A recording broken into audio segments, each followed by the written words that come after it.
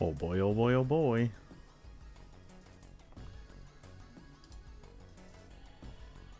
How's everybody's day going?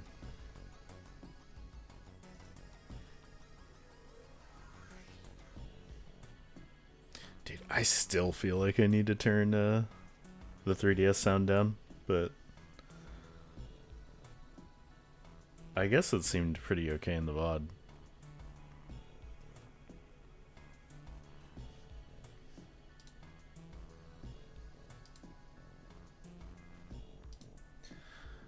But yeah, where we left off, I went to the, I think this is the infirmary?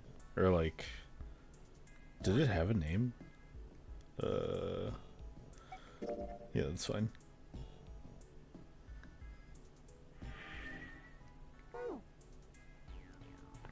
Maybe in files. That sure ain't it. Well, I know it has a name, and I'm pretty sure it's in the infirmary. Or like some kind of lab.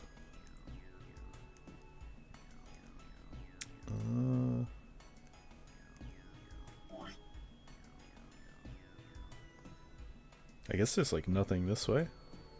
Yeah, there's not. Oh, wait, there is. What the hell? I was not expecting being able to go behind these curtains. Alright, well. This is clearly the thing they want you to look at first, so. These dolls are really kind of creepy, you know? Hey, it's something here. It says something here. John? You think that's this doll's name? Maybe. This thing is creepy. I wonder why it's on the bed.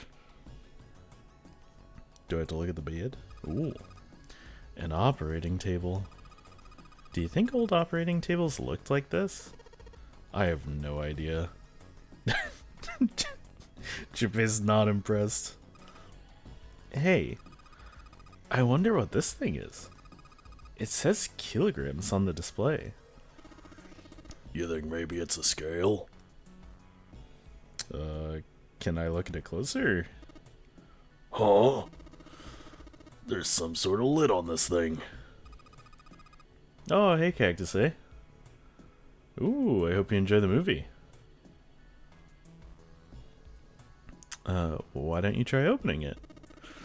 Can't, there's no handle. I can't get under it with my nails either. Damn, he manicures too good. Is there more about John? There is not more about John. What about this? White cloth. There's nothing of interest here. Ugh. That is a creepy bust. A medical mannequin with its gut showing? Ew. Gross. Hey, Junpei. There's a slit in this thing's chest.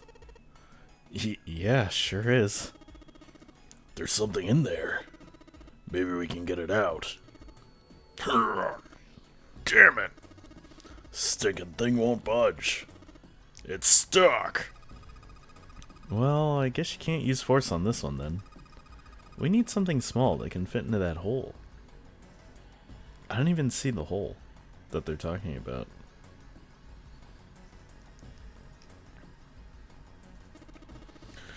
Just a wooden partition. Nothing special about it. Nope. Okay. Oh. Oh boy, are we gonna do some surgery?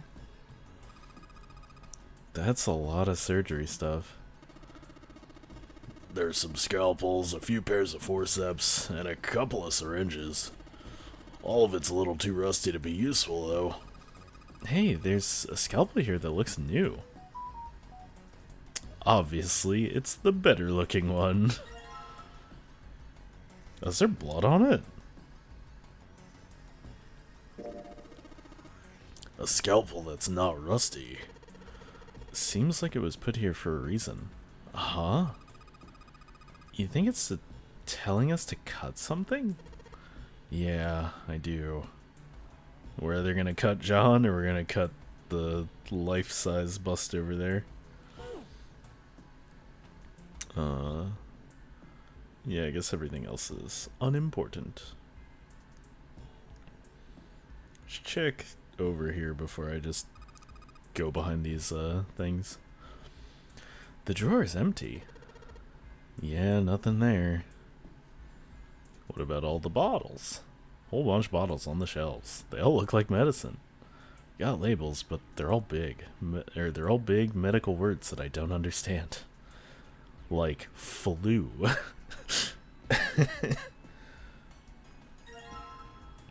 Oh. For the puzzle.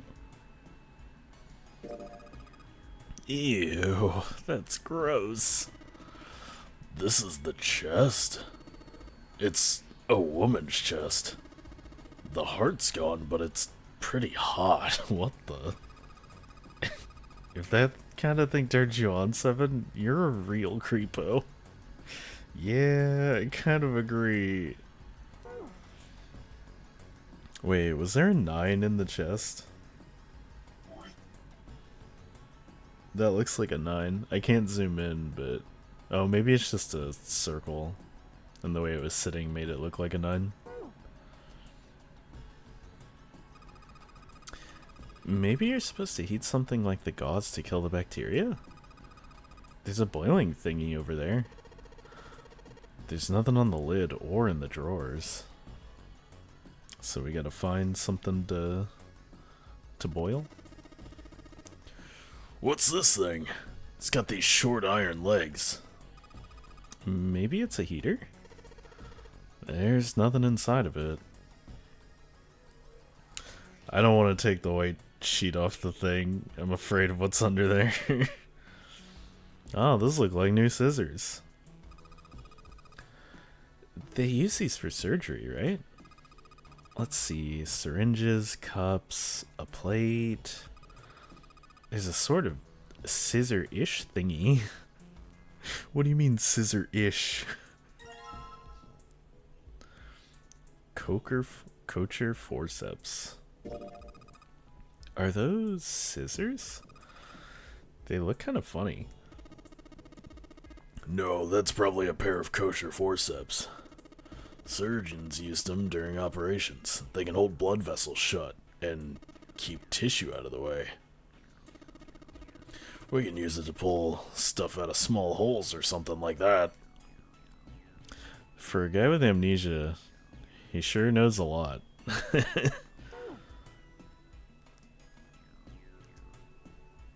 Alright, what's under the sheet? Ugh. Oh, I don't like that. There's some kind of a device attached to the bed. It says kilograms on the panel. Is this a scale? Another medical mannequin? From the looks of it, this one's a chick. She has a name too. Lucy. Poor thing. Looks like Mrs. Lucy only has a head and a left arm. Maybe we're supposed to gather all her parts? Well, good news for you, Miss Lucy. This bed doesn't look very comfortable. What? No, give her the chest. Oh, we literally have to find them all? Okay. That's fair. I'm gonna walk back here. Wait, what? I was not expecting a door for some reason. It's locked. We can probably find the key if we just look some more. Let's look somewhere else. Let me guess, this is also locked? Yeah. Looks like it's locked. Guess we're gonna need a key for this one. And that's where we came in from. Shinpei, where are you going? That's the door we came through. The only thing out there is the numbered door. I'm pretty sure I don't need to tell you that the numbered door is a one-way deal. So... You're saying there's no point to going back there, huh? And they're nodding. Awesome. Alright, well... I assume we scalpel... Oh, we don't scalpel John? Do we scalpel this?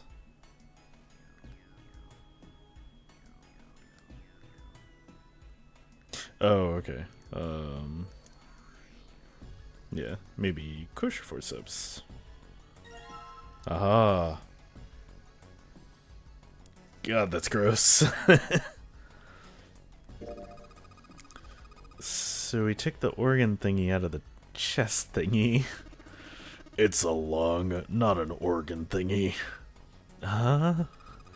This part here on the back, it's all rubbery. You're right. So if a fake organ... Oh, so? It's a fake organ, of course it'd be... Wait, what's Steven grabbing it for? There's 7. Hey, it feels like there's something in here. You think we can cut through the rubber part? I'm sure we can cut through the rubber part.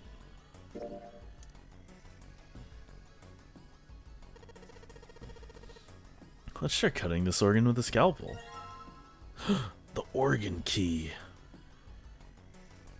I mean, I'm pretty sure I know what this key goes to, but... There's a key in the organ. Found a key in an internal organ? Yeah, I'm pretty sure the key goes into this. Oh, it does not. Oh, to the rooms. I'm dumb.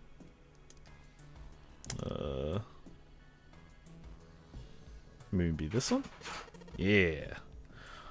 Awesome, it's unlocked. Alright, what do we have in here? Books, more books. Hey, Junpei, you think there are any slugs on this ship? Huh? Well, if there are, I was thinking we could put salt on them. What's she pointing at? The label states NaCl. Salt, huh? Do you think 7 will shrivel up if we put it on him? Hey! You say something? He's not a slug. Junpei, there's a bottle of iron powder on the shelf. How do you know it's iron? The label says FE. Fire Emblem. Fire Emblem stands for iron, right? Well, they do use iron swords. What's this? Looks like a can with a spray nozzle. It says CO2. Carbon dioxide. So it's a can filled with carbon dioxide. Hey, Junpei! There's dihydrogen monoxide on the shelf. Why don't you just say water?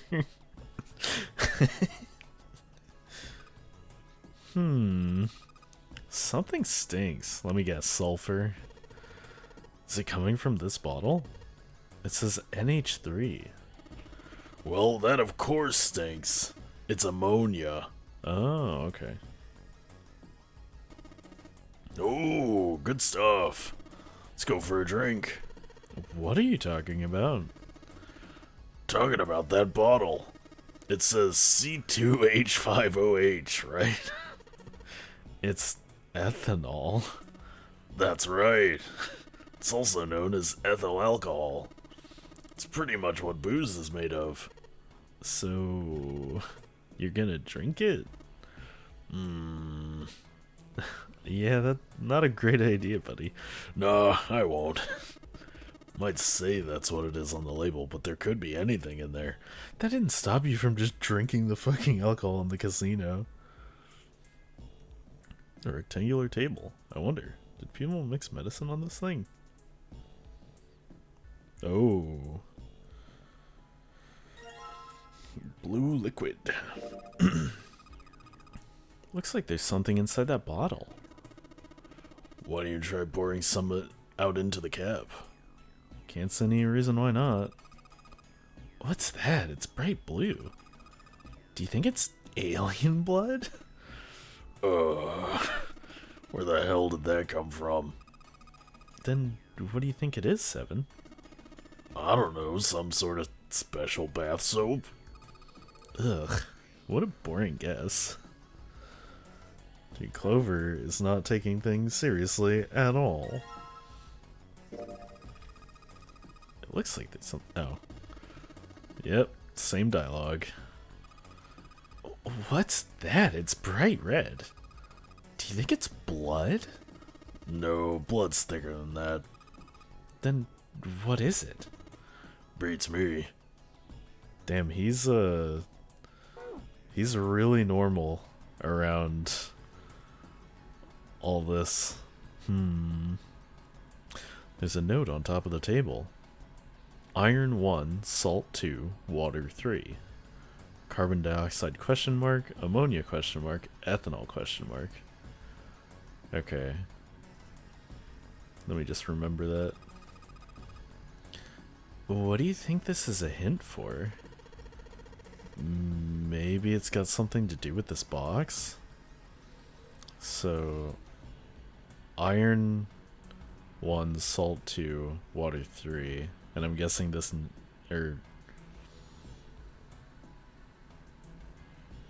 wait, what? Well, look at the first line. Maybe question represents a number? Box is locked. Looks like you have to enter a passcode on the keypad to open it. Can only enter 3 numbers. E is for enter and C is for clear. Once you input the number, press E. If you mess up, press C. Let's give it a shot. How am I supposed to... Like 1, 2, 3, but...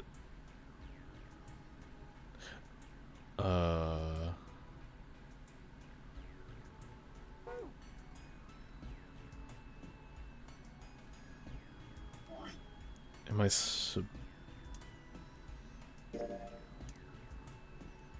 yeah, didn't think that would work.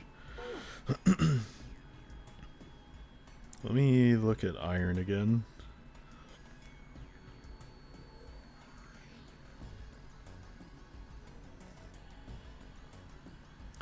Bro, huh? C2H50H.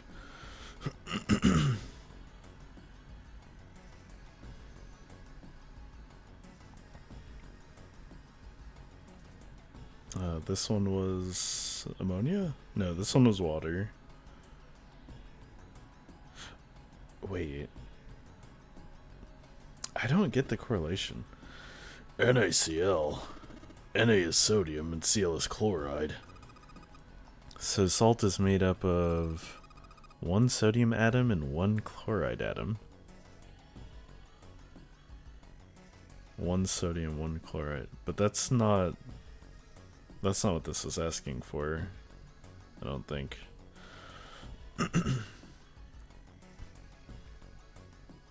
Yeah, no.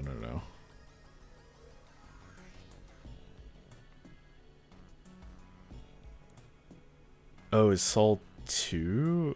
No. Yeah, no. That doesn't make sense either.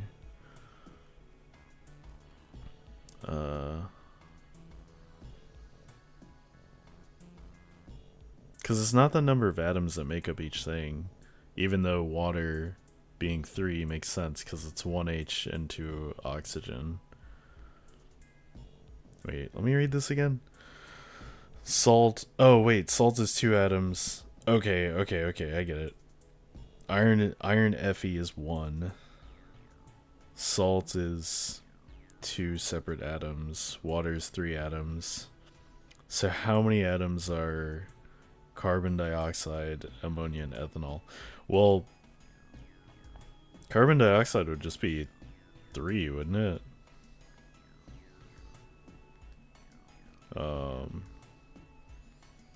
Let me double check though. CO2. Oh, wait.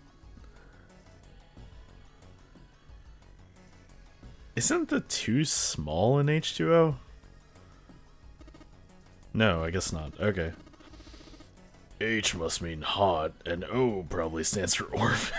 What the fuck? Oh, so H2O must be made of 2 hot orphans. 7? Is your head okay? So wait, carbon dioxide would also be 3. C2, H5, OH. So 2 carbons, 5 hydrogens. So that's 7. 1 oxygen and 1 hydrogen. So 9.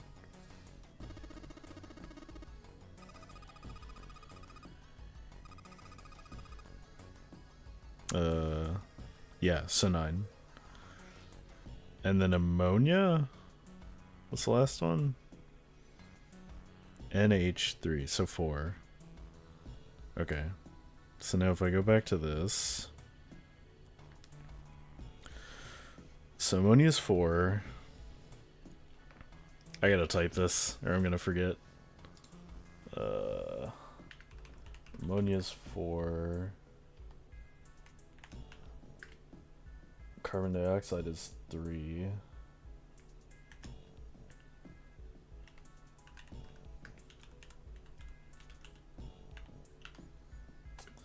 And ethanol was 9. But how do I... Where's the actual solution to the lock? Or maybe it's just the missing numbers. So it would be 349.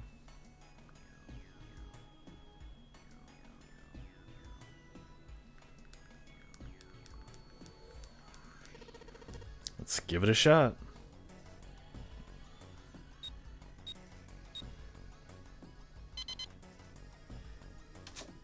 No, okay. Yeah, it really is just that simple. Oh, that is... Sure. Oh, wait. There's like a flash drive on the back. A heart? This thing is super creepy. This ain't good for the heart. Good one, buddy. Oh, I don't put the heart in there? Really? Okay.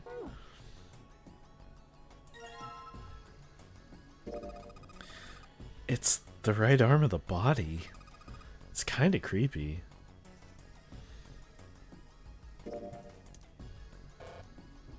Really? I'm surprised. I guess you have... No, because you can't have all the pieces. Or at least I don't think it lets you combine like 4 pieces at a time. You think we should go back? Yeah, I think that's probably best. Clover nodded and left. Junpei was about to follow her when he realized that Seven wasn't following suit. Hey, Seven, what's up? Oh, well... He looked up at Junpei distractedly, and then back down at the brown bottle he held cupped in his large hands. What's that? In response, Seven tossed the bottle gently to Junpei. He caught it and twisted it around to read the label. Ethylene diamine tartrate? EDT. It's tartaric ethylene diamine. Wait. Why does the tartrate go first? What kind of medicine is that? It's not medicine. I think it's an industrial strength detergent. Why would they have something like that here? Well, probably to clean stuff. Clean what up? Fuck if I know. Still, looks like it's cleaned my brain up. Junpei looked up from the bottle. You remember something? Oh, maybe he was a janitor. In like a hospital. Seven nodded slowly and spoke. Well, I remember a story about EDT. It happened about 50 years ago. How old is he? Wait, what?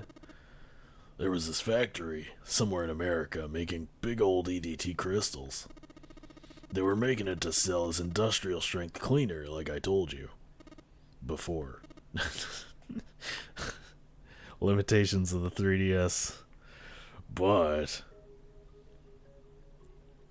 a year after the factory started up, something strange started happening with the crystals they were building.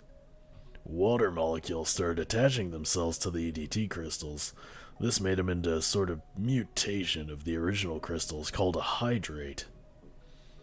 Once the crystals turned into a hydrate, though, it's useless as a cleaner. The factory had to just dump the crystals as a hydrate. They were useless. But it didn't end there.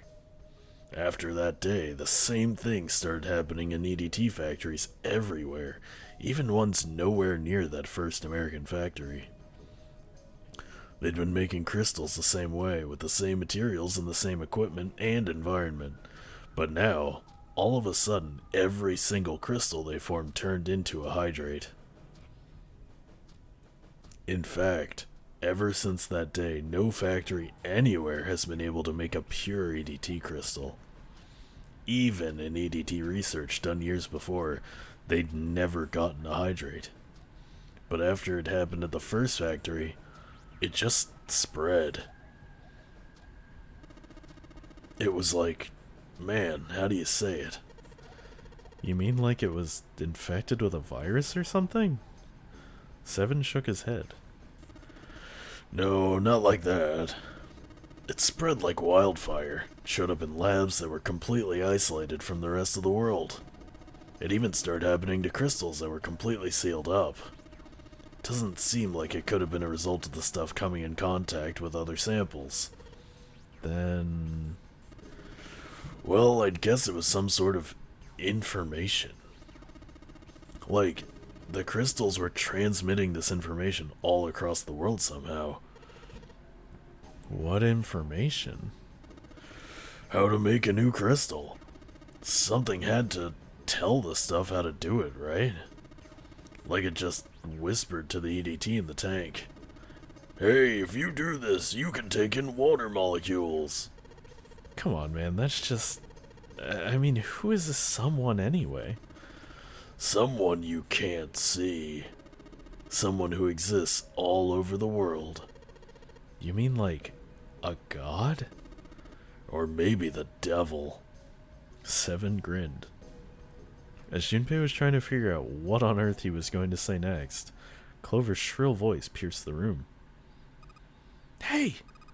What are you two doing over there? Stop wasting time and get over here.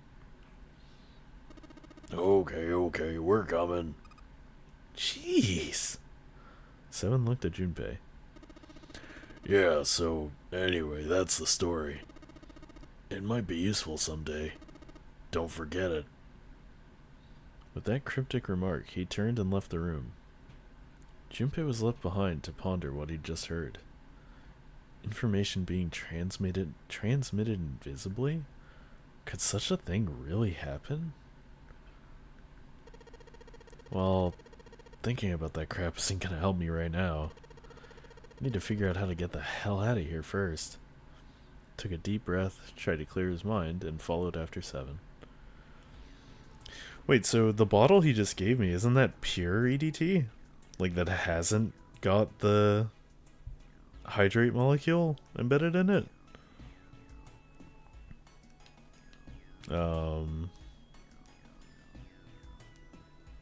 I assume we go into the other room now.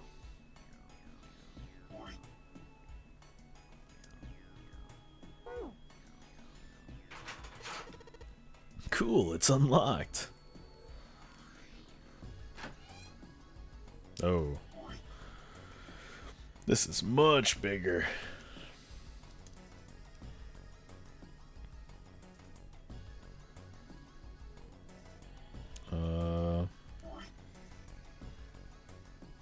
The preparation room.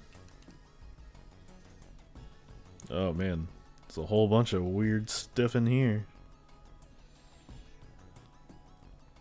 cabinet with a drawer in it. Let's see if... Huh? A piece of paper? What's this? Is this some kind of medical record? New material has been added to the file screen.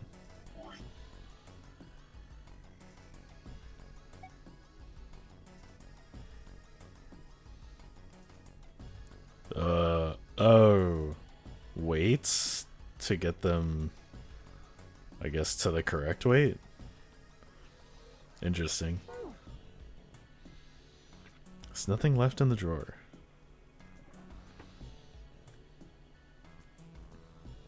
Whoa, this is an instrument. I found a beaker. Thanks, Clover. Whoa. What the? There are 4 different lights, each one a different color. White, red, blue, and purple. Does this thing react to something and then the lights light it up? So that's probably what I have my bottle of chemicals for. A sink. The doctors and nurses probably wash their hands before an operation. Nothing suspicious here. Okay. Says you, maybe. Damn. It's not opening. Locked, of course. The blue plate on here seems a little suspicious, though. See, I probably have to create these colors and then I can open those drawers. I'm guessing I can't go through here, but I'm gonna check. What's this? A light switch? Doesn't seem to be working. It's locked. Won't even budge. Do you think this is the exit? Oh, could be. Alright, well. So we need to make red, blue, and purple?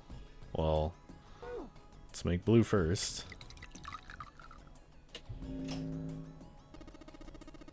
Hey, the blue light turned on. And I heard a noise. It sounded like something unlocking. What? Oh, okay. Yay! We got a leg. This is the left foot of the mannequin. Do you think I'm better? What? What? Do you think my legs are skinnier? What the fuck, Clover? What a weird question. Alright, so now we do red. The red light's on now. I think I heard another noise. Yeah, I think so too, gang. It is really crazy, like looking at the color on my monitor versus the color on the actual 3DS screen. Like everything looks so saturated on the 3DS. The right foot of the medical mannequin. I guess it's a woman's foot, but damn, doesn't look hot at all. Have you got a thing for feet, Seven? No, that's crazy. You're sure acting kinda shady. Yeah, he kinda is. Alright, let's make Borple. My favorite color, Borple.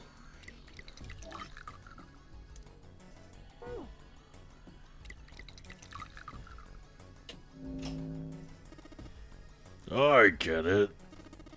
You combine the red liquid and the blue liquid to make a purple one.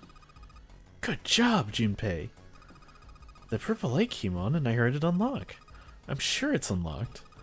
The locker with the purple plate has gotta be unlocked. Why did you say that 3 times? Alright, let's see what happened. I do like how it drains. I put my headphones on, what's the first thing that happens? You don't have a thing for feet, do you? Yeah, you missed it. He was talking about how this mannequin leg we just found isn't hot like a woman's leg. But he was totally fine with this leg, so I don't know. Fake stomach.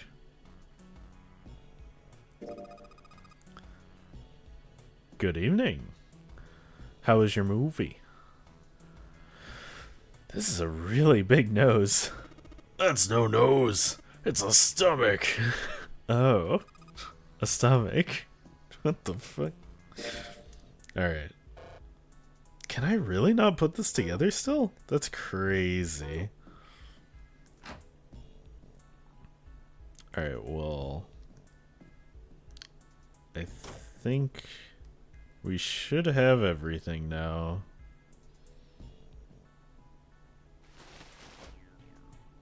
Hey, lady. An old hard bed. It's good. Enter the dragon. It's a bit distracted all the way through though. Ah. We're making pretty good progress, I think. I've been schmoovin' and groovin'. So I don't know how to... Oh, here we go. Okay, so we've collected the 6 parts of the medical mannequin. So the ones we've got must be for Lucy, right? Yeah. Seems like it. Well, I say we give Lucy her parts back. Any objections? Nope. Agreed. Alright, let's get started. Combine!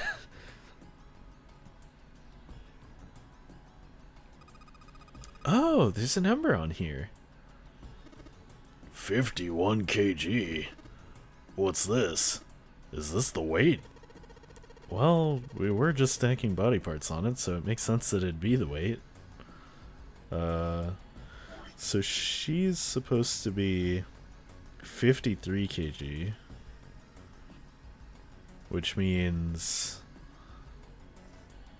some of these parts must be wrong.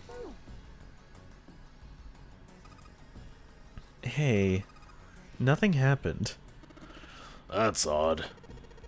Maybe it's the wrong weight. Wait. Yeah, well, you know how there's a scale on the side of the bed? Maybe we need to get the scale to a specific number. How are we gonna do that? I think we're supposed to swap her body parts with John's.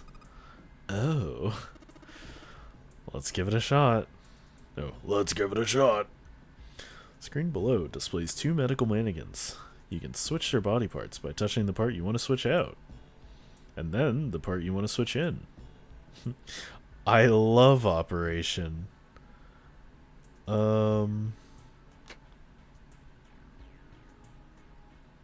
Oh, this is weird. We're making like a hybrid.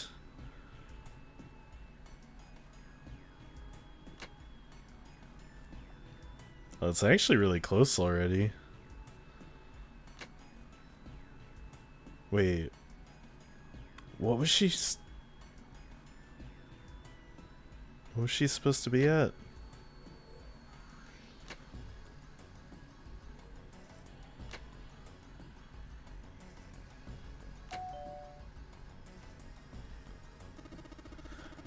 That's so strange. Like, you're completely swapping their bodies except for their hearts, I think. Hey, Junpei, I just heard something. It came from John's operating table. We better check it out. Alright, well. Nailed it. Huh? The lid on the scale. Hey, it opened. Oh, I get it. It must have been because we matched John's weight to what's on the chart. Oh, the Jupiter key. Cool. There's a mark engraved on this key. I think it's the Jupiter symbol. Where did all my liquid go? I definitely hit... Oh. It's just permanently purple now. So this had 3 settings. Is there any reason to turn the white light on?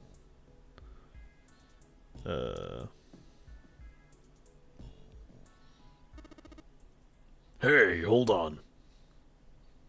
Junpei stopped, about to put the key into the doorknob. What's up? Where's Clover? Huh?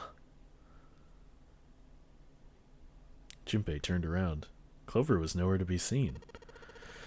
God damn it, where the hell did she go?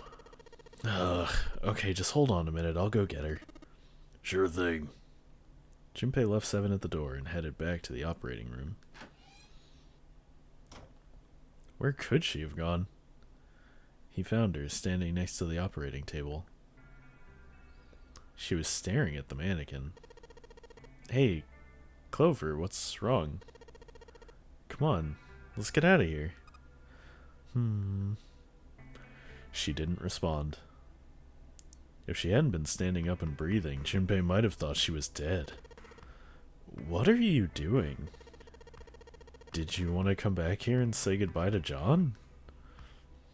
It wasn't the best joke, but it was something. An attempt to lighten the mood, at least. Clover didn't laugh, though. She stood stock still and said nothing. Hey, Clover, can you hear me? Perhaps it was something he'd said, or perhaps it was something else. Suddenly, her mouth opened, and she whispered in a dry, dead voice. My brother might be dead. Ooh. Ooh. Huh? That's why we couldn't find him. If he's dead, I'm gonna be next. Suddenly, the operating room felt very, very cold. What are you talking about? What's wrong with you? He gave her a small shake, but she still didn't respond. The silence grew heavier. Let's just get out of here. We've got the key, let's use it. That cool with you? Clover nodded almost imperceptibly. Still, Junpei was glad to see she was at least somewhat responsive. Yeah.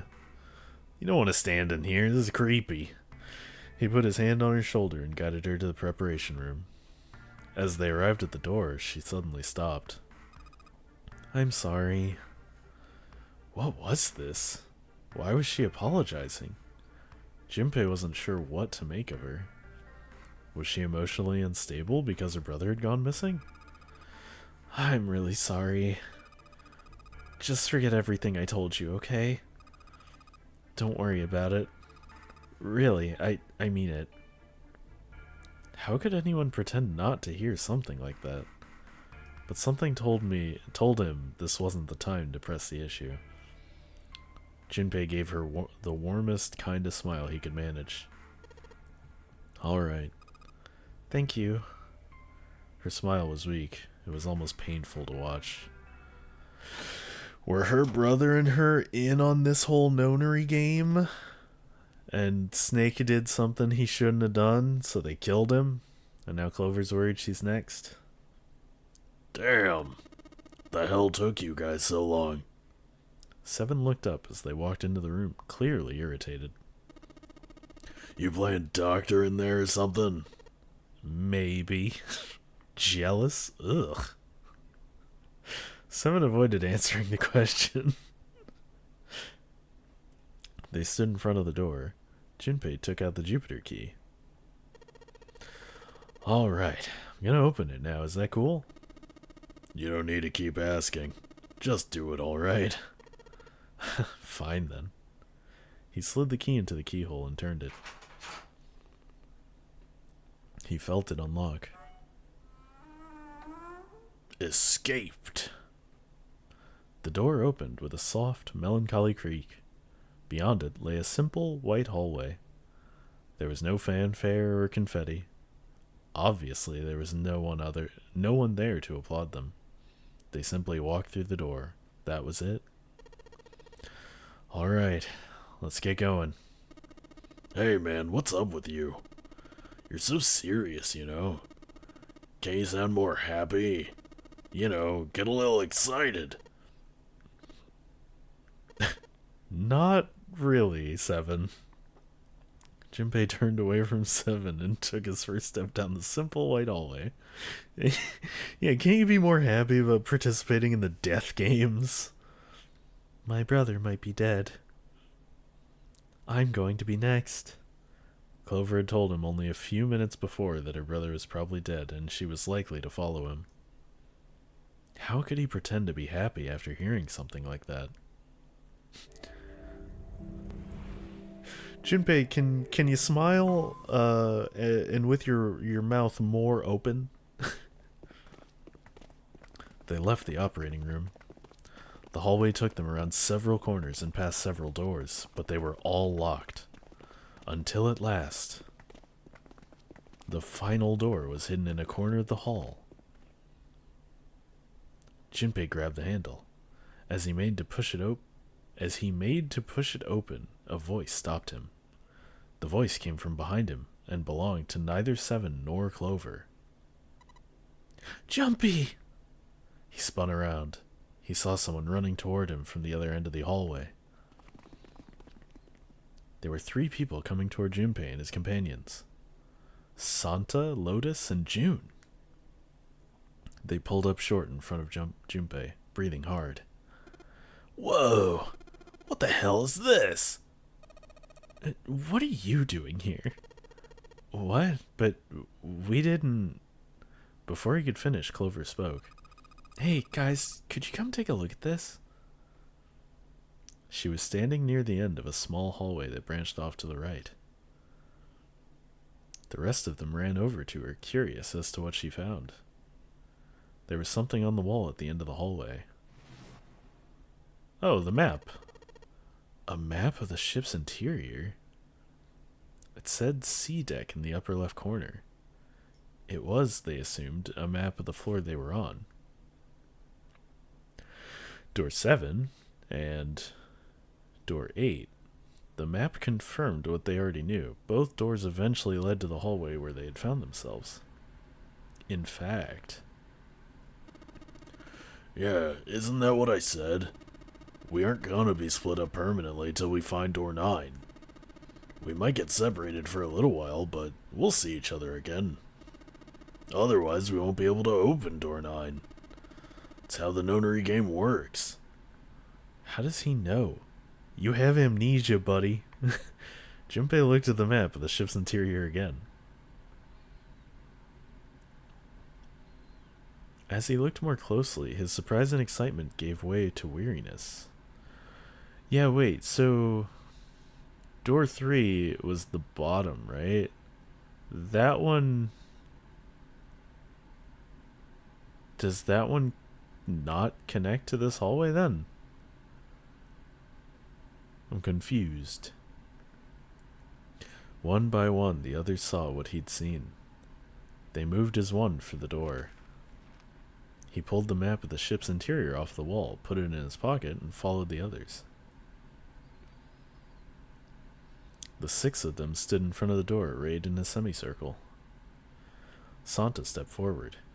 He took hold of the door and spoke, without looking back at the other 5. Ready? I'm gonna open it. Slowly, all 5 nodded their silent assent. With a deep breath, Santa threw open the door.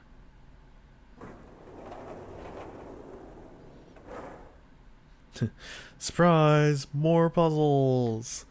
They poured through the doorway and into the room. Even without looking around, each one of them knew where they were. They were just where the map had said they would be. The same room they'd been in not so very long ago. The tremendous central hospital room with empty beds from wall to wall. Oh, so we went backwards. Yeah, because there was one door that wasn't marked with a number at all.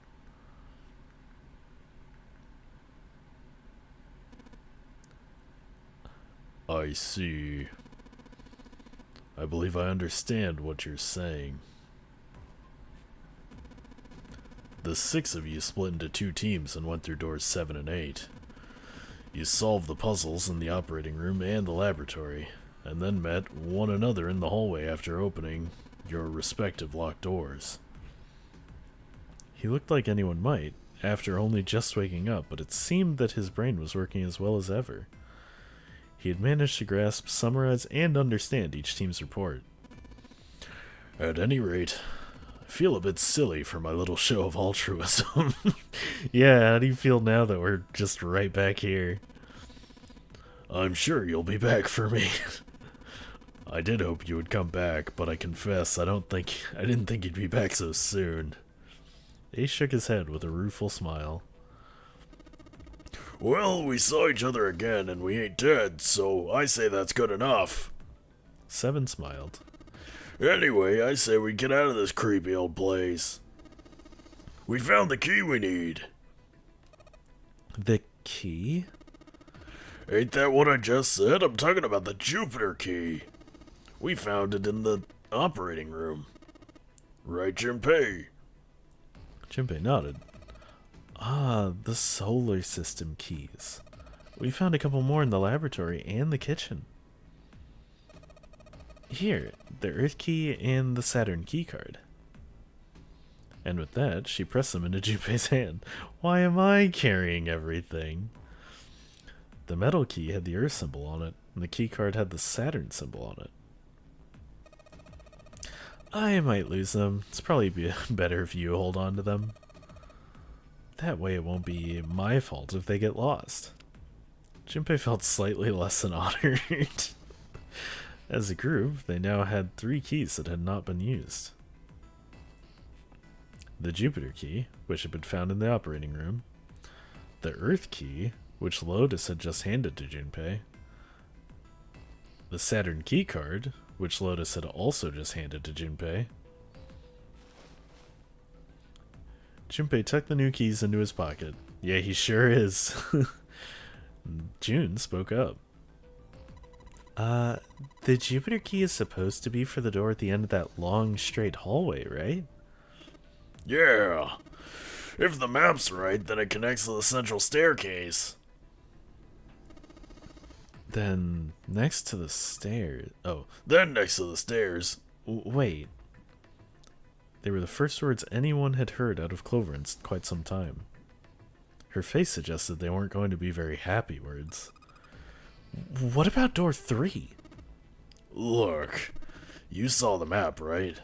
It's the same as 7 and 8. It just lead us back to the big hospital room. There's no point to seeing what's on the other side of the door. There is a point. At least there is for me. There were tears in her eyes, but she glared at 7 as hard as she could, just the same. She looked very much like a frightened puppy. There wasn't a man alive who could have resisted those eyes. 7 looked everywhere in the room except at Clover and muttered and coughed apologies under his breath. Yeah, you're right, I'm sorry.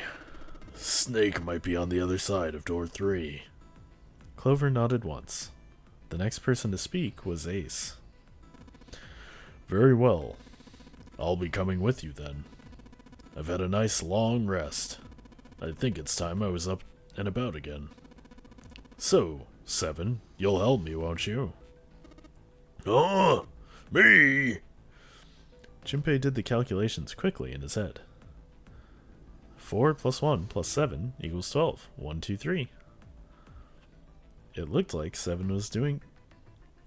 What? Oh, okay. It looked like 7 was doing them too. At last, he gave up. Damn. Well, I guess that's how it's gotta be. So I'm going with you, huh? Yes, you are. Alright, let's get moving. And so it was decided that Clover, Ace, and 7 would discover what lay beyond door 3.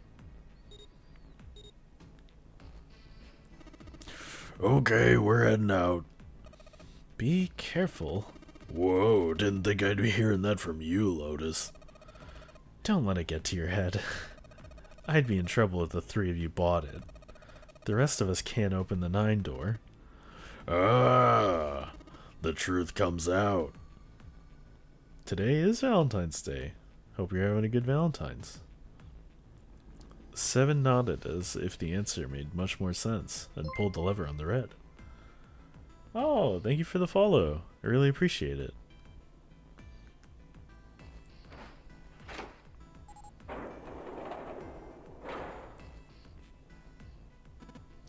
Okay, let's go. The door opened, and Ace, Clover, and 7 jumped through it. 6, 7, 8. After exactly 9 seconds, the door closed noisily. Alright, we should get moving too. Huh? Get moving? Where are we going? Oh shit, ads are about to run. Let me snooze these bad boys.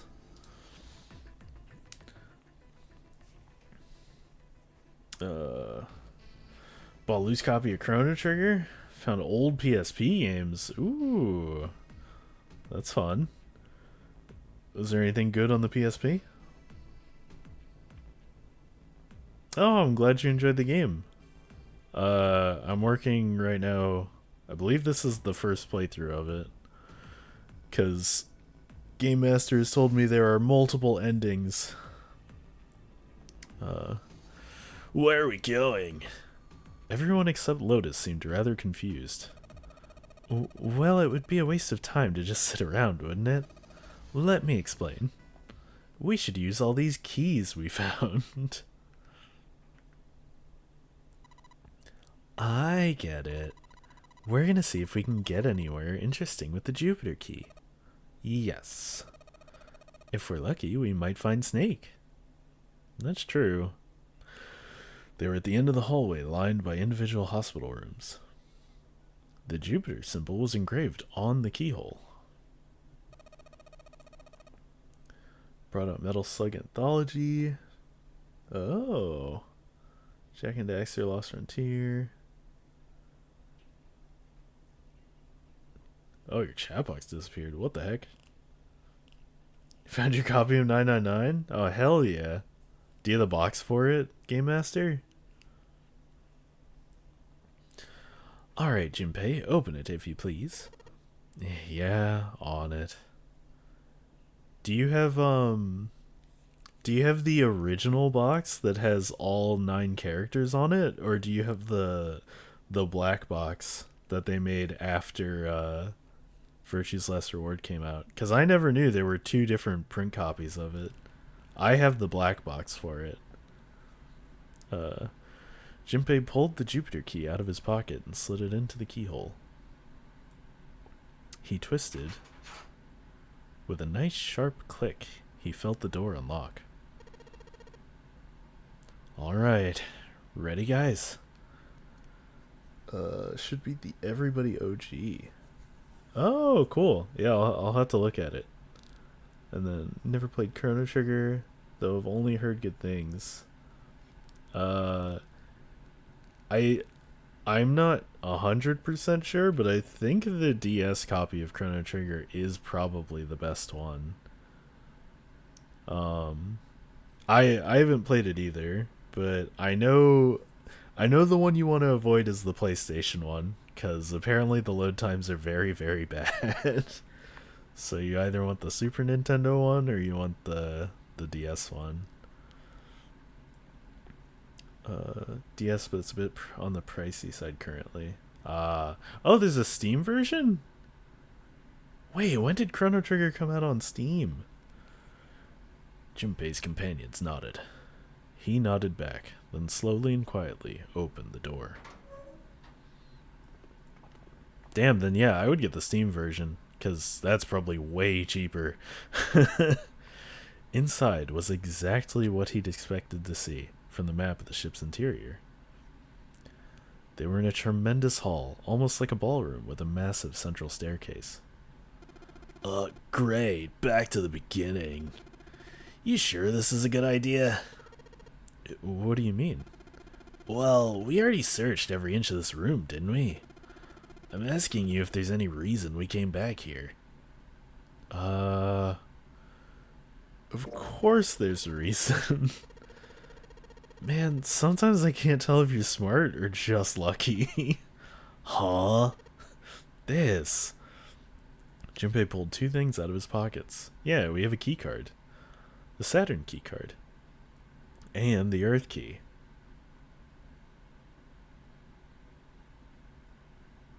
Ooh, yeah, you can play it on Steam Deck? That sounds sick, actually.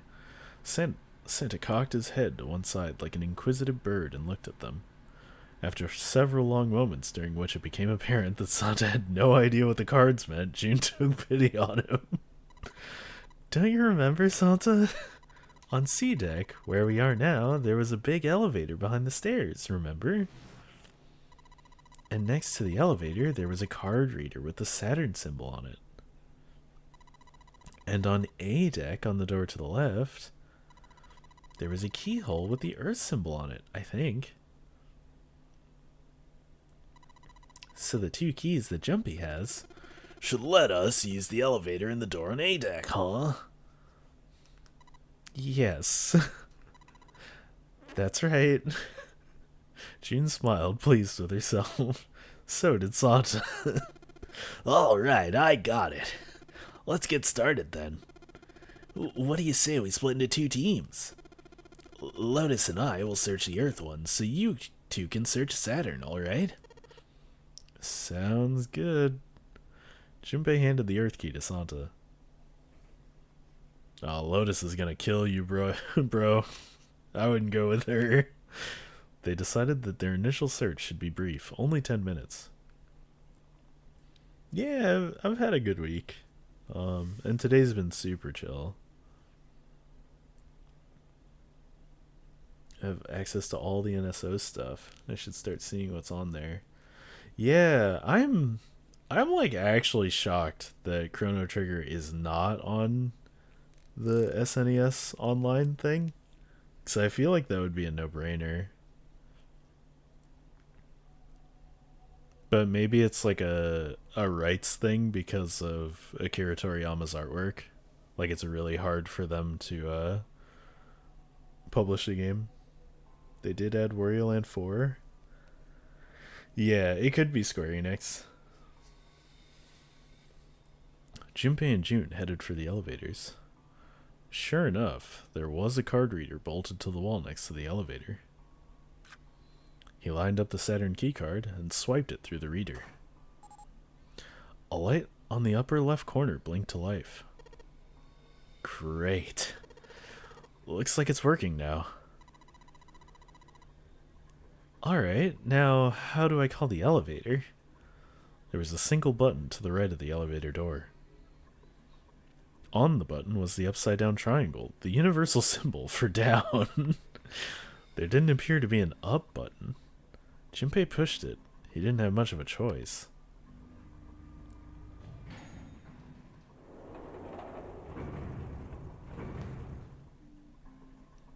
Yeah, especially with the Super Mario RPG remaster. I feel like a Chrono Trigger remaster in the Octopath engine would just be like $1 billion thing. But I guess Square doesn't want to do that. And maybe it's to keep the integrity of Akira Toriyama's artwork. But still crazy that game is like so hard to get. It opened. Look, Jumpy. June's voice was excited, but Junpei could hear a tinge of anxiety. Sweet, it opened. Let's get going. He grinned at June and stepped toward the open door. Before I go into this, because it might be exploring a new puzzle room, I'm gonna run ads and go get like a drink. So, see y'all in a few minutes.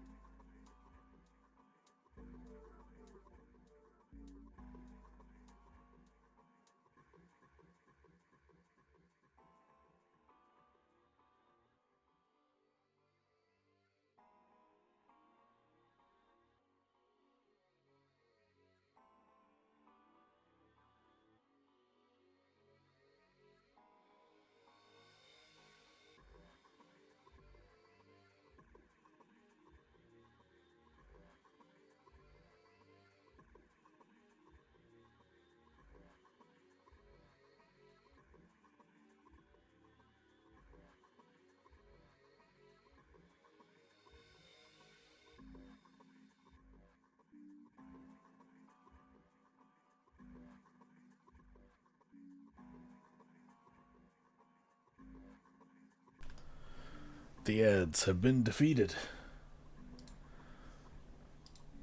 Oh, thank you for the resub, Cags. I appreciate it.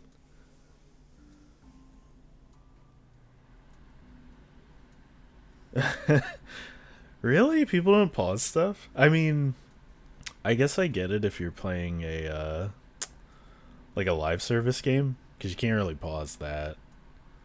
But yeah, if I'm playing single player stuff, I might as well throw up the BRB, because then it gives me a bit of time to rest. But yeah, let's continue into the elevator. As he was about to set foot in it, he felt a hand on his arm. Wait. What? I'm not really, I just, oh gosh. Junpei was at something of a loss. What could she possibly be so frightened of? June was probably afraid of... Oh, yeah. Probably afraid of only being able to go down. I'm gonna save this. I mean, she does like him, yeah, but she was afraid because the only elevator button pointed down. That meant, of course, that the elevator couldn't go any higher than the floor they were on. As he thought about it, Junpei realized he hadn't seen elevators on the A or B decks near the central staircase. All of which meant that the elevator could only convey them to the lower decks. And the floor below the one where they were on, D deck, should be completely submerged. I'm kind of surprised you don't have a first icon, Cactus, eh? Because I know Mlatprint got a first, so I assumed I still had some. That meant... I was surprised by that, but well, don't worry, you're one of the first in my heart. Hey, wait a minute. This elevator came up from somewhere under us, right? Well, yeah, I guess it did. It didn't open right away after you pressed the button. There was a motor noise, like it was moving, and then it opened. Yeah, exactly. Yes. So take a look inside. Junpei jerked his head toward the interior of the elevator. It's not wet at all, is it? The walls and even the floor are totally dry. Oh, you're right, they are. She looked around the elevator, slightly embarrassed. Well, let's test it. Test it? Yeah, watch this. Junpei put one foot in the elevator and bent around the corner of the door until he could see the floor buttons. There were only two, E and C. He pushed the E button and jumped out of the elevator. The door slid shut and they heard the grinding of the motor as the elevator car moved down. Ending 1 and 2 won't even be available until you get ending 4. I would definitely consult a guide after the first 2 or 3 reruns. Wait, I won't... Won't I just kind of discover them if I pick, like, the opposite choices that I picked before? Or would that not really work? A few moments later, they heard the sound of the elevator door grinding open several floors below. Junpei nodded to June and pressed the elevator button again.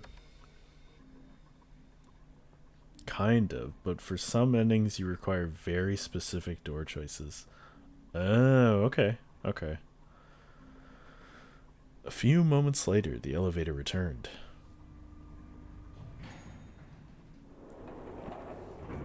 Damn, look at that sick animation. The door slid open, and just as Junpei had expected, there was no water to be found. C. Junpei couldn't resist puffing out his chest just a little bit.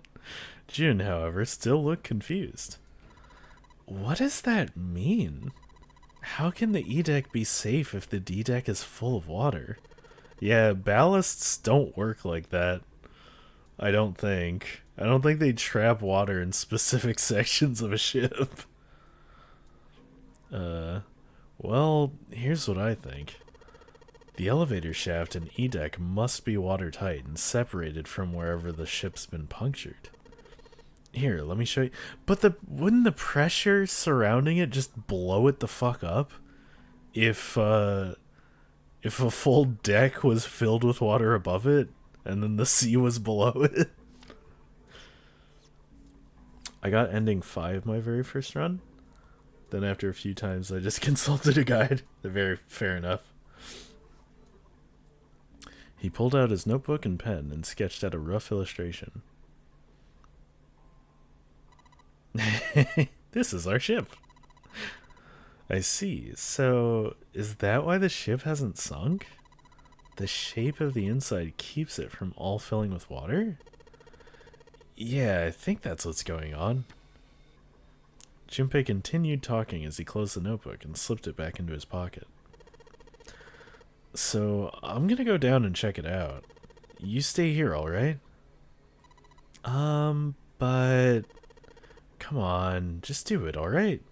He gave June's shoulder a reassuring squeeze, then hopped onto the elevator. The version I played, I think, gave hints as to what would happen for the specific endings, but my husband did the guide looking to confirm, since he had played them before. Oh, okay. Did you play the Nonary Games one on Steam? Because somebody was telling me that that was like the most common version of the game now. He pushed the E button and the door began to close. June looked worried, her eyes darting back and forth as if she were trying to make a decision, when suddenly...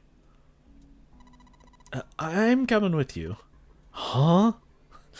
At the last possible moment, June dashed forward, turning sideways, just in time to slip through the gap between the closing doors. Junpei jammed his finger against the open button. But it was too late. The door had shut, he and June were in the elevator, and it was headed down to E deck. That's so cool. He was so surprised by June that he didn't even have time to think about what awaited him on E deck. The elevator stopped, and the door slid open. They stepped off onto the floor outside the elevator. Nothing seemed especially unusual. No fish going about their fishy business, or jellyfish floating lazily through water.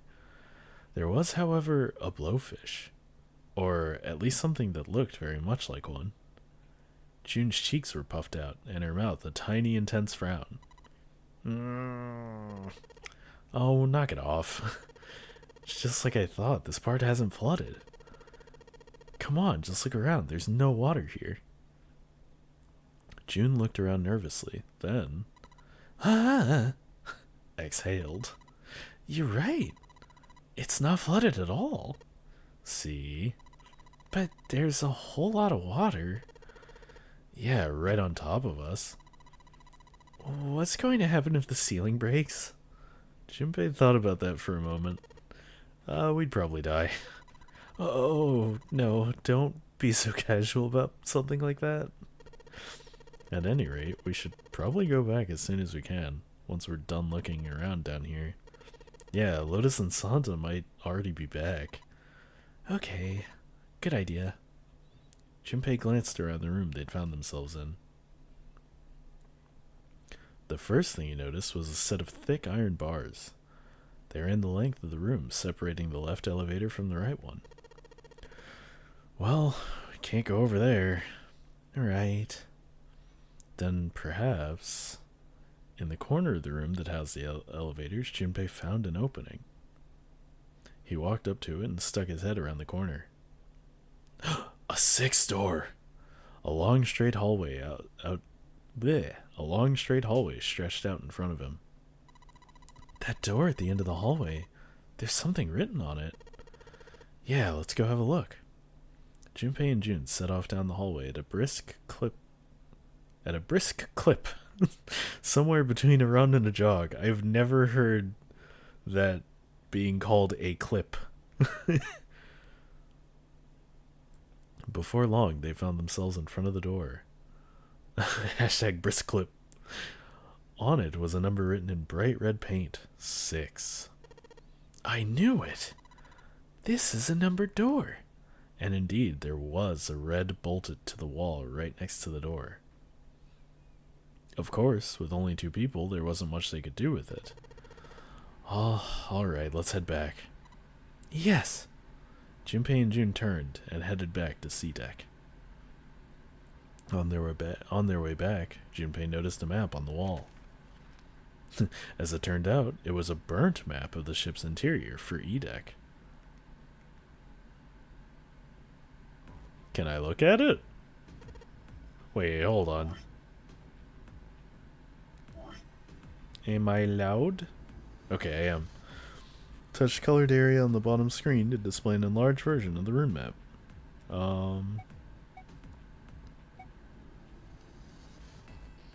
See a B we've done. C, staircase and hospital room and stuff. And now down in E. Oh shit, what?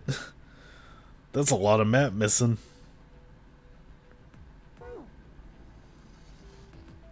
Huh? So you guys found door 1? They'd met back up with Santa and Lotus, who had explained what they'd found. Apparently, there was another numbered door on A deck, just like the one on E deck, beyond the door with the Earth that the Earth key opened. According to Santa and Lotus, there was a 1 on the door. All told, they had discovered 2 new doors, the 6 door and the 1 door. It is interesting that E deck wasn't flooded. Lotus was quiet for a moment, lost in thought.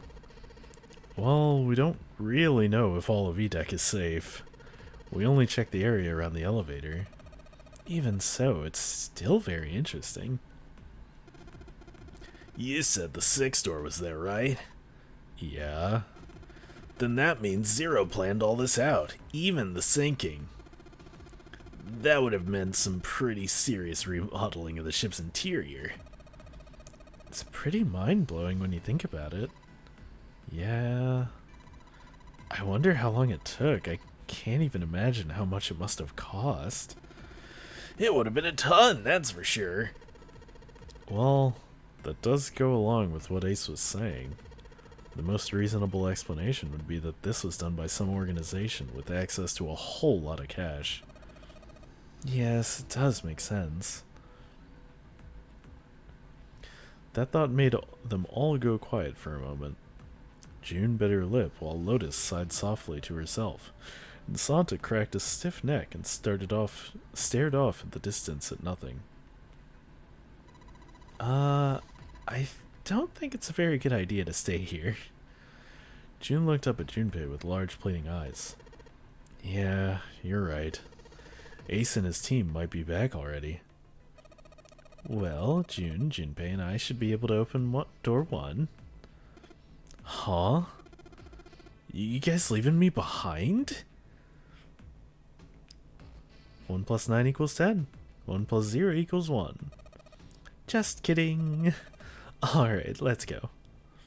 Lotus's words were all the impetus they needed. Back to the large hospital room they went. Yeah, could the other team go through door 6? The moment they stepped inside, a tremendous voice echoed across the room. Hey! Where the hell did you guys go? It was 7. Ace was right behind him, and Clover was behind Ace, although she seemed to be hanging back. It looked as though there was something strange about them. 7 had the look of a man who'd seen a ghost. Ace was just as pale, and Clover looked as though she was only moments from passing out entirely. For a long moment they simply stood there, looking at one another. Junpei looked around nervously, waiting for someone else to speak. No one did. He looked at Seven. What happened? What the hell kind of a question is that? Seven was trying very hard to be angry, but something had shaken him hard. His shoulders were trembling and his voice was strained. Snake is... Seven couldn't finish. He just looked away, his face twisted by Junpei wasn't sure what. Instead, Ace spoke. He took a deep breath, closed his eyes, and spoke. Snake is dead. He died, just as the Ninth Man did. It was as if all the air had suddenly been sucked out of the room. Junpei felt his heartbeat quicken, and he realized he was having trouble breathing. He could feel cold sweat beading on his forehead and neck. June, Santa, and Lotus looked the way he felt. All three were frozen in place, their faces white. Oh, welcome back, Kame. Yeah, we found Snake. Oh my god, that's not true, is it? We should make sure. Yeah, right, we should. Why would you want to go see? They nodded to one another and headed for the number 3 door. Wait! Not that way. They stopped short and turned to look at Seven. He was pointing at the door with no number. I stuck a screwdriver in there to keep the door from closing all the way. It's not locked, so you can go in that way. Well, I don't... You did miss that we explored a little more. So apparently there's a whole section of the ship underneath the flooded section. And, these three went into room number 3 while we were exploring. The shower room on the left side of the hallway. I put a broom in there too to keep the door open. We can get in without going through the numbered door, right? Yeah, that's right. Their new destination cleared, Junpei and his companions headed for the door with no number. Once in the hallway, it was easy to spot the metal door on the left wall. It hadn't been open when they'd been through before. But now, just as Seven had said, there was a broom stuck between the door and the frame, keeping it open. They looked at it for a moment, then stepped inside. Ugh, it smells horrible.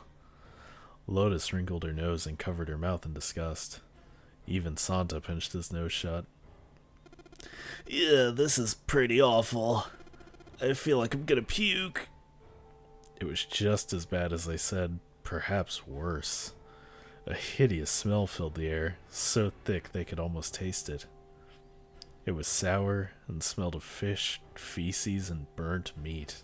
Oh god. It worked its way through Junpei's nose and down his throat, to pound against the entrance to his stomach. He put his hands over his mouth and struggled to keep what little was in his stomach where it belonged. They didn't have to wonder where the body was. There was blood everywhere, a few arms of the splatter reaching toward them as they walked in through the door. All one had to do was follow the many radial arms to their source. The body itself was hidden behind a divider. Oh. June, you should stay here. I mean, if you want to go out and hang out with people, you should, but it is also cold outside, so being comfy at home is nice too. But please, just do me a favor, okay? Alright? He didn't give her a chance to say no. He put his hand on her shoulder, as if to shove her into the ground like a tent pole, turned, and walked toward the end of the divider. It felt like it took an eternity for him to get there. Santa and Lotus followed, timid and nervous as a pair of children. Eventually they reached the divider. They looked at one another and nodded slowly. Junpei put his hands on the divider and peered around the corner. For a moment, he forgot to breathe. He felt his heart collapse into his chest like an empty cigarette carton, and time froze. He knew in that instant that he would take the image before him to the grave. What was left of the body sat in a sea of blood. Chunks of flesh torn from the body sat in the blood like tiny islands in a great Red Sea. A vast, ragged hole had been torn in the torso, and what remained of his intestines spilled out of it like fresh spaghetti. Smaller chunks of meat had splattered against the wall and become stuck there as they dried. Globules of yellowish fat had left trails like tiny slugs as gravity pulled them down the wall even as they dried to it. Just like Ace said. Santa's voice was strained. Junpei suspected he was hiding down some vomit of his own. Just like the ninth man. The detonator in his bracelet set off the bomb in his gut. It looked as though the explosion had been quite powerful. His legs were both bent in an odd, unnatural way, and his left arm had split open, exposing the painfully white bone of his ulna. His bracelet lay next to him. It seemed to have hit the wall hard enough to have shattered the display, which lay on the ground in pieces. Half of his head had simply collapsed. The blood coating almost made it look like raw pizza dough covered in tomato sauce. Holy shit! His clothes, too, were covered in blood. The burgundy tie, the white shirt, the jacket with the yellow piping, and the gray slacks. They were all familiar to Junpei. No mistake about that. It's Snake. Lotus's voice was unnaturally deep and strained, and Junpei heard it catch in her throat. Whew. Yeah, because I guess the only people that saw the ninth man were me, Snake, and Seven. So, like, this is the first time everybody else is seeing the explosion. That is just brutal. The squeal of tortured metal made Junpei's teeth curl.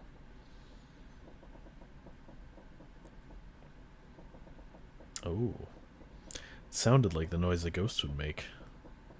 No matter how many times he heard it, he never got used to it. Every time it put him on edge. Didn't help that there was a girl nearby who looked far more like a ghost than a living human should. Poor Clover.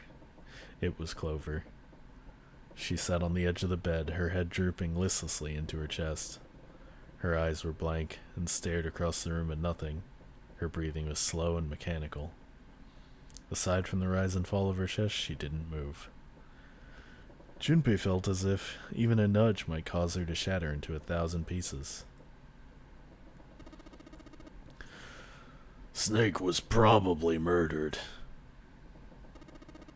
Chances are he was killed the same way the ninth man was. Seven lowered his voice, likely in an effort to keep Clover from hearing what he had to say. There were 4 other people in the room with Junpei and Seven. Ace, Santa, June, and Lotus. Seven looked at each one of them in turn and continued. It's pretty straightforward. Not that hard to figure out how they did it. First, the killers got Snake to authenticate on the red to open door 3. Then they shoved him into it, alone, and waited 9 seconds for the door to shut. Once that door shut, it was over for Snake, but he didn't give up. He probably knew it wouldn't do him any good, but he probably ran into the shower room looking for the dead. It was a small chance, but it wasn't like he had anything to lose. Unfortunately, it didn't work. The detonator's only deactivated if everybody who authenticated when they went in uses the dead. And then 81 seconds after, he was shoved in. That happened. I see. So that's what you meant by killers, huh? You need at least 3 people to open one of the numbered doors, including Snake. It wouldn't open for Snake and a single killer. Exactly. That means we're looking at multiple perps here. Junpei crossed his arms and grunted. Well, just in case, I want to make sure. Let's say you're right. When do you think Snake was killed? When we were all split up to look for the parts for the Reds, I think. Right after that was when he noticed he was gone. Or when we noticed he was gone. Then that means none of us have alibis. We were all off searching the rooms we'd been assigned, looking for those parts. Yeah. That means anybody could be a killer. Not necessarily. 'Cause if that's door number 3, and he's number 2, there are only so many options that open that door.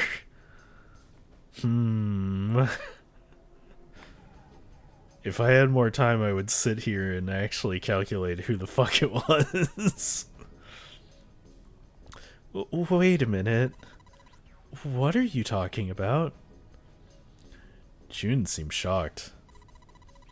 How can you say one of us is a killer so casually? Well, not just one of us. If I'm right, then at least 2 of us are murderers. Why don't you calm down a bit, Seven?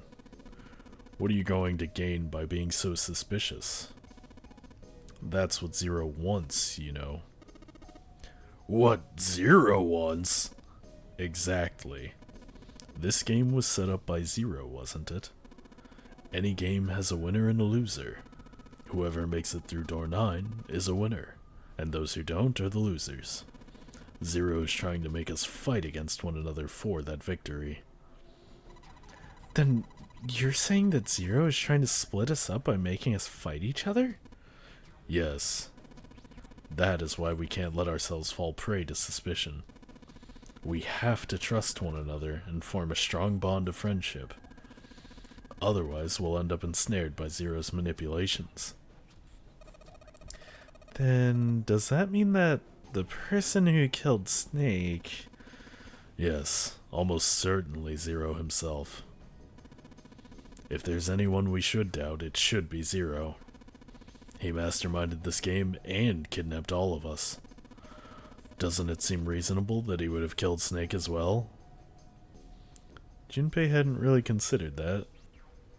If Zero had killed Snake, then Zero was on the ship with them. Was Zero still on the ship with them? Should I like to overwrite this? Yes. I'm gonna say no.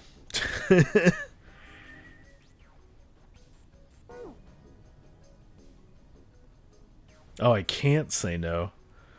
But no, yeah, I don't think he's here. I don't see any reason why he would be here. He wasn't sure. Hey, I'm just wondering about one thing. And what's that? How can you be so sure that Zero's on this ship? Ace's eyebrows shot up. Really, Junpei? I confess I'm a little disappointed. Usually you're rather sharp. I'm over the snow too, Game Master. Isn't it obvious? Obvious? How so? This ship. Huh? Zero said this ship several times when he addressed us. I am Zero, the captain of this ship.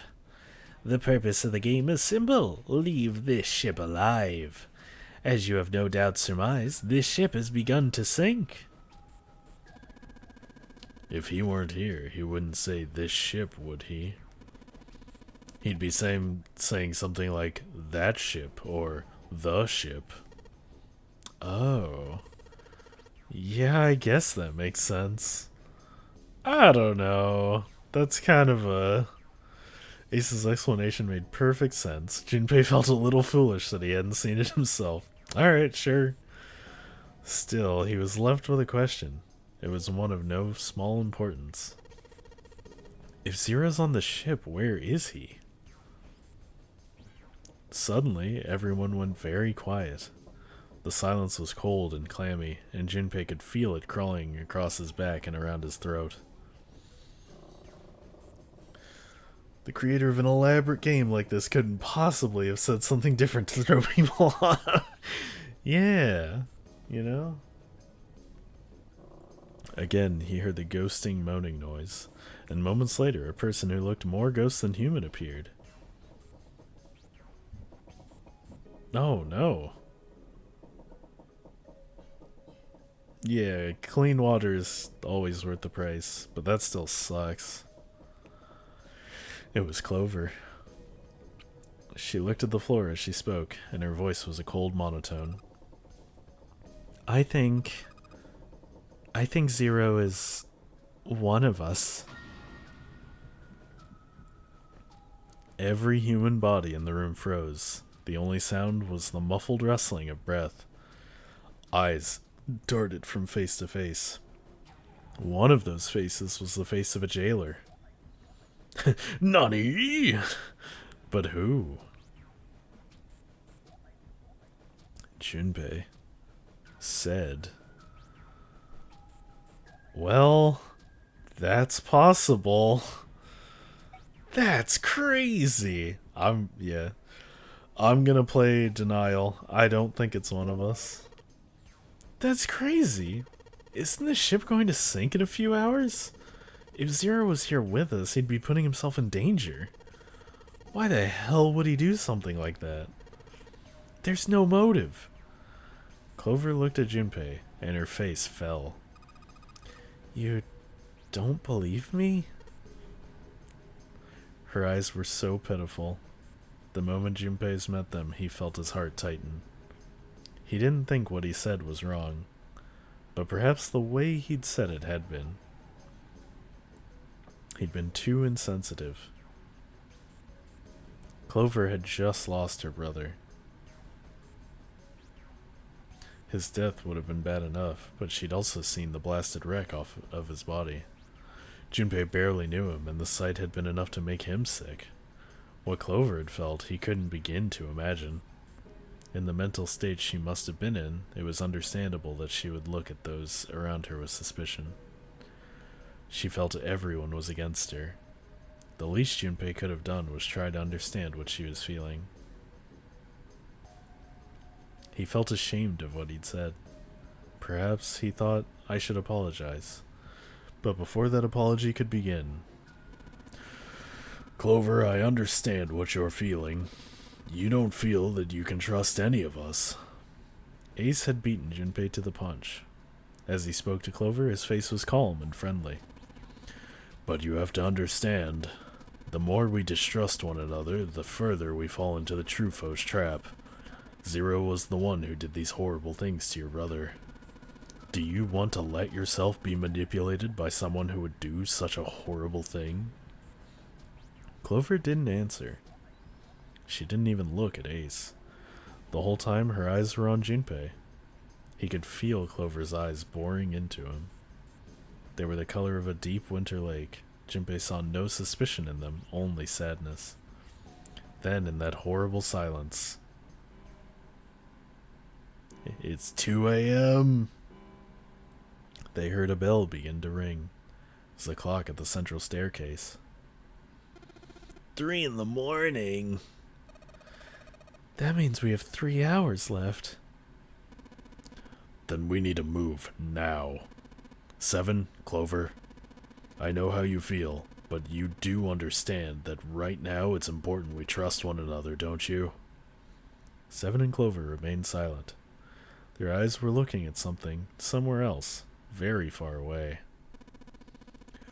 We must go. We have very little time left. Ace's words put their feet to moving. They all knew where they were going. Their next destination was Mercury.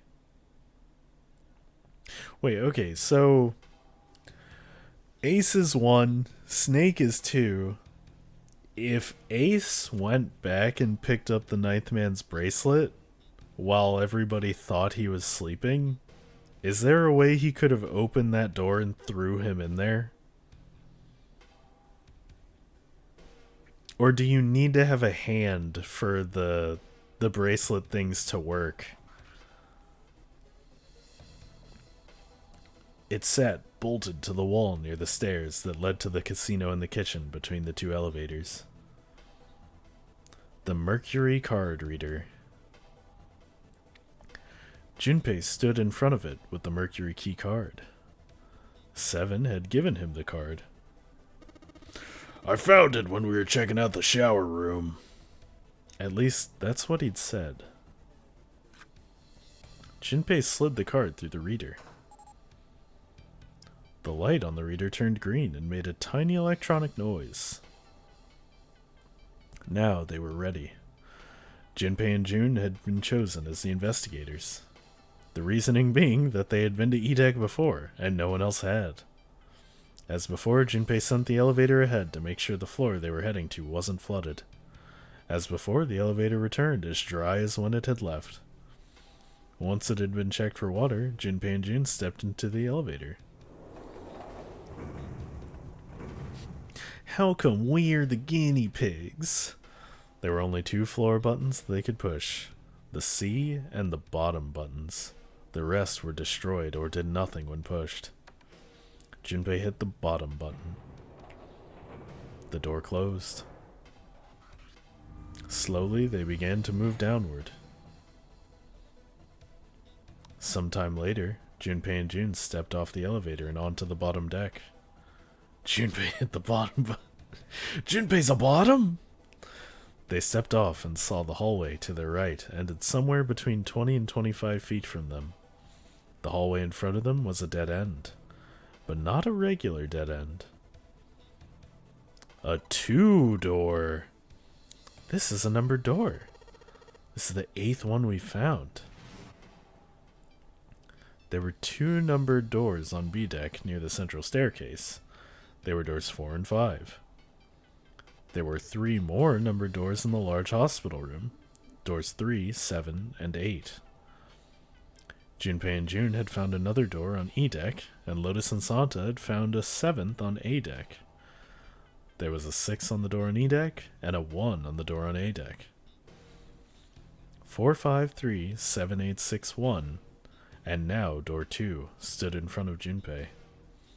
There was only one thing it meant. Do you think the next door we find?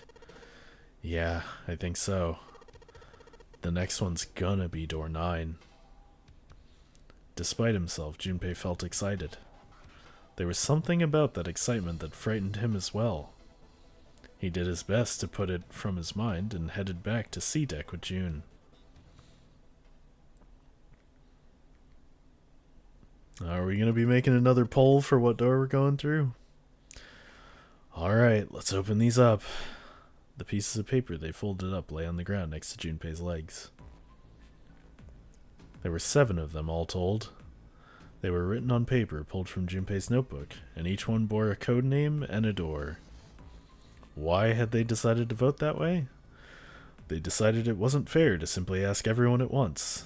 That would allow people to force others to go through certain doors. Well, that wasn't the only reason. Junpei had proposed the voting system, and he had a plan.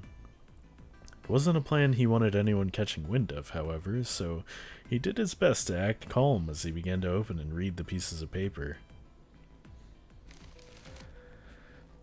I feel like I'm missing so much info about everything. Well, I know because there are different routes through the story, you really don't have the full story until you do all of the separate routes to, like, learn more about why people are doing certain things. The first one read, Ace requests door 1. Yes, I do. Would you like me to explain why? No, we don't have time for that, sorry. Let's keep going. He opened the second one. Next is Santa. He wants door 6. Yeah, that's what I wrote. Junpei continued with 3rd, 4th, and 5th pieces of paper. Clover wants 1, Lotus wants 2, and 7 also wants 2. Eh? Wait a minute. There's no way I'm going anywhere with the Elephant Man. No. There'd be no point to the voting if we let people change their choices because of stuff like that. But... Just give it up, Lotus. It's not like I was gonna hang out with some exhibitionist grandma. I'm not an exhibitionist. I'm wearing clothes. Barely. So? Last I checked, that's not a crime. Maybe, but what about common decency? Nobody wants to have to look at a chick who looks like a half-naked raisin. Holy shit. I am going to kill you. Lotus's hair flared out like the mane of an angry lion, and she roared with a voice that shook the walls. With some difficulty, Ace managed to restrain her. Junpei, read the rest. Right. Junpei tore his eyes away and looked down at the 6th piece of paper. He opened it. June wants door 6. Yeah. I don't really have a reason, I just felt like it. All of the papers, save Junpei's, had been read. He did some quick calculations in his head. People who requested door 1, Ace and Clover. This was the door on A deck near the central staircase. People who requested 2, 7 and Lotus. This was the door on the bottom deck and could be reached by taking the elevator on the bottom of the ship. People who requested door 6, Santa and June. This was the door on E deck and could be reached by taking the elevator near the central staircase down. It took him less than a second to run the numbers. He opened the 7th piece of paper and spoke. Okay, the last one is mine. I want to go through... Wait. So, if I... Because I wanted to... But so, right now it's 7 and 8, right? So that's 15, that's 20. 2 plus 0 equals 2. Oh, wow, so that actually does work perfectly. Santa and June want 6. So they're at 9. So they would need... Wait, what? Would that even work? Can they both go there?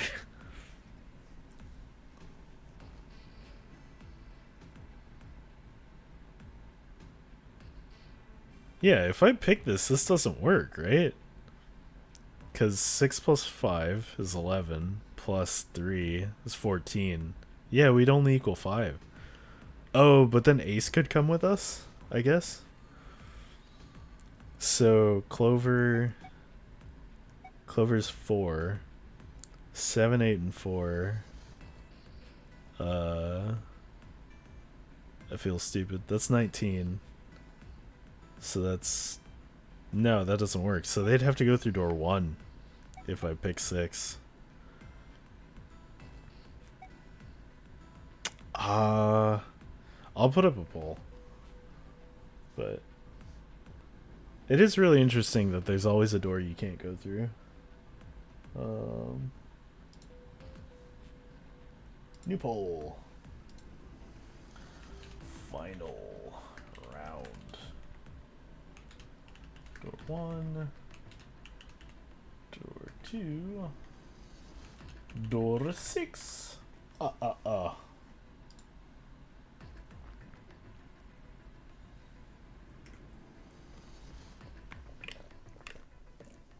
And if there aren't enough votes, I'll just pick.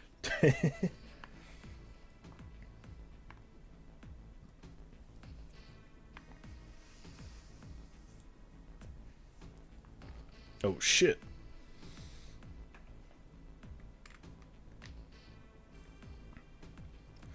I'm glad I looked down. The 3DS battery light was flashing. That would have been really that would have been really bad. Actually, hold on.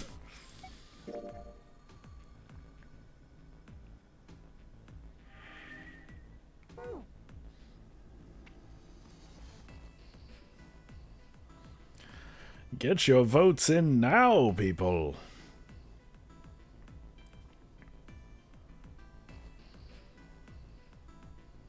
Pogo, door 6 has won. Was it even close? Oh, it was a little close. Didn't get in time? Oh, I'm sorry, Ame. Put 200 on one. Well, the people have spoken. Oh man, but I've been avoiding going with June the entire time. So, I wonder if that's gonna change my ending. Cause, like the childhood friend character, I wanted to see how the story would go if I just never went with her. That's okay. It won't matter in the long run. Okay. I want to go through door 6. Junpei flipped open the piece of paper. It read, Junpei, door 6. Of course it did. He'd written it after all. That's a problem. June spoke, barely above a whisper, but they all knew what she'd said. None of these teams will be able to go through the doors they want.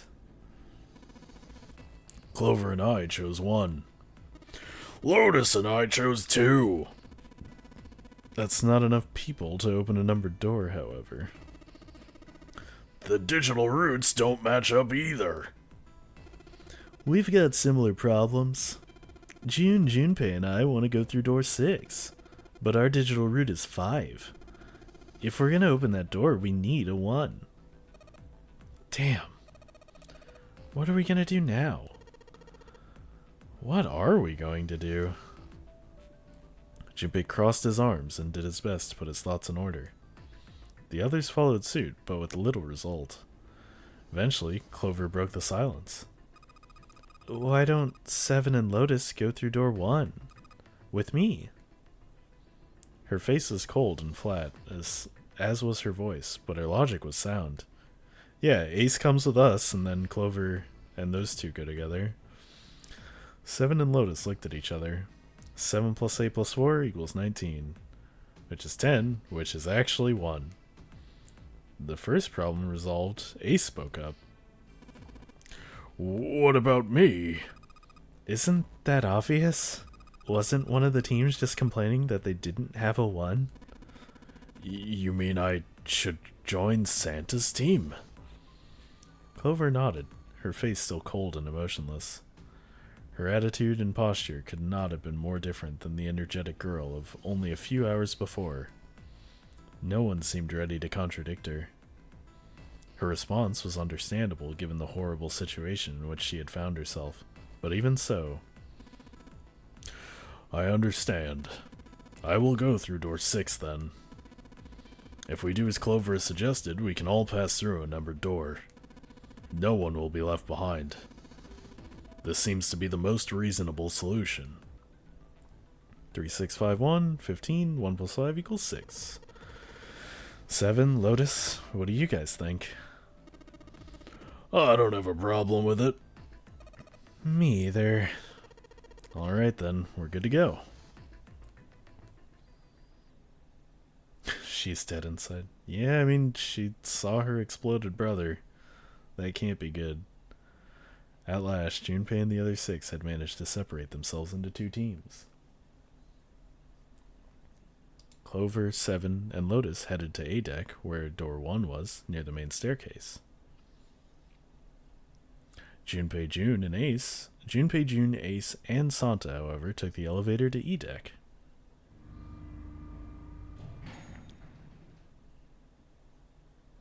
The ride to E deck was a silent one. All right, let's go. Santa's words jolted them into action, and they stepped out of the elevator into a long, straight hallway.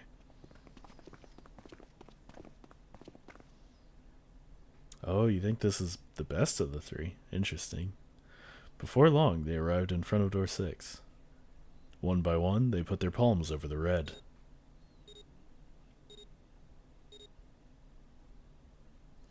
With a soft electronic noise, it authenticated each of them. Oh, this is the first time I won't be with 7 either. Because all the other times I went with 7, the door opened, and all at once the 4 of them leapt through it. Fortunately, the dead was located easily enough. This one had been placed quite close to the door they'd entered through. They'd gathered around it quickly and hurriedly placed their palms on it for authentication one by one.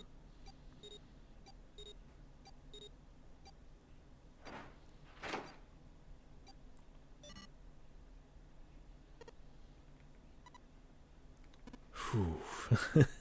They're all letting out sighs of relief. It stopped. Yes, it stopped. The countdown had ceased, but Junpei's heart was still pounding in his chest like a frantic, thunderous drum. It felt as though it might shake itself up and out of his throat. He'd been through the doors 3 times before, but repetition had not dulled the experience. He was not anxious to find it dulled, however. He hoped to be free of the ridiculous game long before that happened. All right, let's go. With that attempt at good humor, Junpei took a deep breath and began to walk. He jogged down the stairs at the end of the hallway and found himself staring at a large door. It was a heavy thing made of iron and more than a little threatening. He took hold of the bar that served as his doorknob and shoved it down.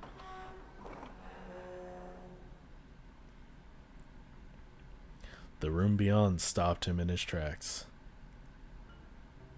It was a gargantuan and made entirely of metal. None of the accents of wood or tile he'd seen in the rest of the ship.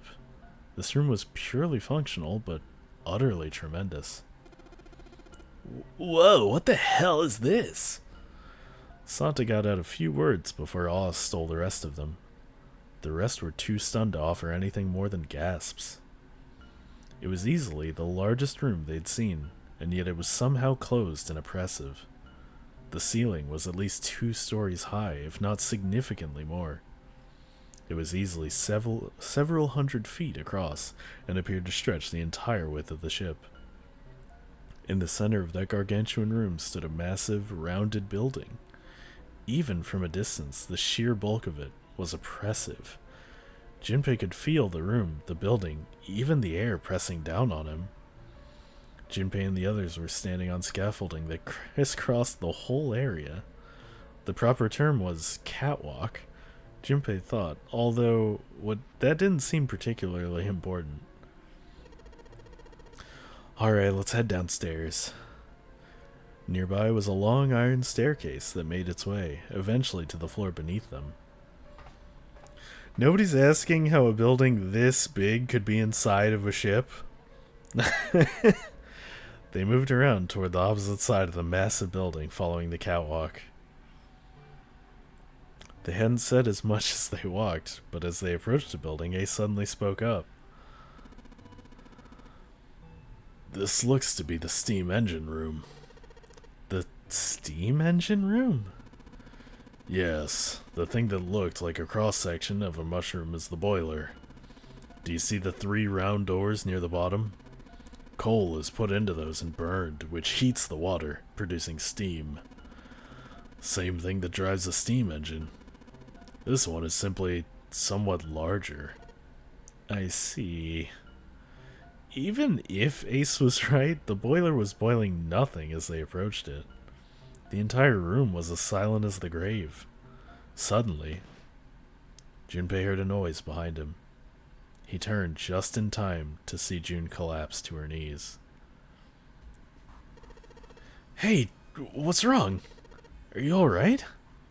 He dashed toward her and wrapped his arm around her shoulders to steady her. It was then that he noticed. You're really warm. Is your fever coming back? Yeah. Yes, it probably is. But I'm fine. Please don't worry about me. I just need to rest and I'll be fine. Has this happened in every room that she's gone through? And I just wasn't around to see it? Her voice was weak and forced, and it said a great deal more than her words did. Junpei carried her to the nearest wall and propped her up against it. She let her head fall back against the wall as if she no longer had the strength to support it, and drew a ragged breath. Her eyes were empty, as if she was having trouble focusing them, and even speaking seemed difficult for her. Junpei felt his hand ball itself into a fist and clench tight, his knuckles whitening. He had to find a way out, and quickly. He turned and looked at Ace and Santa in turn. They might not have shared the depth of his emotion, but they certainly shared his concern. He didn't need words to express the urgency of their situation. Alright, let's get started. Hang in there, June. I'm gonna get you out of here real soon. Seeing Junpei is weird because you barely see him? Yeah, that's true. She managed a small nod before leaning back to rest her head on the wall. So we're only exploring this with Ace and Santa then?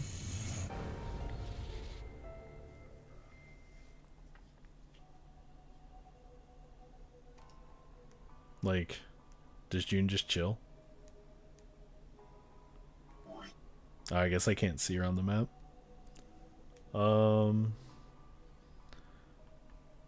Yeah, ads are coming up, so I'll just let them run here, and then we'll start exploring.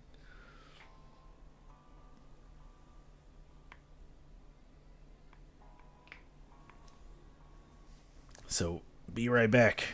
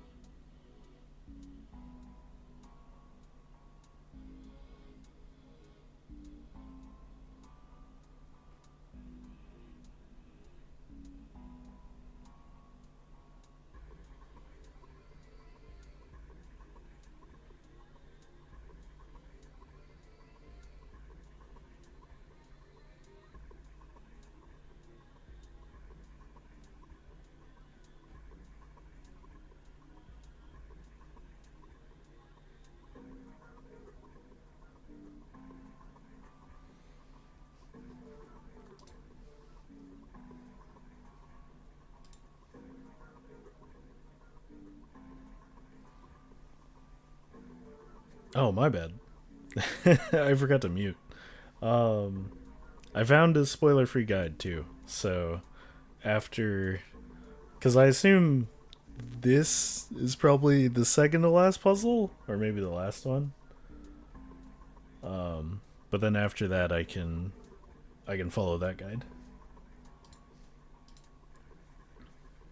Pretty close to an ending. Yeah, I figured. Because if we've seen all the doors except for the ninth door, there's pretty good odds. Same one I got on the first time too. Oh, cool. Okay. Start exploring.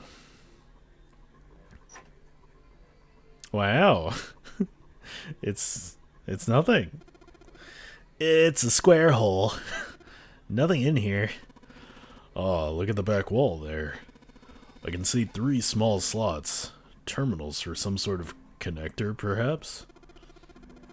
You mean you think we're supposed to plug something in here? Perhaps.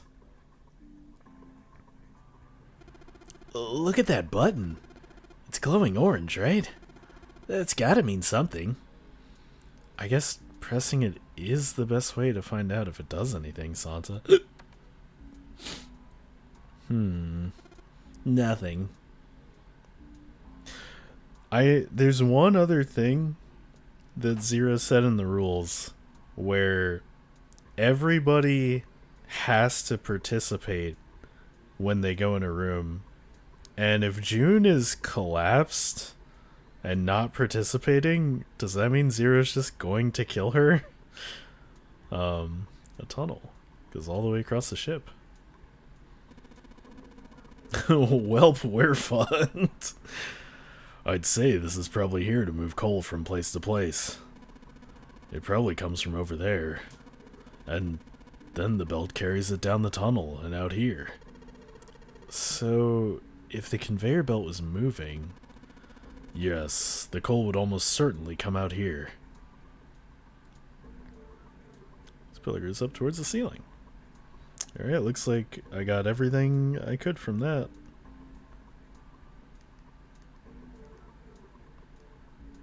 What the?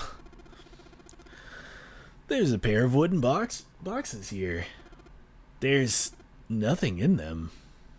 That's weird. Look, Ace! It's some kind of snowman secret meeting. Those are just bags full of sand. You use them as a counterweight when you're lifting something with a pulley system. Man, you're too serious. We're in a death game, Santa. Of course we're serious. What is this? Given its placement, this must unlock the door to the left. There's a weird indentation on the top of this thing. You think that means you have to insert something here?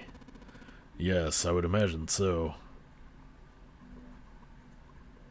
The thick iron door blocking our path. Think this is... Yes, looks like the exit. Looks like this door slides up into the ceiling. Just gonna take a chill and wait for the watery death to consume us. Yeah, I mean, kinda.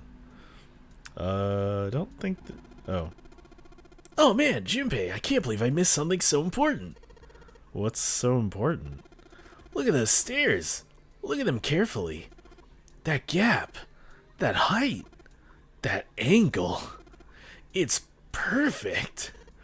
Perfect? Perfect for what? Whatever. Just bring Clover here right now. Tell her she needs to walk up and down these stairs. Oh. Oh, man. Santa. Huh? Clover's not here. What the hell is he talking about? Dude, you're a fucking loser.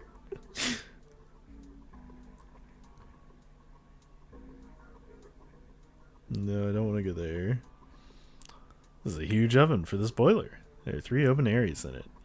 Each of the open areas has gear in it. Wait, so me doing this just... Yeah, okay, that's what I thought.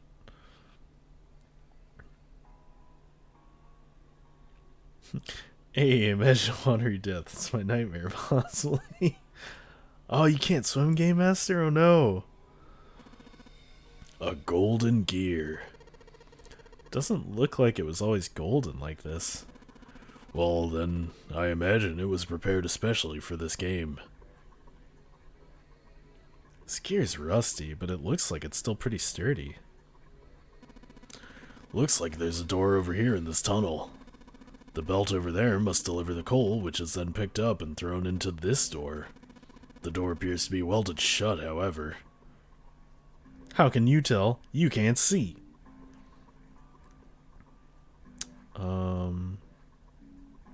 Okay, yeah, this way we haven't explored yet.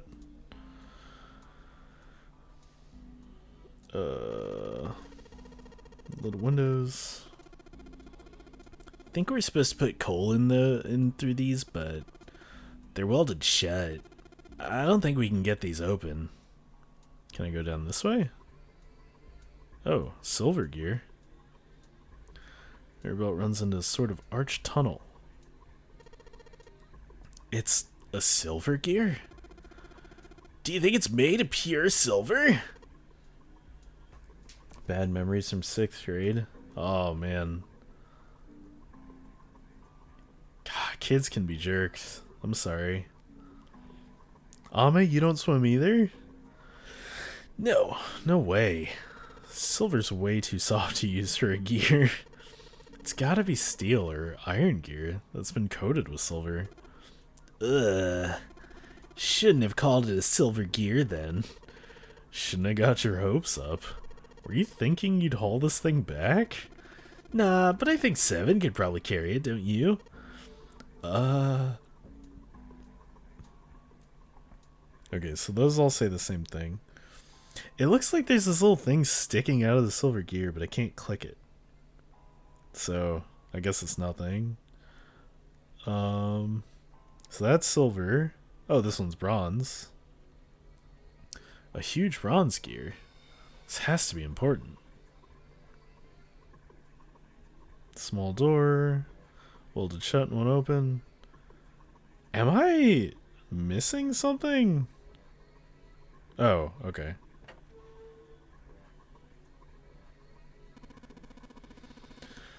I believe this opening is for fueling the furnace. If we were to put some coal in here and ignite it, then the steam engine might start working? I learned to swim and only stopped because my parents had more important things to do than take me to swimming stuff. I couldn't do diving well. Aw. Wait, Cac, you've never been to like a beach or anything? it's certainly possible. Bottom of the massive boiler. So, like, this is weird that I haven't picked up anything.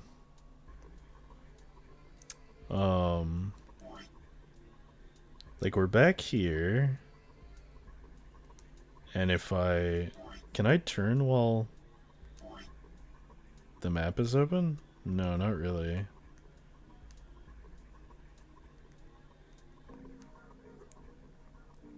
I looked at everything here. Oh wait, did I look at this? Yeah.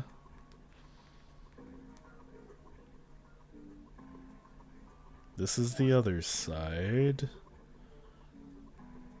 Can I go up the stairs? Oh no. I already looked through this. There's nothing there. I haven't for swimming. All the water here is cold. I haven't swam since then. More than 10 years ago. Cheap viewers! How about you go get cheap viewer? I don't know. I need something witty to say.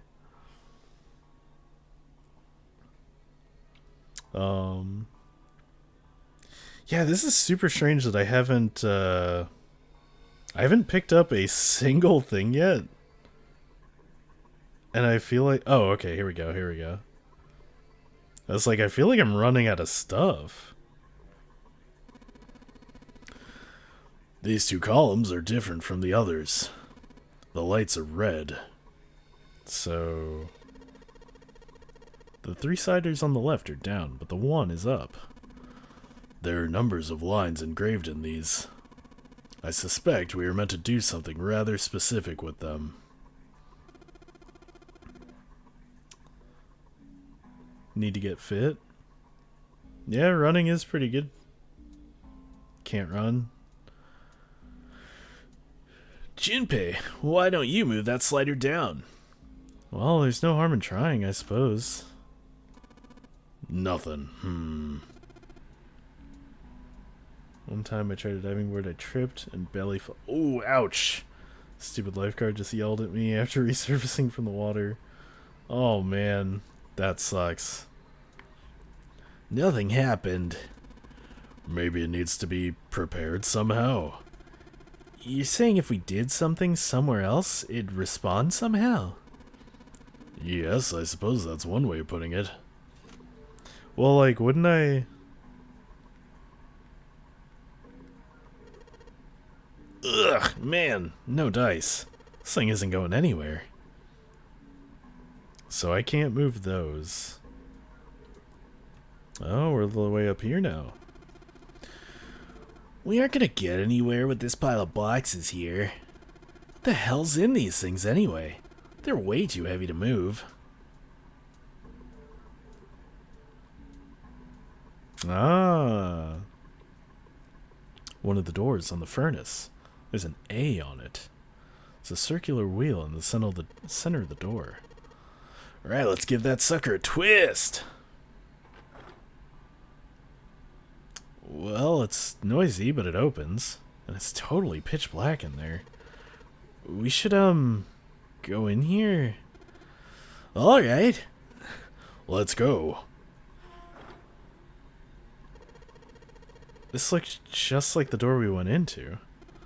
Where are we? We must be on the other side, yes?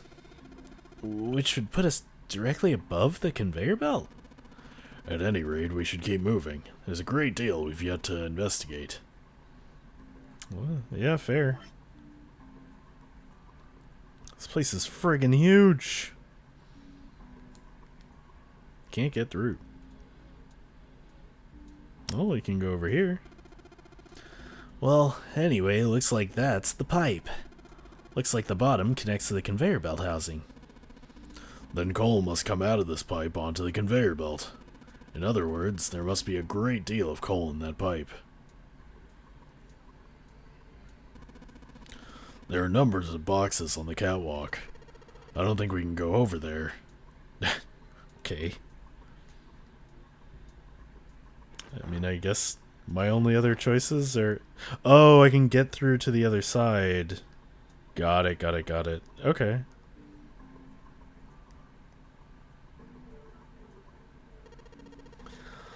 Alright, let's give this wheel a spin. Oh, what? That's weird. I don't feel any resistance. Gah! Oh, shit. Just pulled the wheel off? It's a wheel that seems to be part of the winch. There's some pegs on the back that look like they go into the holes on the winch. Well, I finally got an item. Good job, genius. You broke it. I didn't break it. It broke all by itself. Good one, Junpei. See if I can get it back on. There's a couple of posts in the back that look like they fit onto the holes of the winch. Damn, no good. These little shafts are too small for this big hole. It's like throwing a hot dog down a hallway, to be honest. What the fuck? If that's the case, then... That wheel wasn't originally part of this winch. Then that means... Junpei, why the hell would you say that? What did he mean by that?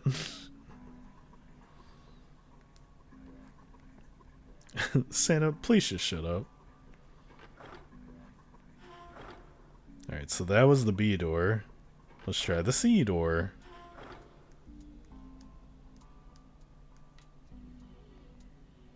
Aha! It's for this winch! There's no wheel to turn. Oh yeah, I've got the wheel I pulled off the other winch, don't I? Let's see if it fits. Sweet, it's a perfect fit. Like they were made for each other. Not shaky at all. Good, I should be able to turn this now. Good work, Junpei. We should be able to haul up the wooden boxes now. You see, the wooden box, it's under the catwalk. Can you see it? It's hanging from the rope on the winch, isn't it? It looks like there's some sort of device in the box. Not sure what it is. Just let me fucking wheel it up, Ace. At any rate, you might as well turn that wheel now. I'm counting on you. What do you... You wouldn't have been able to do this without me. Alright, I'll turn the wheel. Huh? What's this? What happened? This wheel only turns to the left. It only turns to the left? That means we can't reel up that rope. Yeah. We can only let the rope down. Interesting. I don't think that will be a problem. We'll simply need to go downstairs after letting the wooden box down. I'll be counting on you, Junpei. Sure thing. No sweat. He's acting like this is the hardest thing in the world. I believe the box has reached the floor. Yeah. Stuck his head out over the side of the catwalk and looked down. The box that had only recently hung just below the catwalk now sat on the floor. It had come to rest near the end of the tunnel that covered the conveyor belt, near where June had collapsed. Junpei could see her, still leaning against the wall, as if she barely had strength to sit up. Even from so far away, it was not difficult to see that she had not improved. I'll be counting on Junpei because we all know that Santa and I are useless. Can you see the wooden box? Muy bueno! He almost thought he could see heat rising from her body. She doesn't seem to be improving. Ace's expression was inscrutable, but he'd said what they had all been thinking. Well, of course not. She's not gonna just get better right away, you know? It'll take time. He tried desperately to convince himself that what he'd said was true. What could be causing this? What could be causing this, I wonder? Illness, perhaps? Nah, it's gotta be exhaustion. Santa's response was confident and certain, but she collapsed at the very beginning, too. She gets dropped into some weird-ass ship, forced to play some messed-up game. If you think about it, it's a lot weirder than that we aren't freaking out just like her, you know? So you're saying we're abnormal? Yeah. We're just running around this room solving all these puzzles like it's just business as usual. How the hell could you call that normal? We're just guinea pigs. Santa snorted in disgust. A guinea pig? You mean like a lab rat? You mean we're being used for some sort of experiment? You don't think, Junpei? Is what you're saying? Dunno. But it does seem like a possibility, you know? They stood there for a few more minutes, no one speaking, until Santa turned and walked away from the winch. Junpei and Ace followed him. Oh no! I hope the stream quality's not going down.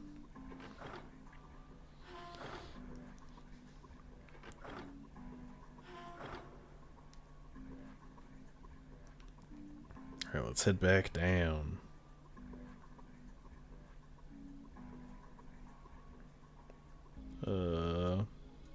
The box. Is this not the box I wanted? Oh, there it is. Control panel for something. Ah, I see. Some kind of machine. Maybe a control panel? Did find my copy of Beautiful Joe Red Hot Rumble. Oh, that's the PSP one, right?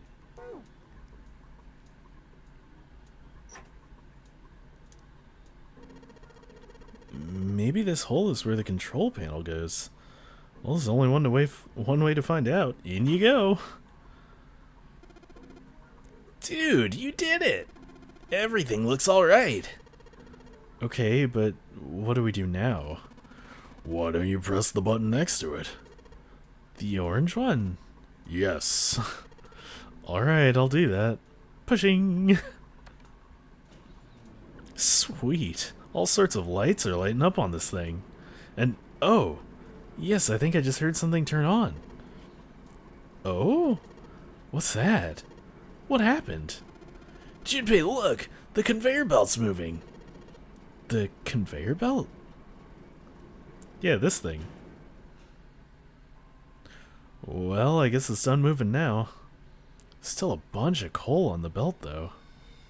Looks like a bunch of it got dumped off the end of the belt into that wooden box, where we found the control panel.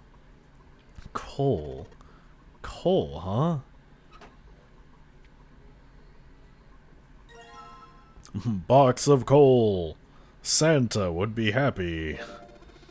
A wooden box full of coal? Guess there's really only one thing we can do with this stuff. Throw it in the furnace.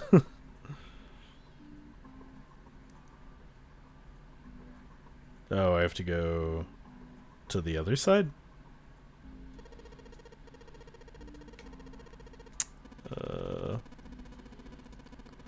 True, but I doubt a single boiler of this size could actually move a ship like this at any reasonable speed. Need at least 3, no 4 of these. I guess you know a lot about boats, huh? Well, not really, it's just common sense, you know. Shut up, Ace.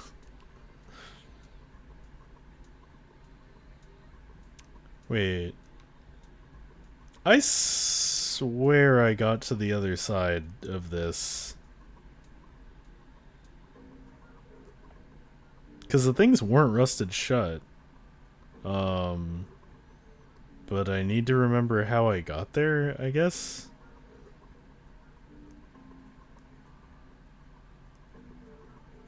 Oh, these ones. Okay. There's a hole that'll let us put coal into the furnace.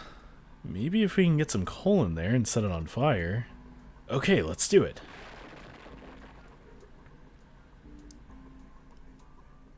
May consider... Did you never beat Crisis Core? Alright, that's the last of it. No coal left in the wooden box. And nothing. Great. Well, I guess I should have expected that. Why would just throwing coal into a cold furnace do anything? I really like Crisis Core. The story's awesome. Ah, well, a man can dream. Junpei, explain it to me again. You're planning to stoke the furnace with coal, which will heat the water stored up there and make steam, which will then drive something else. Am I correct?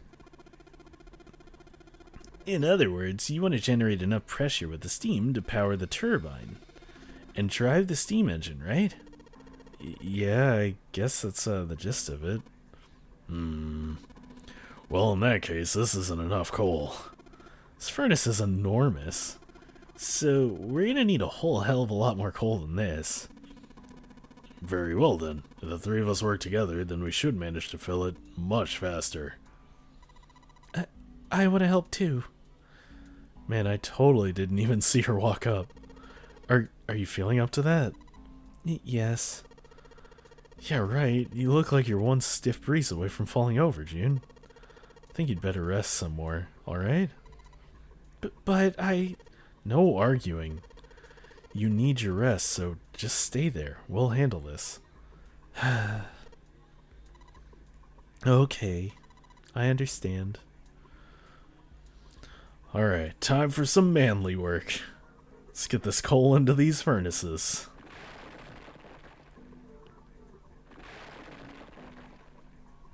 There's not much after the boss rush. Yeah.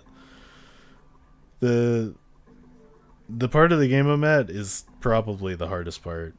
Because you have to just back-to-back kill all the bosses. And you don't really get a break. Man, this is a lot of work. Alright, I think this should be sufficient. Alright, now we just gotta light it up. Junpei, hand me your matches. What makes you think I have matches? I see. Then how are we gonna light it up? Perhaps there's a device nearby that will allow us to remotely ignite the coal. Let's take a look, shall we? Some sort of ignition device, huh? Hey, congrats on getting back here.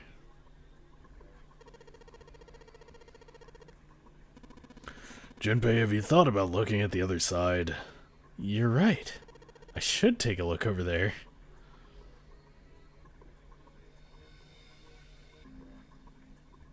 This wasn't it.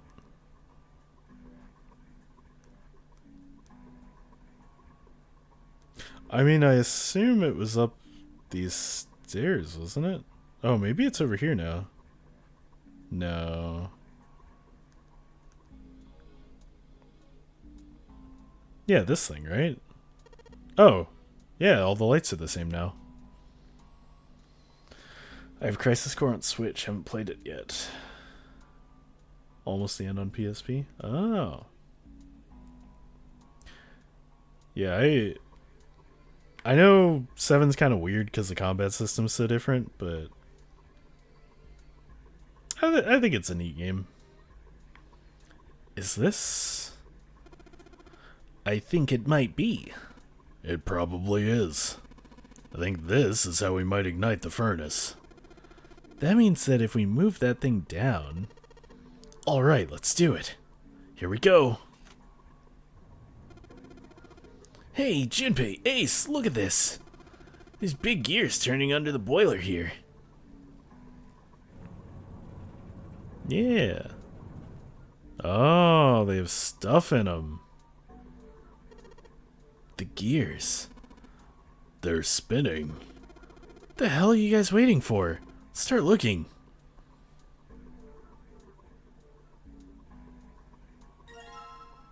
What the?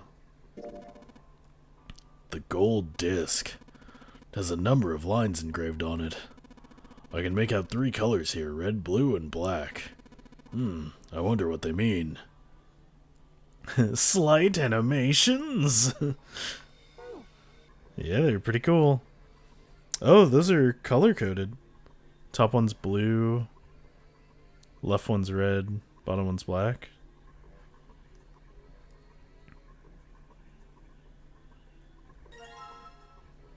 The bronze disc has a bunch of lines on it in 3 different colors, red, blue, and black. Wow, you don't say. And finally, the silver disc.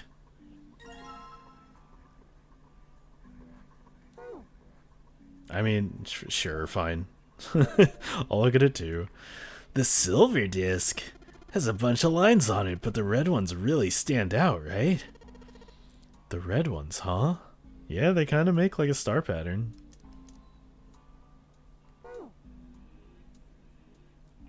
Need to get through the remake, then I might do Crisis Core to get through it by the time I get to play Rebirth. I'm sure people have had loads of fixes. Oh, yeah. It's true, it did just come out for PC, didn't it?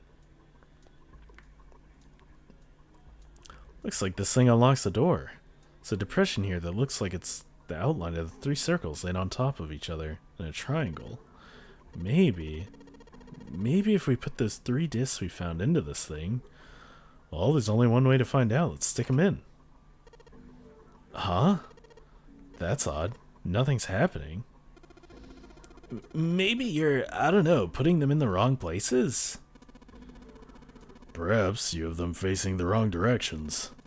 Perhaps you should rotate the discs to make some of the lines connect to one another. Well, no harm in trying. Gives her... yeah. Instructions for operation. When the disc is touched, it will rotate a certain amount. When the white arrow is touched, the discs are switched. Please note, when the discs are switched, the angles for the discs are reset. Interesting.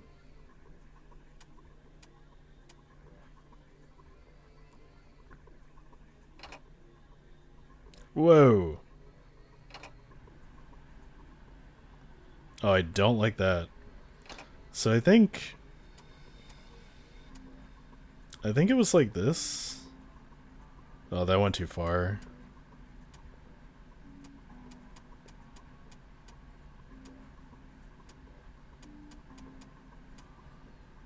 Maybe silver and bronze are swapped? Yeah. Let's go!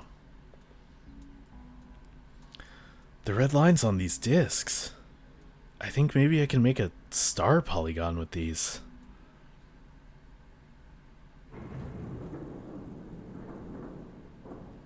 It's red like Silent Hill. Wait, really? That was it?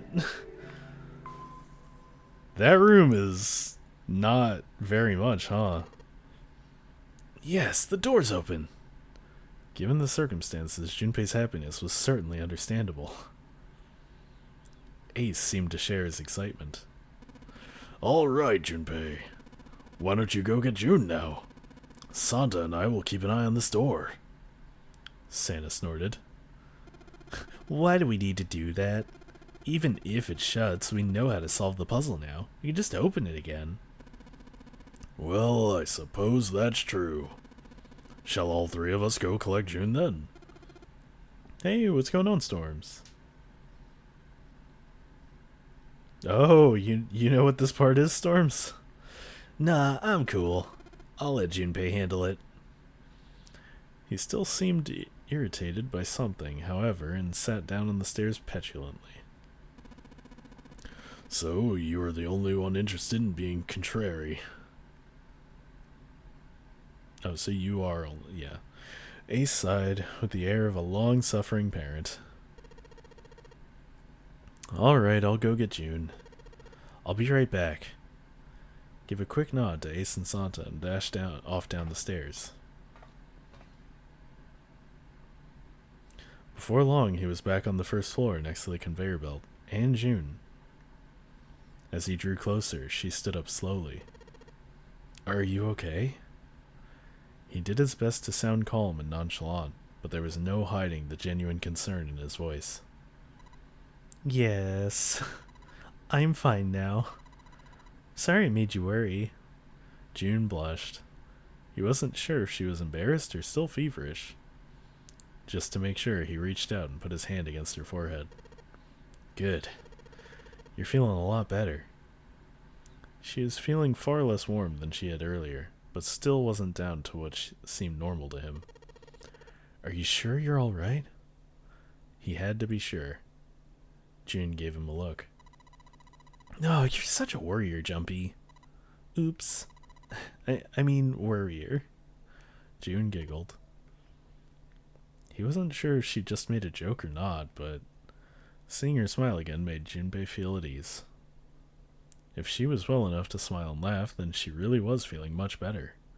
He gave her a friendly poke on the forehead. Let's go. Go where? Oh, right, I didn't tell you. We got the exit open, so... Great! Let's go! June clasped her hands and nodded urgently. She's acting like she had 5 drinks. As they walked back toward the exit, Junpei noticed Santa sitting on the stairs. He was, however, holding something in his right hand and staring at it with a strange expression. Junpei and June slowed down and finally stopped in front of him. What are you looking at? Santa answered without looking up, his voice quiet. It's a photo. It's my sister. Sister? Santa, you've got a sister? Santa simply nodded. Yeah. Kid was as cute as a button. June cocked her head, confused. She was only about an inch tall then? What a bad joke. Santa glared at her. Sorry. I guess an inch is a little large for a button. Probably more like a half inch. Boo that lady. Boo her. Santa didn't smile or laugh. He simply turned back to his picture and spoke. I was her Santa Claus. The sudden revelation took Junpei by surprise. He had no idea what Santa meant. He glanced at June, who shook her head. She didn't know either. Have you ever heard the story of the two Santa Clauses? You mean Santa Claus 2 starring Tim Allen? Your favorite movie? Goes that a long time ago there were two Santas. One of them wore white, and the other one wore black. The white Santa gave presents to good kids, and the black Santa played tricks on bad kids. Isn't that Krampus? They went on like that for a while, but eventually the black Santa's tricks started to get worse and worse. This does kind of sound racist. Pretty soon, the white Santa couldn't stand it anymore, and he stabbed the black Santa to death. When he stabbed the other Santa, the white Santa got blood all over his clothes, and that's why these days his clothes are red. You could say that red is all that's left to the black Santa. Junpei was silent. He could think of nothing to say. June was staring at Santa, sadness playing on her face. He continued. I wonder, which Santa am I? The white Santa or the black Santa? Am I Kuro Claus?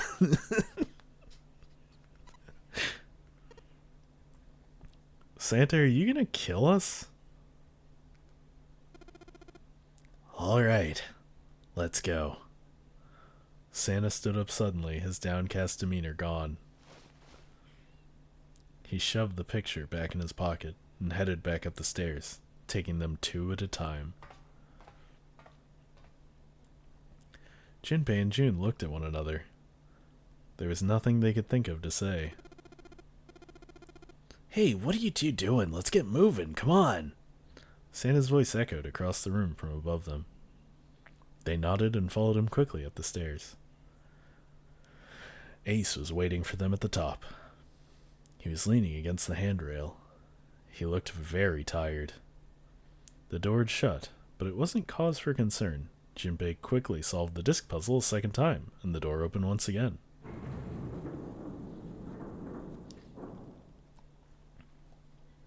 In single file, they walked through. After walking for nearly 15 feet, they found themselves in front of a metal door. It opened easily enough, and they passed through it as well.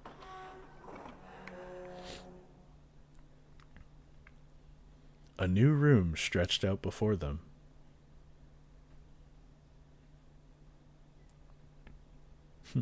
Where the hell is this? Is this a warehouse? No, I believe this is the cargo room. This must be where they store all of this. Vessel's freights. There are wooden crates everywhere. I wonder how old they are. Junpei, Ace, and June had stopped unconsciously, pausing to take in their new surroundings. Santa's voice broke through their momentary trance. Well, we probably ought to start with finding the exit, right? Let's get going. Oh, okay, we do have another room.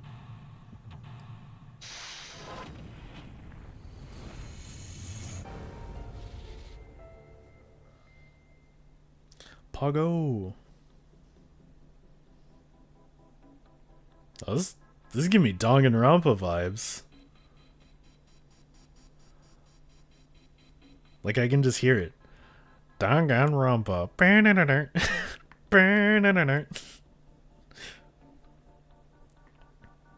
Same devs. Yeah. There are a bunch of bags here. I wonder what's in them. The Ninth Man! Oh! A card with the Ninth Man's face printed on it. Wait, nobody else wants to say anything about this? Okay. What's that? It's a card. It has a headshot on it. A headshot? Yeah. I'm not really sure what purpose this could possibly serve. That's all you're gonna say, Junpei? These crates are a little smaller than the others.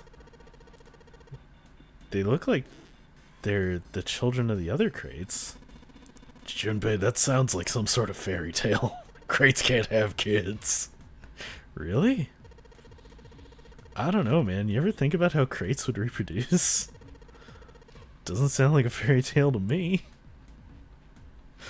Dude, we gotta talk. Why are you thinking about crate fucking? A box. There's nothing inside. Oh my god.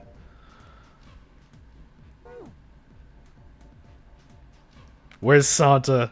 Where is he right now? Oh shit.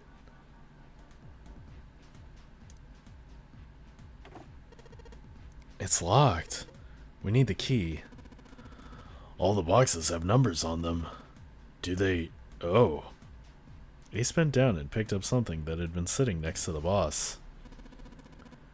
Junpei, take a look at this. Cards? Hello, Lotus. Wait, so can I not put the cards in their slots? Does that mean we need to collect the cards we don't have? Oh, okay. So we gotta get them all? Fine. We can play that game. Hey, 7.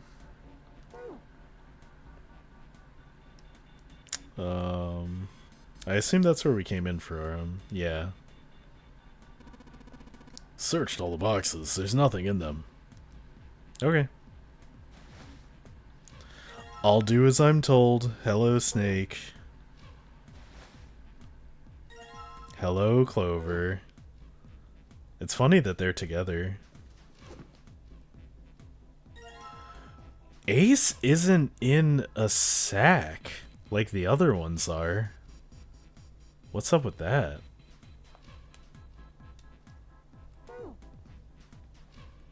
Weird.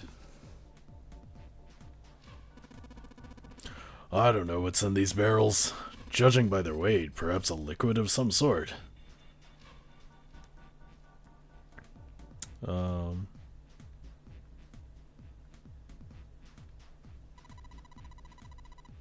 This is the only area with a fence around it. Junpei, think you could go take a look at that? Sorry, but no thanks. Why? I've, got a bad feeling about it. Pussy. Okay, fine. I'll go. Please be careful, Santa. Yeah, but just in case. Wait, what's he gonna do with that screw?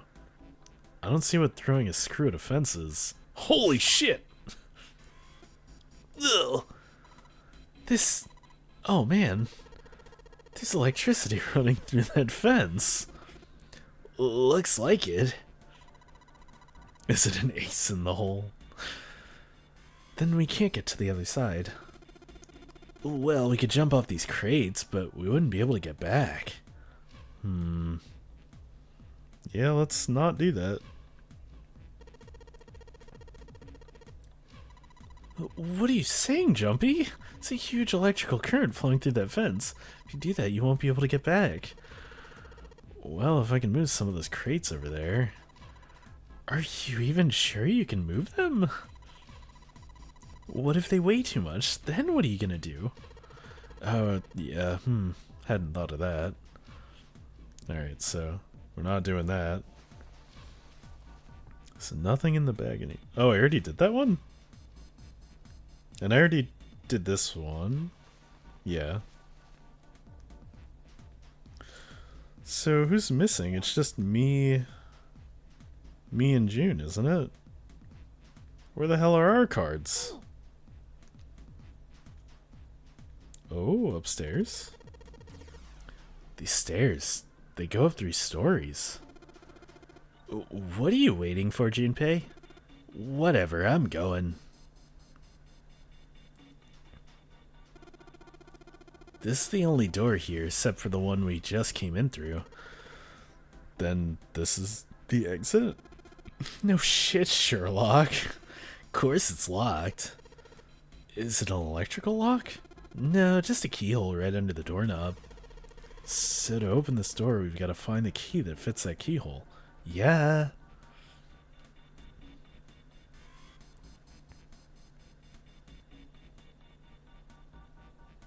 Oh boy. The monitor's off. I've got a green switch here, and a red one, and some kind of lever. None of them seem to do anything, though. Maybe the power's off? Yeah, maybe. Both dumb and smart at the same time. Yeah. Single green light on the bottom, though. That means... Yeah, I probably have to solve a puzzle to open this. That looks like it's covering something. Looks like some kind of little shutter. Maybe it'll open if we do something. What's gonna come out of it if it does open? Yeah, like I'd know that. Well, I can't really do anything with that yet, so... Am I missing something? Because it doesn't look like there's any other places to get more of the cards.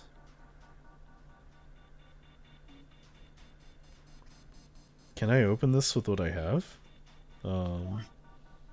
Yeah, because I have Ace. Ace should be able to open one. No, you need all 9. Okay. Maybe it wants me to climb over these fucking boxes. But after that... Oh, maybe the thing up there turns off the electricity for this fence. Turn everything upside down! Nothing in these crates. Nothing in these crates. Seem to be tied together with sturdy straps. Some sort of liquid in these barrels. Not sure what it is, however. Oh, haha. Sick. Actually, do I have anything interesting to say about me? Not cool, man. Took this picture without my permission. It looks pretty cool, though. You look really handsome in this picture. Hey, knock it off, lovebirds. What? We're not a couple, not at all, not in any way. What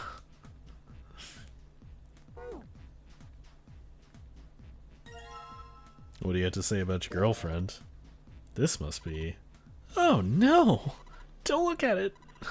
I'm not cute at all, and I'm not photogenic, and I don't look sexy either. Thanks to Clover, my skin looks gross, and I'm not sexy like Lotus. What the fuck are you talking about, June? I know guys go for women who look like Lotus, but, I'm trying too. I'm doing the best I can. So please don't call me a board, or a trash can, or a cutting board. Wait a minute. I haven't said anything like that, have I? Damn. So, okay. These 2 cards are together, hidden in this box over here. Snake, Clover, and Ace were all over here. Ninth Man was by himself over there. I think 7 was in the one to the right. Lotus was nearby this box, wasn't she? Is Lotus the fucking insider?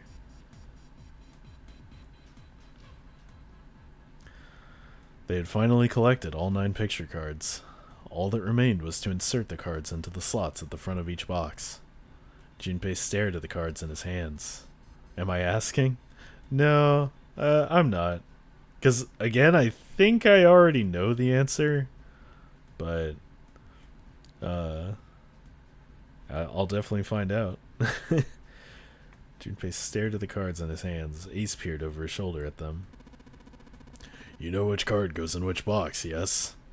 Junpei gave him a look. Yeah. Of course I do. It's really obvious. Yeah, I know she's not evil. You just match our numbers to the numbers on the boxes. So, for instance, the card with the picture of Ace on it goes into box 1. Card with the picture of Snake goes to box 2, and so on. Ah, I see. Junpei thought he might have imagined it, but he could have sworn Ace stiffened. I'll leave the rest to you. So that motherfucker didn't know the solution? He quickly turned and walked away. Strange, Junpei thought. Oh well, whatever. Doing his best to clear his mind for the task at hand, he turned back toward the boxes. It was time to solve the puzzle of the 9 boxes. 9 cards with pictures and 9 boxes. Junpei stared at them for a moment, and then began. Well, so I have a feeling that when I get to 6, it's going to be the 9th man, and the 9th box is actually June's. Ace's card went into box number 1, then Snake's into 2. Then Santa's card into box 3, Clover's card into box number 4, Junpei's card into box number 5, June card's into box number 6. Oh no, it didn't. They played it straight. And finally, the 9th man's card went into box number 9, as soon as he'd inserted all the cards. It's all empty. All 9 box lids opened at once. He peered inside. In each box was a single pin. They looked a little like sewing pins, but much thicker.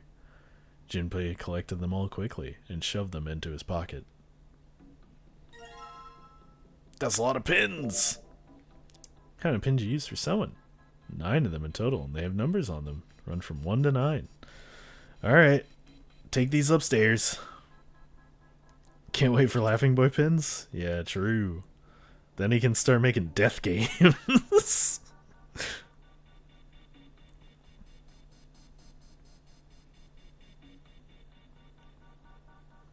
There's several lights here with numbers from 1 to 9. Only the light with a 9 on it is lit. Okay, so I just need the digital route, right? 6 holes here. It looks like the pins I just found would be a perfect fit for them. The ones you found in the 9 boxes, right? Well, why don't you try it? Alright, let's see what happens. I think 2, 4, and 6 should go here on the top part, and 3, 5, and 7 on the bottom part. So these are the people that can escape? 2, 4, 6, 3, 5, and 7? 5 beers deep? Well, some of them lit up. Yeah, 3 and 6. Wonder if there's some kind of rule that determines which lights go on. Well, I put the 2, 4, and 6 pins on the top part, and the 3, 5, and 7 pins on the bottom. You think maybe it's the digital route? The digital route? 2, 4, and 6 equals 12. Digital root of 12 is 3. Therefore, light 3 turns on. 3, 5, and 7 is 15. The digital root of 15 is 6. Therefore, the light 6 turns on. Makes sense, right? I see. The lights that match the digital root of the pins inserted on the top and lower parts will light up. So that's how it works.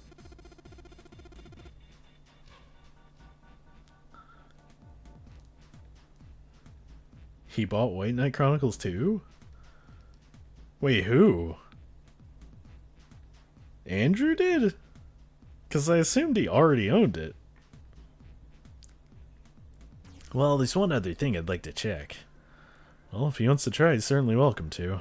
So, put the 1, 2, and 3 pins on the top and the 6, 7, and 8 pins on the bottom. Oh. They turned off. 6, 7, and 8 equals 21. Digital root of 21 is 3. Therefore, light 3 turns off. 1, 2, and 3 equals 6. Digital root of 6 is 6. Therefore, light 6 turns off. Oh, I get it now.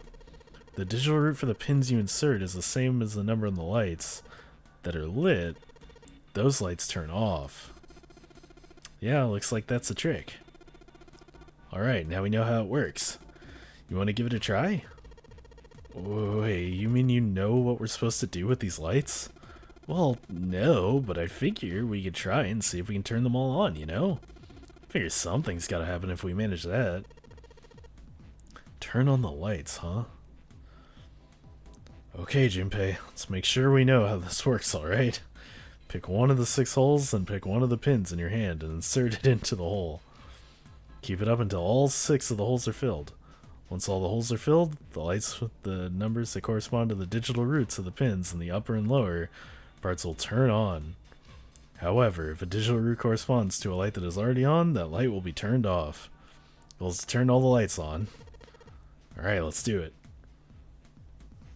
So, there's 8 that I need to turn on, which means I could do this in just 4 tries. Keep it up till all holes are filled. He regrets paying full price for that? Oh. Hashtag 5 bears. Alright. I'm gonna pause it here because ads are about to run. But then we'll solve all these digital roots after that. So see you in a sec.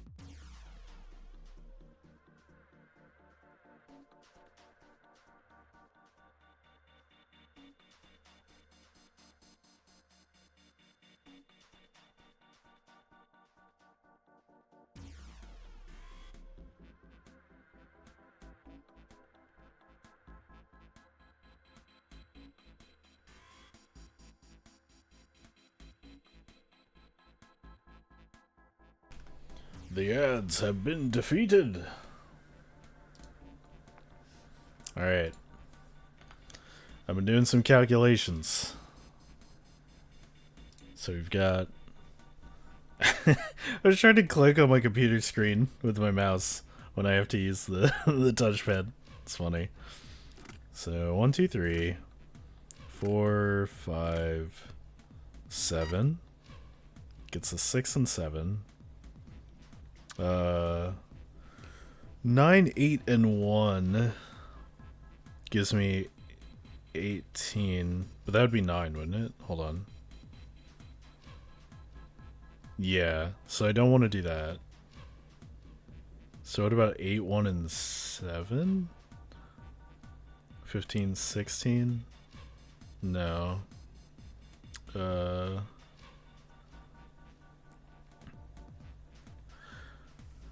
Take a week or two over a month? Ugh. Oh. Wait, that's funny. I can put my mouse over the DS. That's really that's really funny.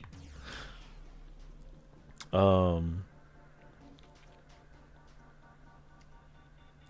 wait, but 9, 7, and 1.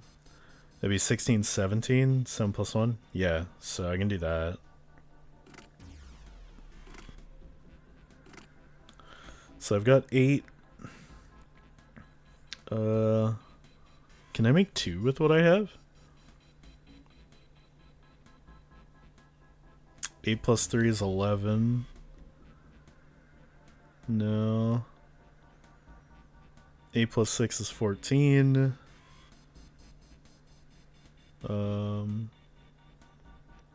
Plus 5 is 19. 1 plus 9 equals 10.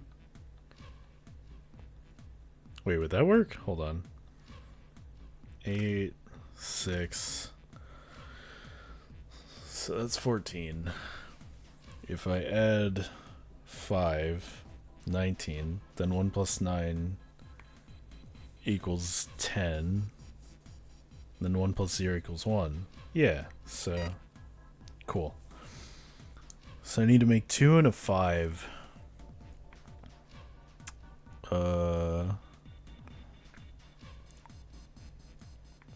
5 plus 9 is 14. And a 1. I can get 5 there. No, that would be 6. Oh,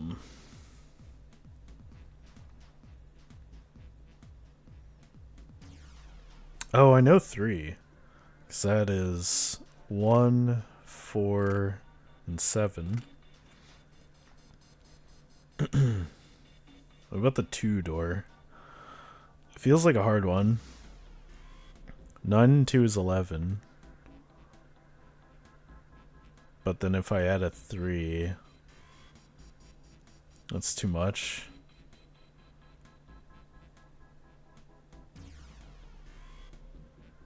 You know, for 2?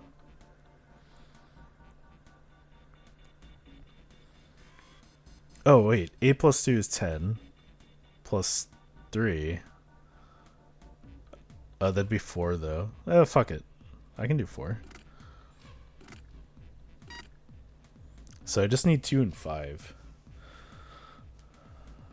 5 plus 9 for 14 plus 6 is 20. Ah, okay. 5, 9, and 6. So I need to get a 5 with these last 5 pins. 8 plus 3 is 11. Plus 2. Right? 11 plus 2, 13. 1 plus 3 is 4. Wait.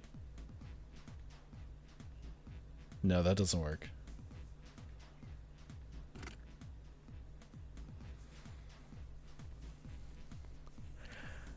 I need a 5. Oh, 8 plus 4 plus 2. Yeah. That'll work.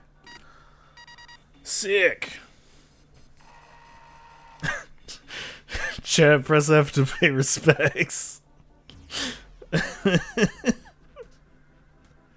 What do you mean I got a failing grade? All the lights are on and the shutters opened up. Hey, does that mean... Yeah, we gotta do it again. Man, and I thought I was doing so well. So what the fuck equals F? Okay, so we've got 9 holes. And there's an F up above them. I don't know what the F means, but I do know one thing. What's that? This time there's 9 holes. So we need to insert 9 pins. Man, that's boring. Well, why don't we just try it, alright? I mean, yeah, so A, B, C, D, E, F. You'd assume that the correct answer would be 6. But I don't know how the sum of 9 would become a 6, I guess? Oh, is this Sudoku? Holy shit, it is. Every row and column probably has to equal 6. And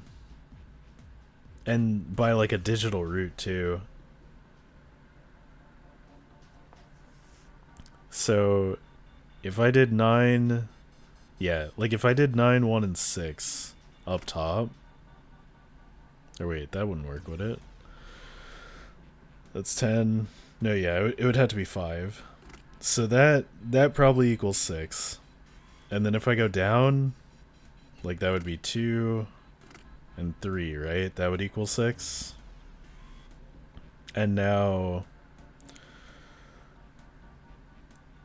what would... Oh, dude, this is tough.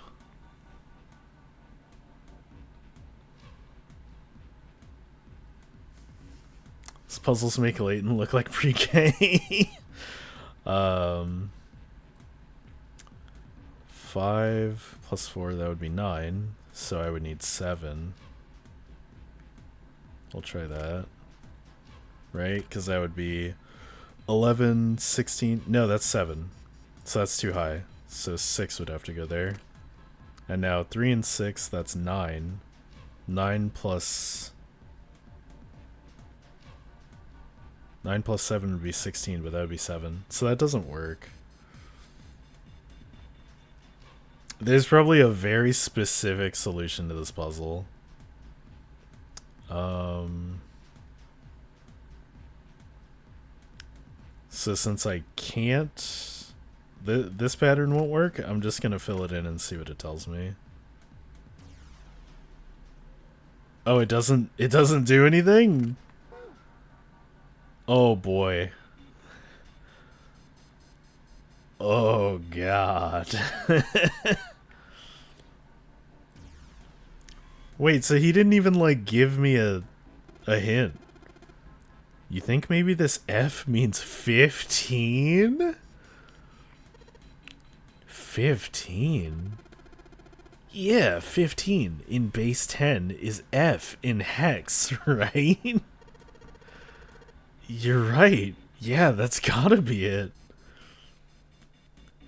Wait, hexadecimal? What is hex? Alright, let's give this one more shot. So each row has to equal 15? Bro. Alright, I always want to start with 9.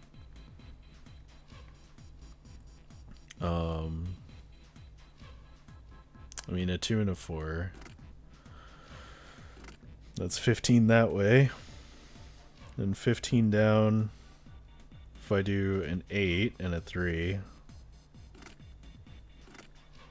that's also 15. I wonder if... Bro, what the hell is the crossways pattern? What's it called when you go this way? I know horizontal and vertical, but for some reason I've forgotten this way. Maybe you need to think bottom up. Diagonally. Yeah, I wonder if diagonally accounts too.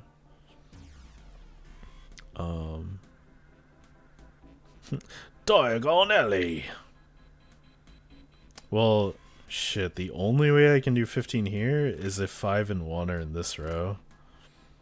But that's already too hard. So let's put the 1 here and the 5 here. 5 plus 3 is 8. 8 plus 7 is 15. No, yes. And then 6 plus 8. Yeah, wait. Does this work? No, that's way too high.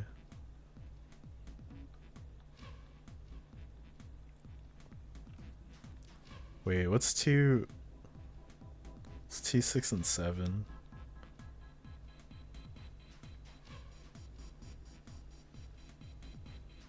Holy shit. I'm so bad at this. First row 8, 7, 2.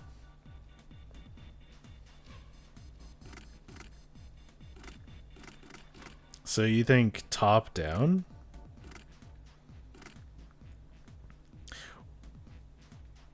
Eight, 7, 2. Wait, isn't that way too high? That's 17, isn't it?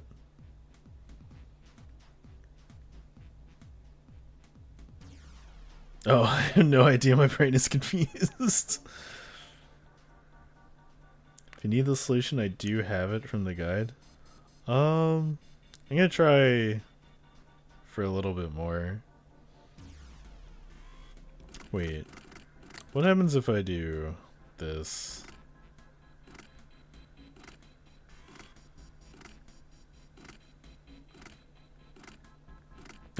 Of course not. Like horizontal 872? So you think they all just need to be top down?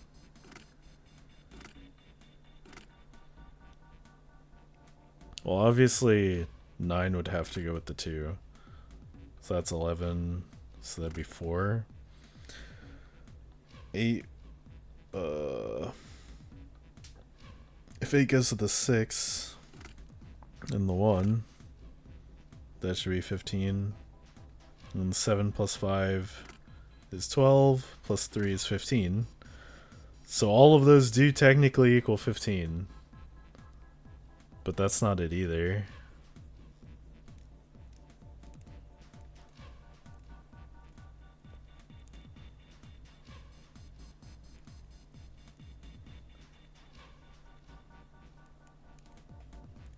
Four should be on the same row as 6 and 9. Did I math wrong?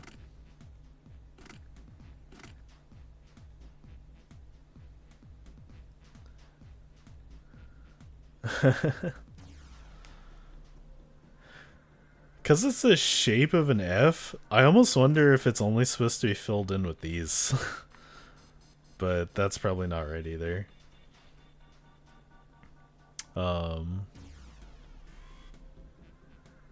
Interesting. Hex. 351 on bottom. And 15 in hexadecimal.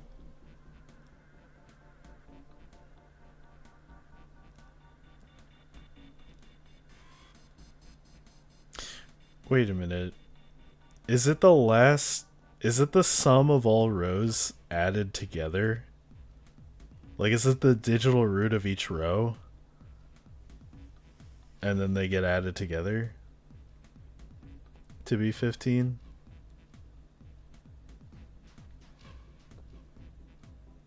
Or am I thinking wrong? Possibly. Because that would be really fucking hard. Okay, the rooms we found were 6, 1, and 2? I think it's just 15 like Sudoku sort. Yeah, that's what I thought too, and I thought I got it. Maybe 9 has to be in the middle.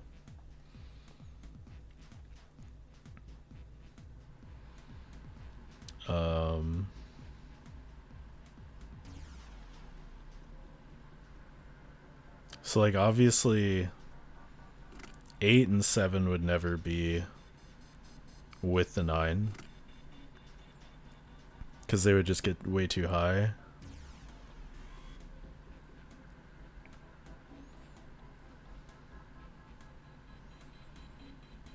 So what can I add to 8? If I add 4, we'd be at 12. And then if I put 3 at the top. Solution for 15 on each row and column, but not diagonally. Interesting. Also, if this were 4... No, wait, hold on. If this were 3 and this were 4, that is 11, 15. So 4 and 7 is 11.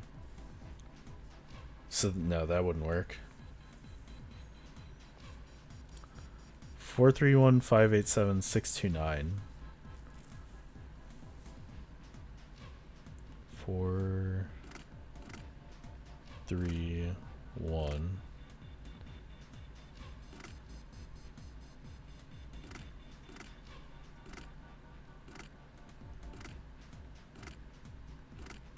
Nope.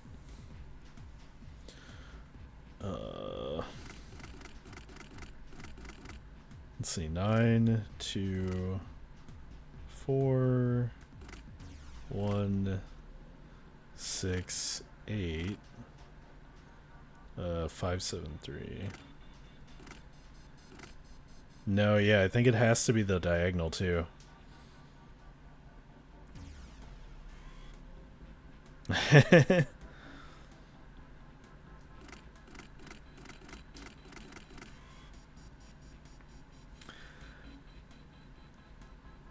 Man. I could legit sit here and do this for a long time, but maybe I'll give myself like 2 minutes. Once it hits 10:30, then maybe I'll look it up. Sure, you can give me a hint. Bottom to top.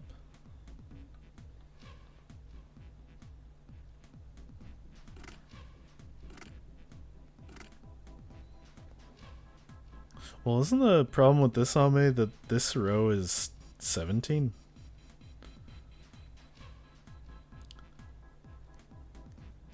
Put 5 in the center. Okay. Yeah. Yeah, because there is only one solution of numbers that would work for every single row, column, and diagonal to equal 15. 9,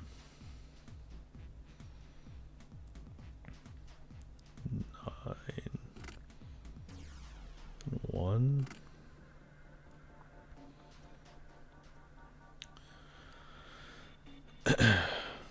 Then down here, if I did 2 and 4, 2 and 5 is 7, so if I do 8 here, no, that's not right. So then that is not possible.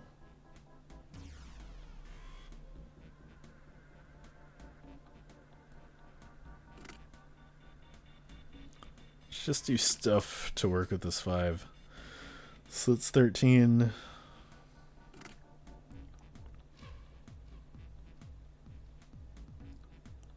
Three here.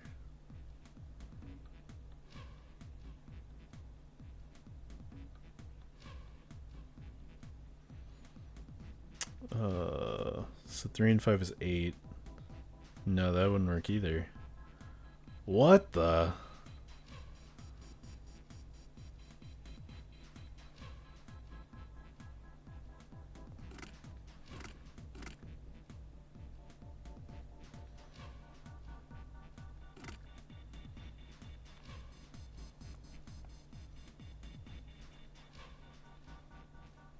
I most likely use GameFAQs a lot.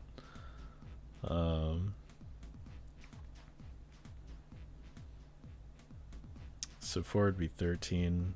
I've already used 2 though. So maybe I put 4 here? Oh wait, 9 plus 5 is 14. So the 1 would go there. But a 1 and 4 here, that's not gonna work ever.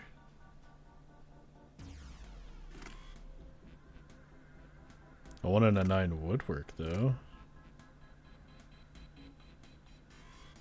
No, it wouldn't, because there's no 5. Brother. Getting that one number got it immediately? Wow. Dude, you're the GOAT. So this is 9, which means 6 has to go here. That's 15 already. Wait, what the fuck?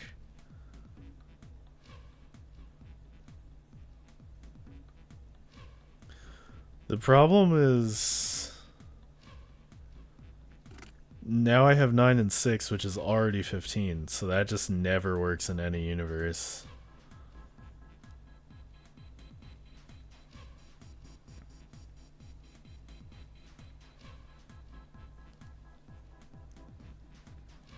Oh man, this is rough. What about the 4 here and the 6 here?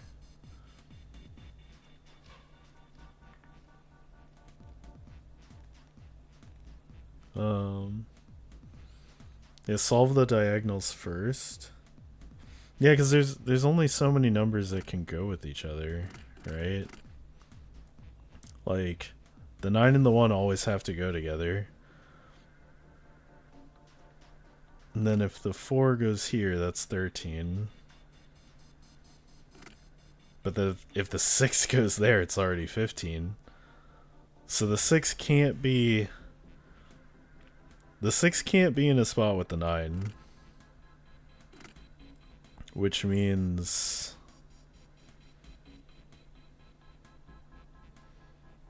maybe the... no, because the 7 can't be in a spot with the 9 either. Dude, that 9's fucking me up. I guess that means the 9 can't be a diagonal. And put 4 and 6 here.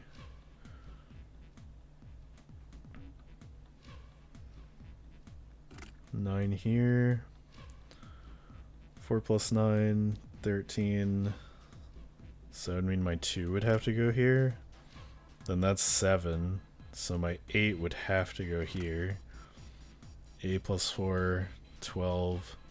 So my 3 goes here. My 7 goes here. 7 plus 6, 13, 15. 8 plus 6. Yeah, got it. Yeah, it's always the big numbers that, like, really suck. Because those ones, it makes it... I love Sudoku and, like, puzzles like this. I don't think I ever would have got putting the 5 in the middle, though. For some reason, I thought it had to be a big number in the middle. You knew the 6 and 4 were on diagonals? Nice. There we go. All the pins inserted. All lights lit. We did it. The power's on now. Looks like there's electricity going to the monitor on top now. Alright, let's see if we can activate the device on top. Let's see indeed, Santa. Very smart of them to do a puzzle like this. Really mirror the characters to an extent. Yeah. Well, like, it's really interesting that they chose that, like the F, to be a hexadecimal. Because, like, that shit's not in any other part of this game yet. A green button, a red button, and a lever. Wonder what these do. I think this might help. What the hell is this? Where did he find this? What is that? Where did you find it? I found it when you were messing around with the pinholes. Looks like instructions for this thing. According to what it says here, this thing's a remote control for that. That? Yeah, that. What's he pointing? Oh, that machine over there. Apparently it's called the Pushmaster 5000. Are you serious? Whatever. So what are we supposed to do with the Pushmaster 5000? See the coffin over on top of the crates? Yeah. Don't you want to know what the deal is with it? I do. You want to check it out? Yeah. Alright, how do you think we're gonna get there?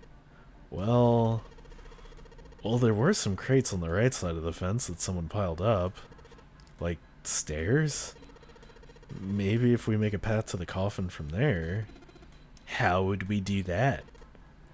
Line up the crates, I guess? Yeah, that sounds about right. Guess this is just another Zero's Puzzles. Yeah. Anyway, let's give it a shot.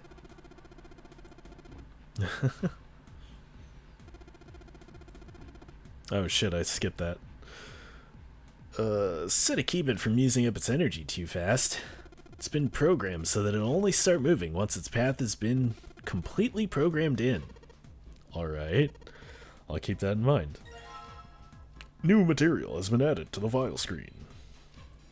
So, monitor shows a top-down view of the area where we can move the machine. Once I want to send my orders to the Pushmaster 5000, I pull the lever. Okay. It's the reset button. It allows me to start over again. Once I want to activate the program, I just pull the lever. This is the return button. It allows me to quit command once I want to activate the program. Okay, fine. Pull the lever, Krunk. Alright, let's give this a try. Sure thing. Just keep in mind that there is a limit on the battery, alright? Battery dies after 50 moves. At least that's what it says in the manual. 50 moves, huh? Also, keep in mind that the Pushmaster 5000 can't move the heavy metal crates, okay? Got it? Instructions for operation. When a square adjacent to the Pushmaster 5000 is touched, the Pushmaster 5000 will move to that square. There's a crate in the way, the Pushmaster 5000 will push up to a single crate. Move the crates appropriately and effectively and fill the yellow areas. You can move in 4 directions. You cannot move diagonally. If the Pushmaster 5000's move count exceeds the battery life, it will be reset. Got it. Okay, so we can't push metal, and we need all 4...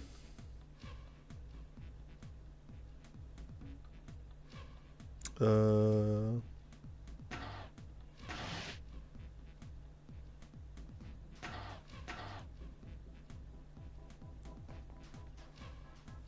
think I already did it wrong.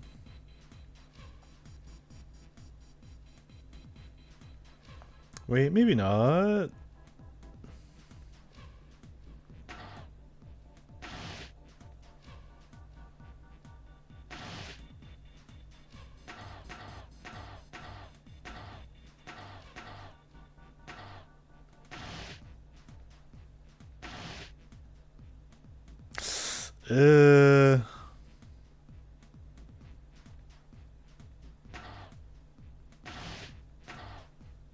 Something tells me.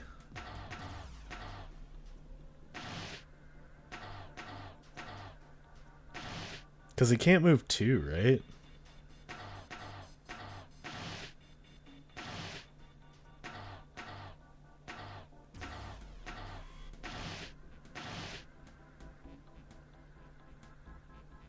Yeah, that's not... It's way too many moves.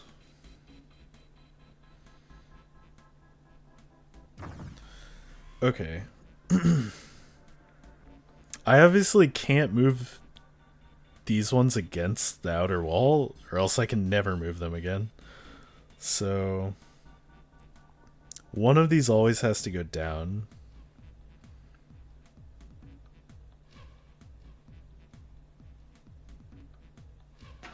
Maybe this one?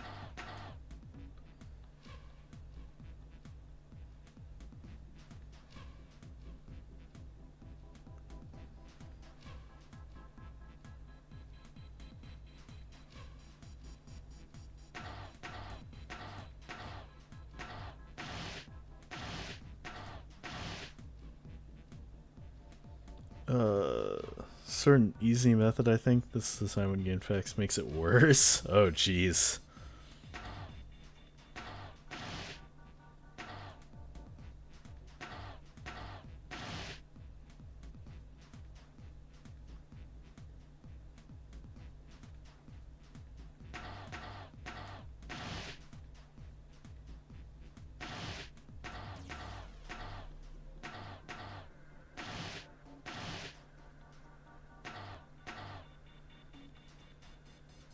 Shit. I don't think I have enough moves.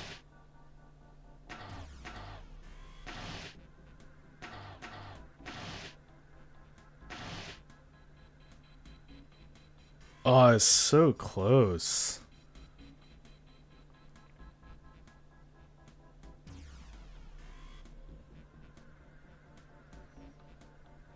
I was actually really close with that one.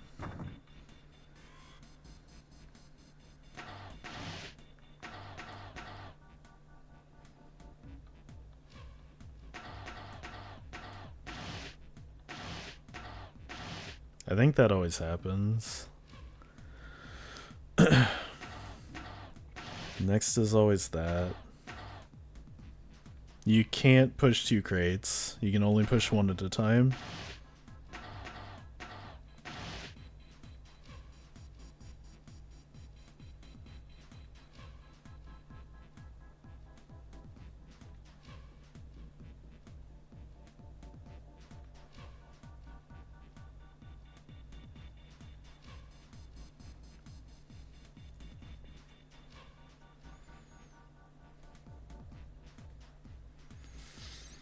The key is, where do the crates go?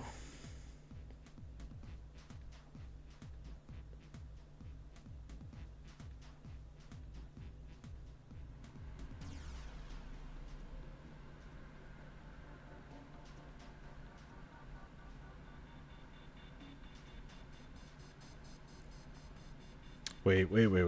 Okay, hold on.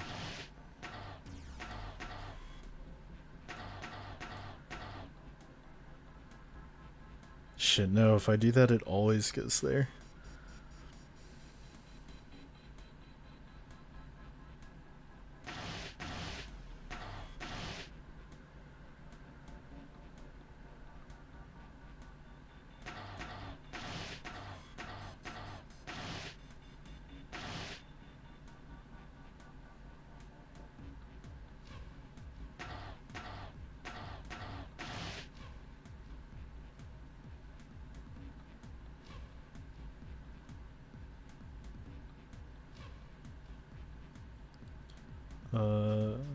Oh, you have thoughts?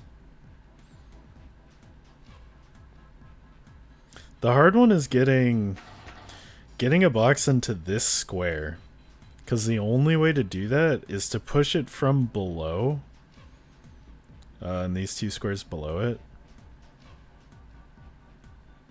But I don't see a way I can get a box in there. Oh wait, fuck, they can be against the wall on the downside. I'm stupid. Does that change anything?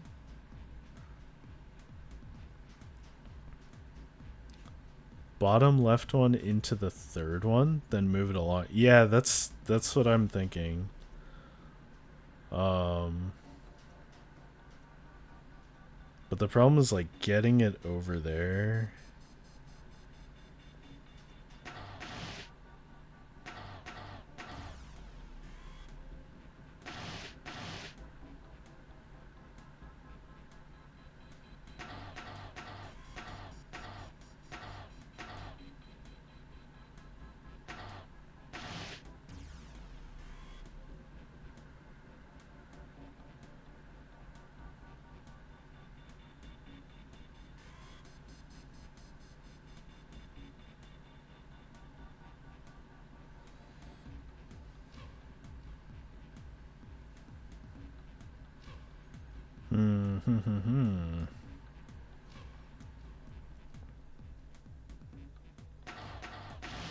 Yeah, I think I wanted to get it there first.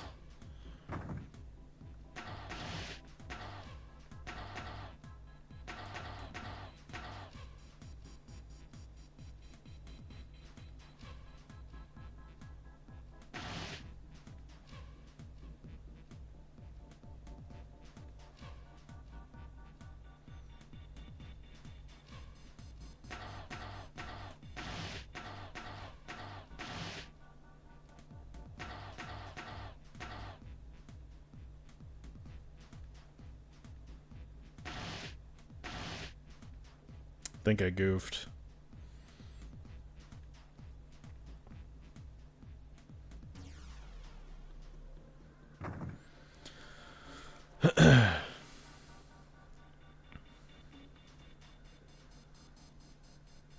I know that I want to fill that space.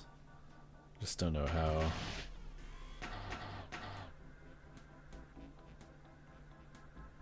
Oh yeah, I'm not shocked to hear that. If I do this.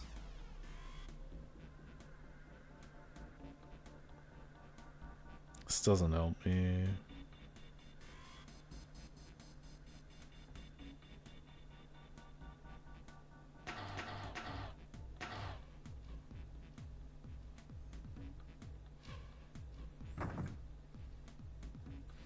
The problem is that box.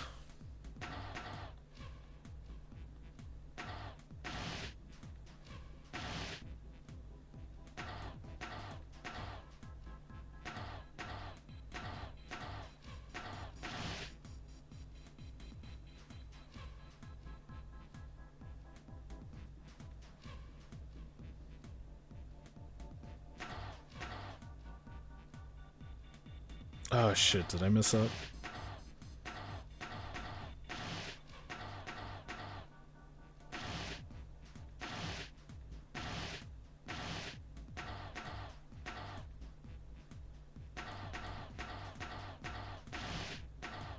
I just barely fucked it up. I think that's the solution though.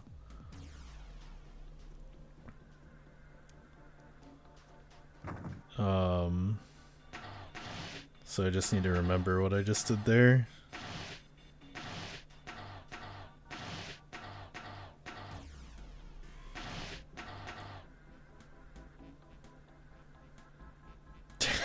I just completely messed this one up.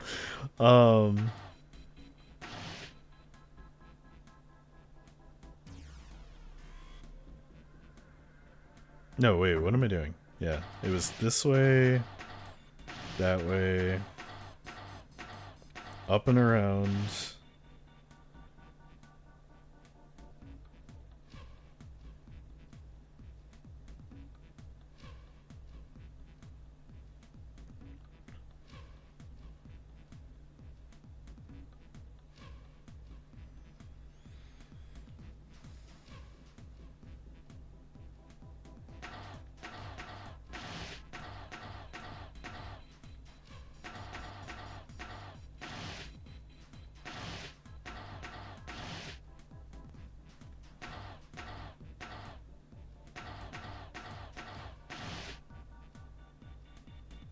Fuck, that's not it either.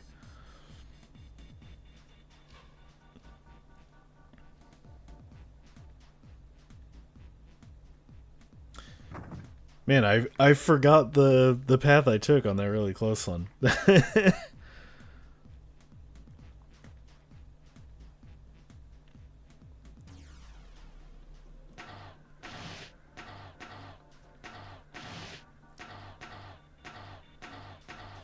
So yeah, once I get here, I want a box to be below that.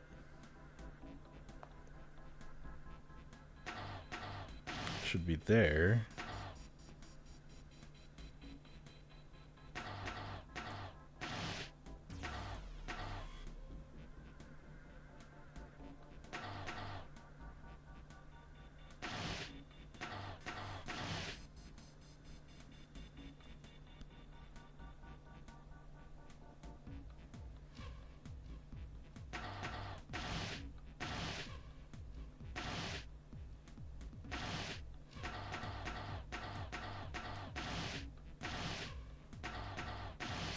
Got it. I was looking at the DS manual and oh boy, that made Clover Short short. See what you're trying to do with the creators there, sheesh. Well, Game Master, is it a skirt? Because I think the whole thing Santa was saying earlier about the stairs being the perfect angle for Clover to walk on them, I thought she was wearing a skirt and that's why he said that. Oh, okay. Okay, I'm done putting in the program. What do I do next? Just be quiet. Just be quiet and watch. See, it's moving already. Chat, who's gonna be in the coffin? Do you think it's gonna be me? Awesome. The Bushmaster 5000 did just what I told it to and lined up all the crates. Great, now we can reach the coffin. No, me! Just need to climb to those crates over by the fence. If we're putting in serious guesses, if I think it's gonna be June. Has anyone else been like super suspicious? No, she's the only one with like an illness, right?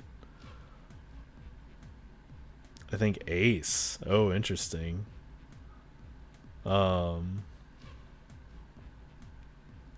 I think June, and then my other guess would be Junpei. Like one of those two. We climbed over. Here's the coffin!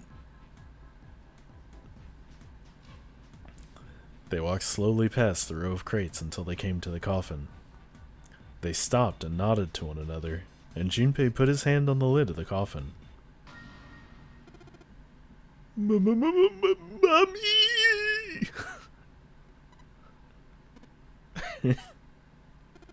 Just kidding. He smirked heartily at his own joke. Junpei grumbled and shook his head. Whatever, just open it. Junpei resisted the urge to remind Santa that he would have had it open a long time ago if Santa hadn't interrupted, and quickly threw off the lid of the coffin. They peered inside. Oh!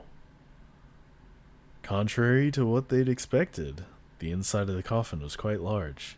It was mostly empty, but not completely so.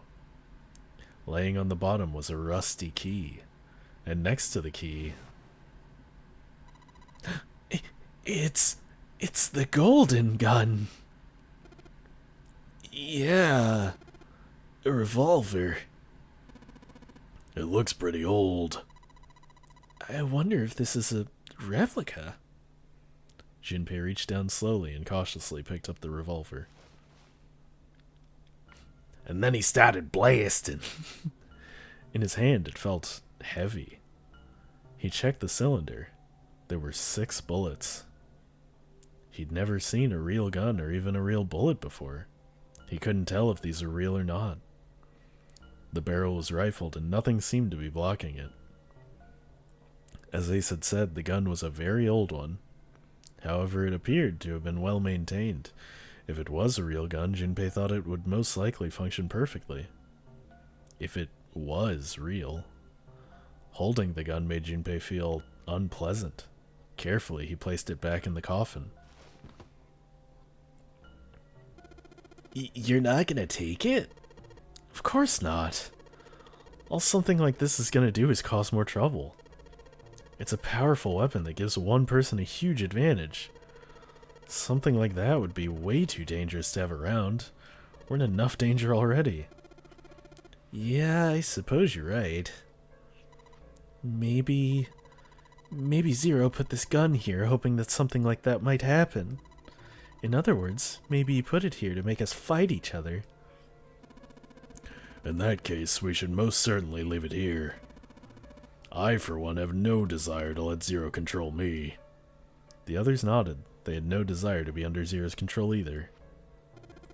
Okay, we've got that figured out, but you aren't gonna leave that key in there, are you? Yeah, of course I'm not. Junpei picked up the rusty key and slid the top of the coffin back into place, the gun back where they had found it. Ah, you should not leave that gun here, Junpei. Somebody's gonna kill someone. Rusty key. Maybe I can use this. I wonder, buddy.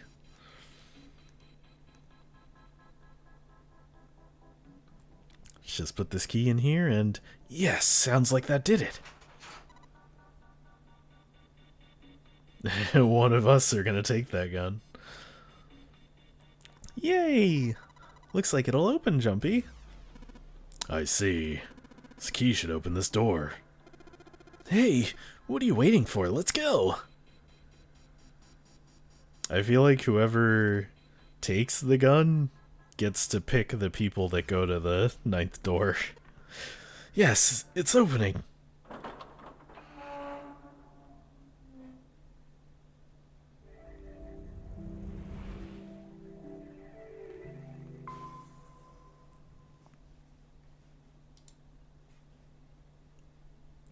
The hallway that left the cargo room headed straight toward the stern.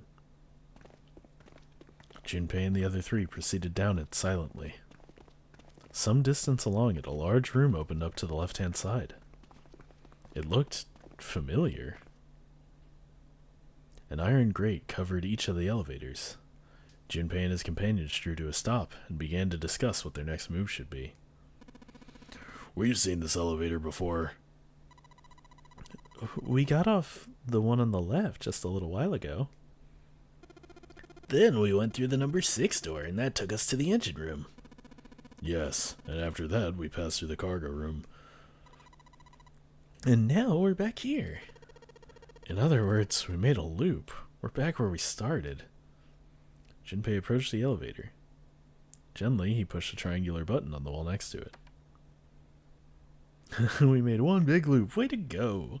A moment passed.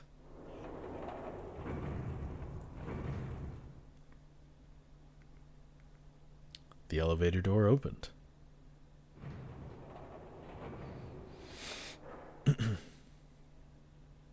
And shut. Pushing the button, it apparently restored power to the elevator. The elevator was now fully functional. What do we do? Should we return to C deck? No, this hallway keeps going.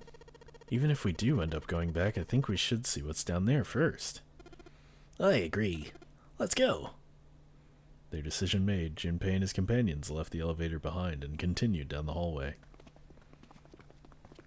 Some time later, Santa, who had been walking several paces in front of the rest, suddenly stopped. Set in the wall in front of him was a door.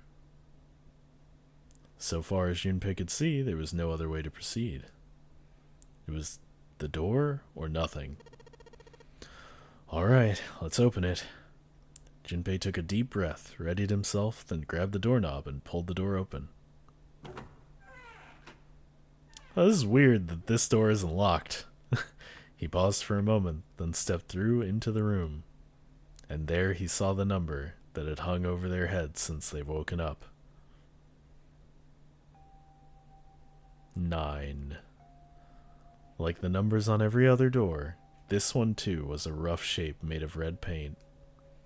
Its door was set into the back of the wall of the room. Junpei leapt toward it with a sudden burst of hopeful energy. It was a large double door, heavy and full of solemn importance. He grabbed hold of the door handle and shook. Nothing, but he hadn't expected it to open. The red sat on the wall next to the door. Its screen read vacant. Finally, they'd found it. Junpei felt himself overwhelmed by a torrent of emotion. At last, they'd found the exit, but cold gripped his heart, and he knew all too well why. As he stood frozen, unsure of what to think or feel. Jumpy! Look! Behind you! He spun around, and couldn't believe what he saw. It was a door with the number 9 written across it. Was there a second door? Why? Junpei's voice was barely audible, even to himself. He stumbled toward the second door as if somehow compelled. It was a small, single door. It sat in the starboard corner of the room on the same wall as the door they'd entered the room from, but in the opposite corner. 9. There was no mistaking it. A red sat on the wall next to the door as well.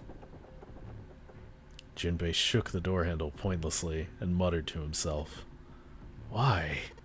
Why the hell are there two doors? It was Santa who answered. There were always two doors. Just think about it.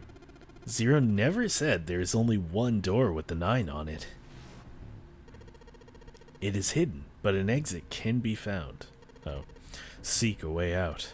Seek a door that carries a 9. Of course, we just assumed that there was only one. After all, why would there be more than one? Oh man. Jeez. Oh jeez, Rick. Junpei was stunned.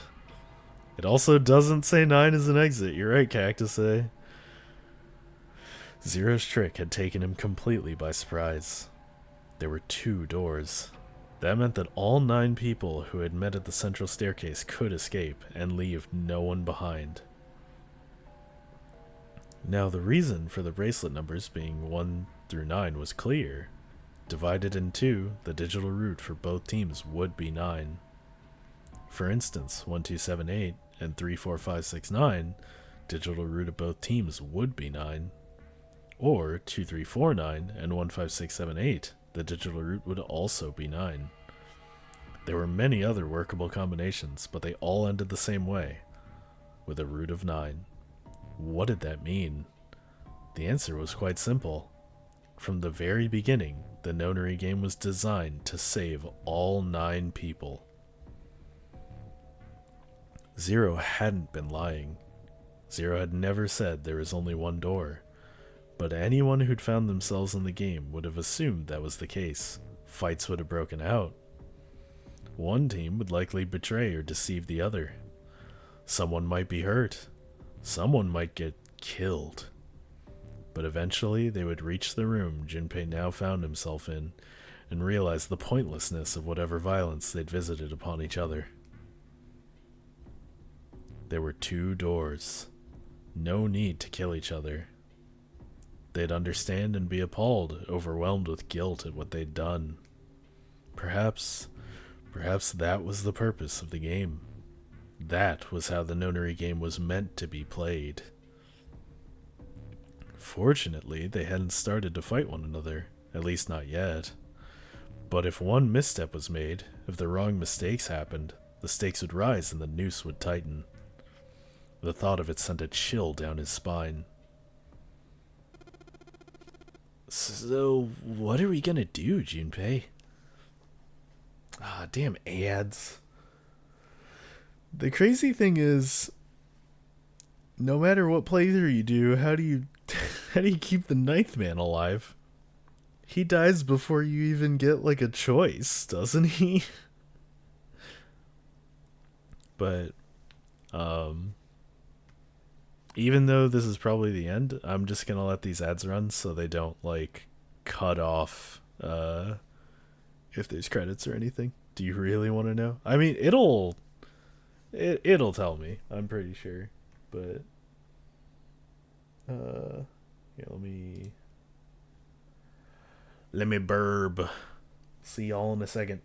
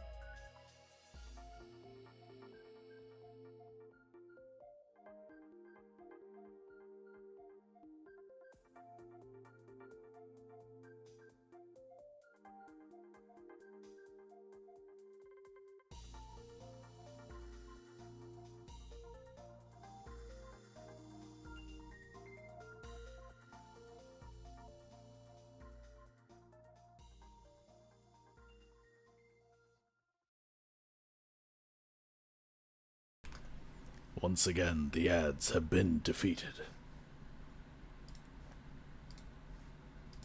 Alright.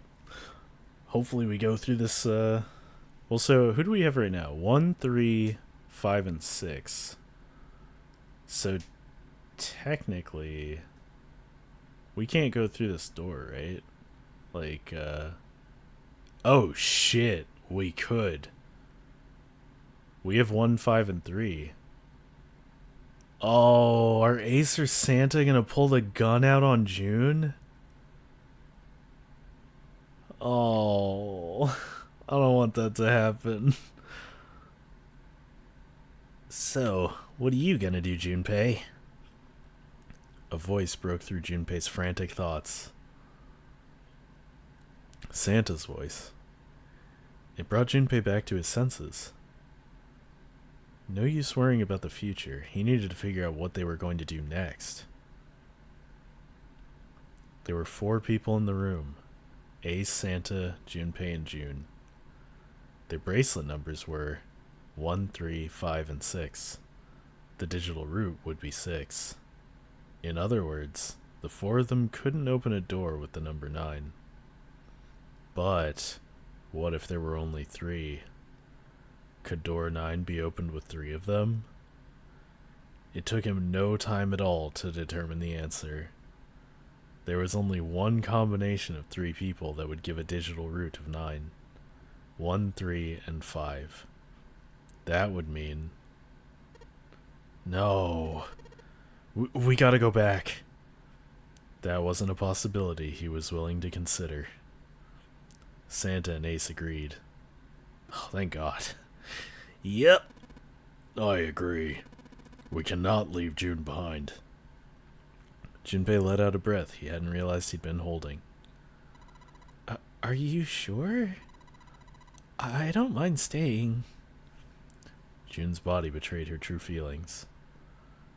Her eyes were met with the beginnings of tears and her legs shook. It's okay. There's no way we'd leave you behind. Okay, these guys have good hearts. Good. Santa had said what Junpei had known the moment he realized which 3 people could go through the door. Besides, I'd rather drown at the bottom of the ocean than escape with this sausage fest. Maybe let's go to Atlanta. Junpei, are you an idiot? Are you sure you don't mean Atlantis? Oh, right. They don't have lemon pepper wings in Atlantis. The lost city of Atlanta. Perhaps it was a sudden reassurance that no one wanted to leave June behind, but Junpei laughed harder than he had in some time. Santa and Ace smiled. You guys. June blinked tears from her eyes and bit her lip. She didn't seem to know what else to say. Very well. Best we head back to C-Deck, then. We should be able to take the elevator we passed earlier. Perhaps Clover, Seven, and Lotus will have returned from door 1. Even as they spoke, they knew finding the others wouldn't improve the situation.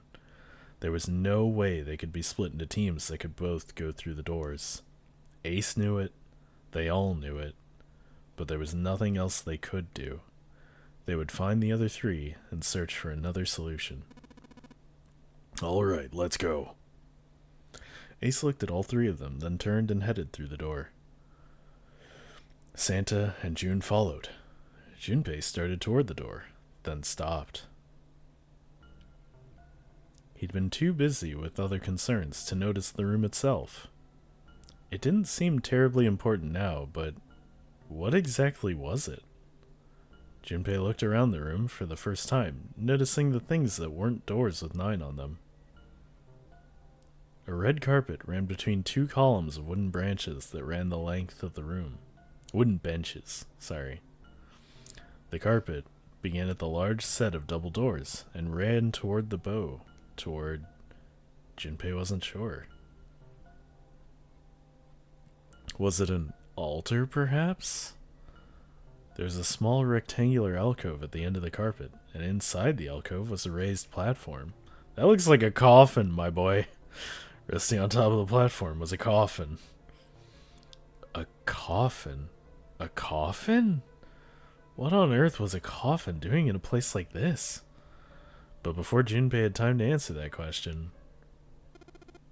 Hey, Junpei! The hell are you doing? Let's move! Santa's voice echoed in from the hall outside. Right, okay. I'll be right there. So Zero was with us this entire time, in that coffin. Junpei turned on his heel and left the quiet, somber room.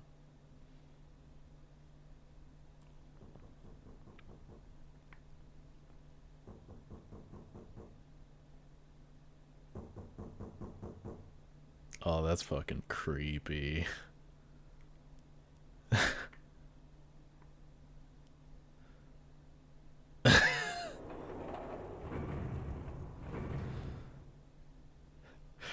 I feel like it could have knocked before he walked away. Maybe when they were all sitting in that room talking about the 2-9 doors. They took the elevator up to C deck. Oh, hey, Mlapren. How you doing? Once there, they headed back toward the main hall and the central staircase. It didn't take them long. Junpei found Seven and Lotus waiting for them. They didn't look happy. We've got a problem! Clover's gone!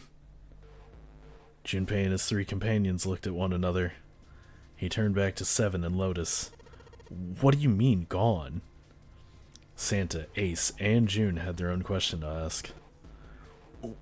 When? Why? You two went into door 1 with Clover, didn't you? Seven and Lotus responded as best they could. Yeah, we went through the door together. But Clover barely spoke to us. She just did her own thing the whole time. There were 4 rooms on the other side of the door 1. She wouldn't let us into the 4th room. She just said, I'll take care of this one. And shut the door. She must have blocked it with something on the other side. Oh no, did she kill herself? We waited for a while, but Clover didn't come out. We called for her, but she didn't answer. Frosty for Twitch? So I kicked the door down the door and we went into the room. But it was empty. Clover wasn't there. There was a door on the other wall. And it was open. We figured she opened the door and left by herself. We ran after her, of course, but... Well, obviously we didn't find her. You figured that much out. Clover's gone. Junpei thought for a moment. When did this happen? We got here just before you. You certainly have excellent timing. So you haven't searched anywhere other than near the staircase? Have a good night, Game Master. And yeah, see you tomorrow. No, we haven't. Finally, Ace spoke up. His voice had an edge of resolve and concern. Very well then. We'd best separate and look for Clover. We haven't much time left. Let's begin. Alright. Hopefully the ads on the VOD don't get too annoying. There were quick nods all around, and the 6 remaining players spread out.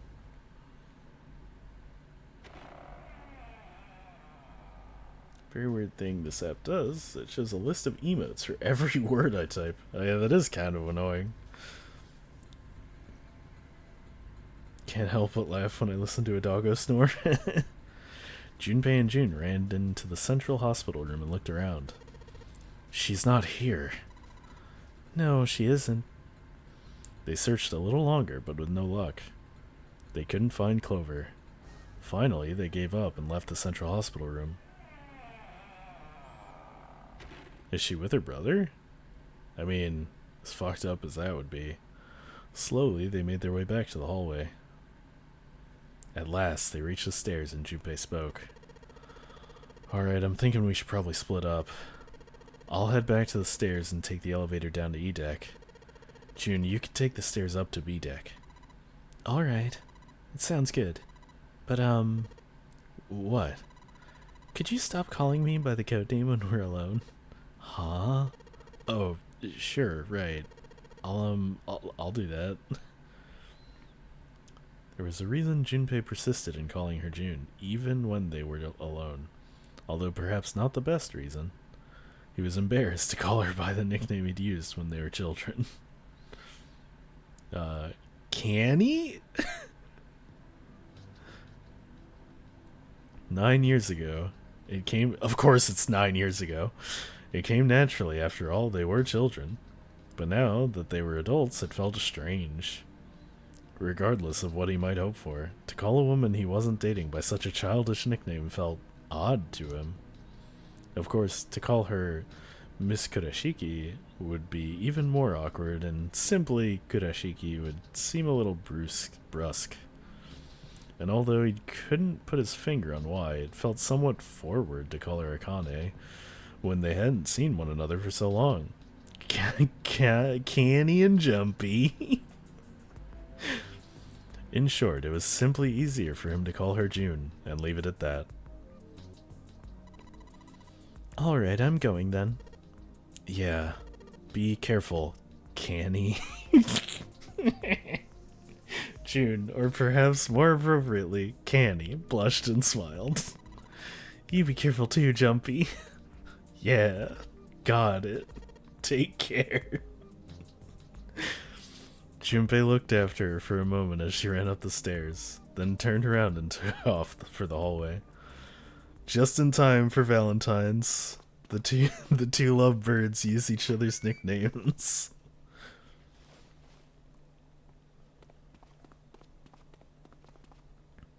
This game has a stronger kink for the number 9 than Fairy Tail has for the number 7. They are interesting nicknames. Tragedy always strikes when one least expects it.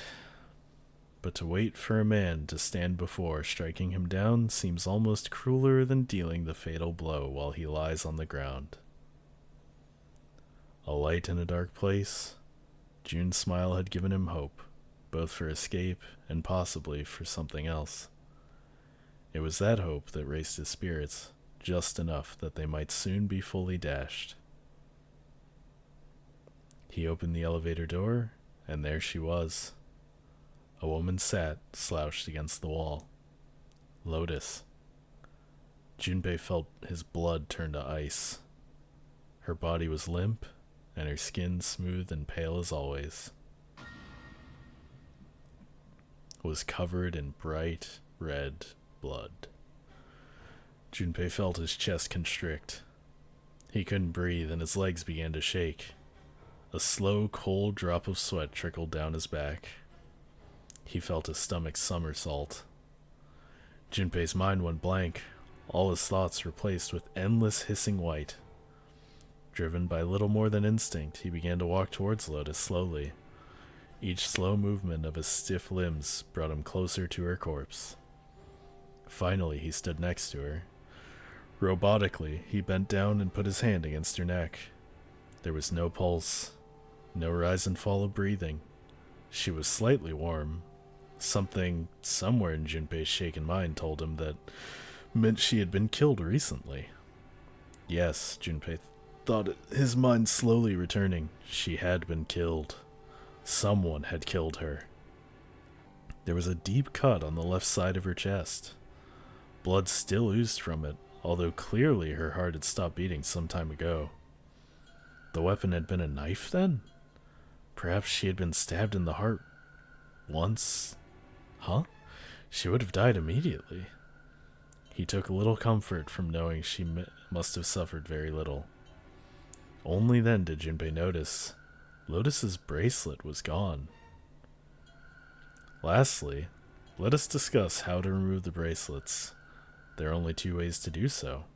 1, you escape from the ship. 2, your heart rate reaches 0. In other words, once the bracelet is taken outside the confines of the ship, or detects that it's where his heartbeat was fallen to 0, it will shut down automatically. Was that why the killer had ended Lotus's life?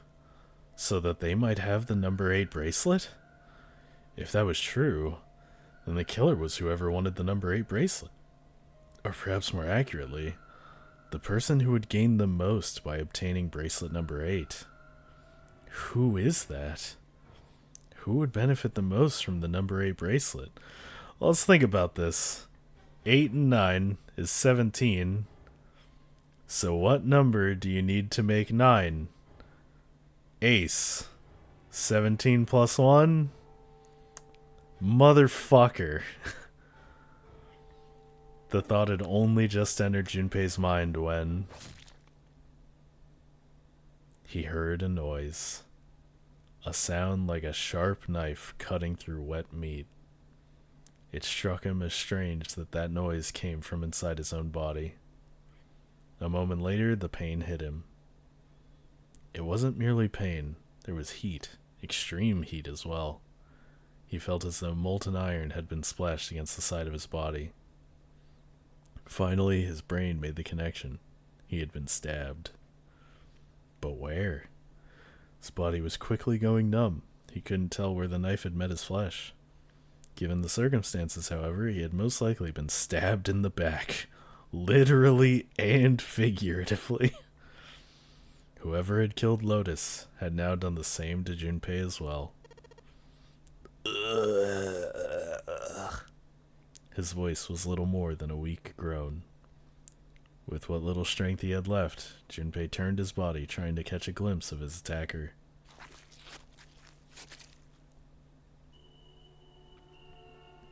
But as he did, the knife dug itself in deeper, twisting viciously. Pant.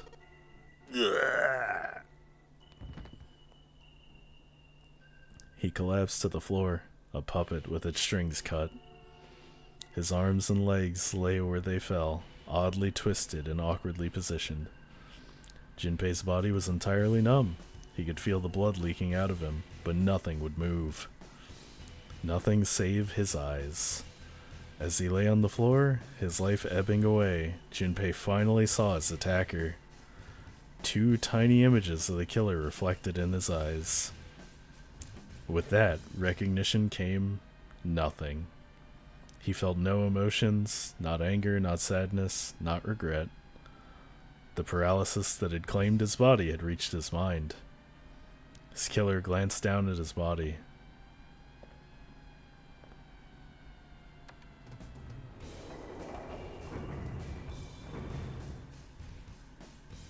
Then, without a word, climbed into the elevator and was gone. His eyesight began to fade. The world grew blurry, began to dissolve into an empty white fog. The fog crept into the edges of his mind and worked inexorably inward. I don't think I've seen that word. Soon it swallowed up the last that remained of Junpei's mind, and his consciousness left him. There was nothing more. Into utter emptiness he fell. Into zero. Whatever Junpei had been was gone.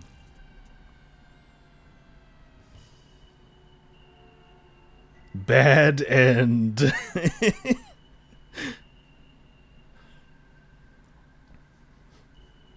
Damn. Well, so the person didn't take his bracelet, right? They just walked away and got on the elevator. Yeah, I think so.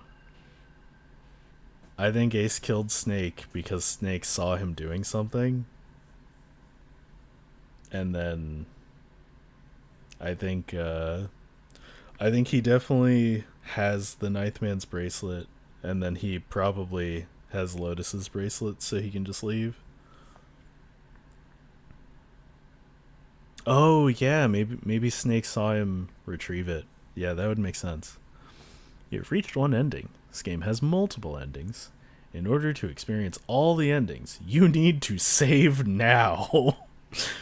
Once you've saved, you can restart the game with information you've acquired in this playthrough saved. Once you begin the game again, you can skip through text you've already seen. Simply press right on the control pad to fast forward through lines you've already read.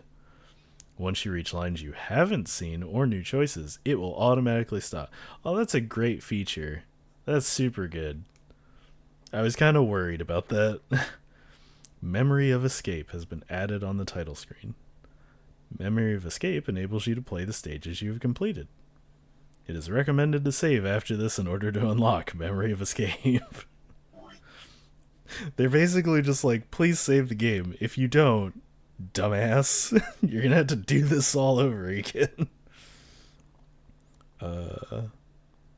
Yes.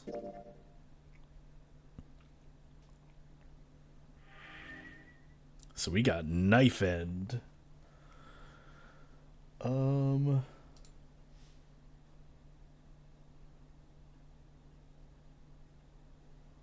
Interesting.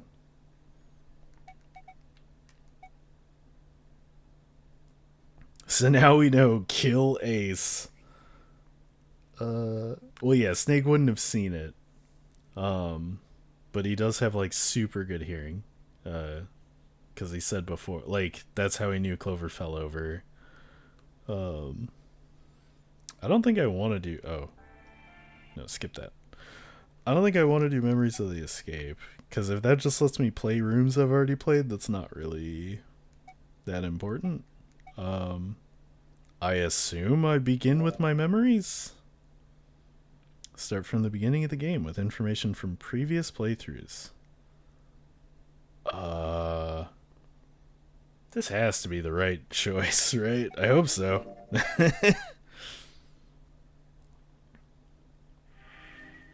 Data overwritten. So, let's see. I should... That was an ending? Yeah, I wonder if, Oh, okay, I have to hold it down.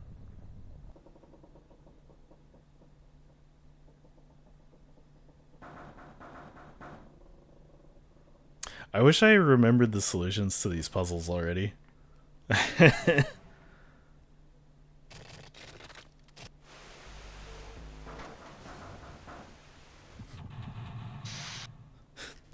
Holy shit, everything fast forwarded sounds nuts. Like really aggressive.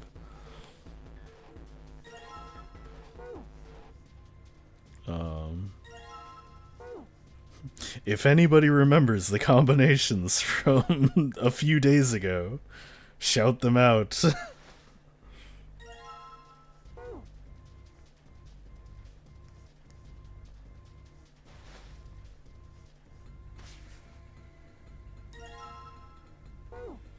I do not.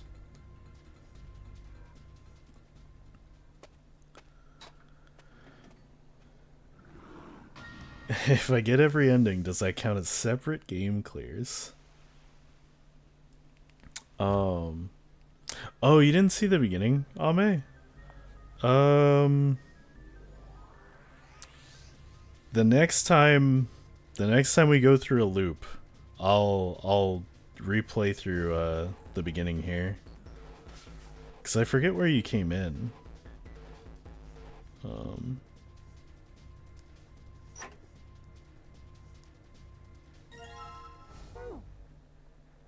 Oh wait. Combine you and you. Don't worry about it? Okay.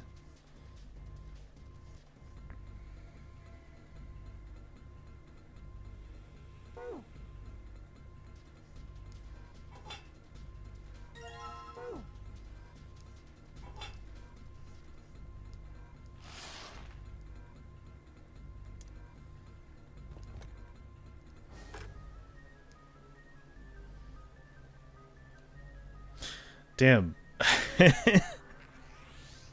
I wish I could just pull up chat from last time.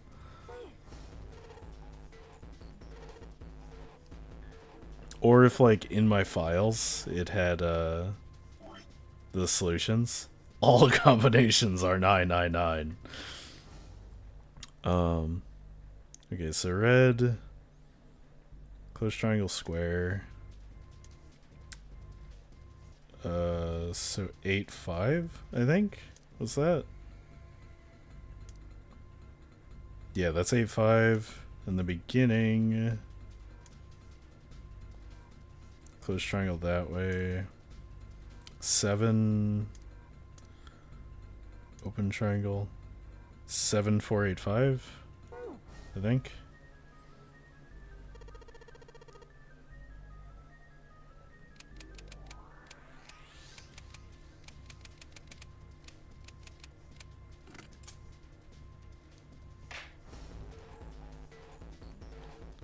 Zero 2 6 3. Oh. Maybe for the other one. Maybe for the blue one. I'll try that.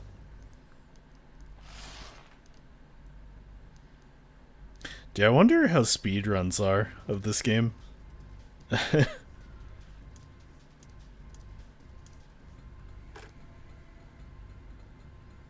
So let's try 0263. Oh, let's go! You remembered. Hell yeah. Good shit, Ame.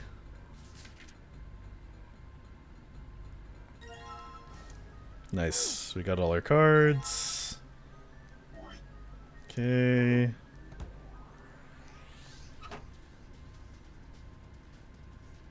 And then we just go here.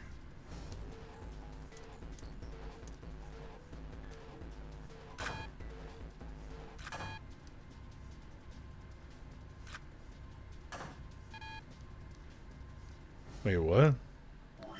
Do I really have to, like, examine these? So he's...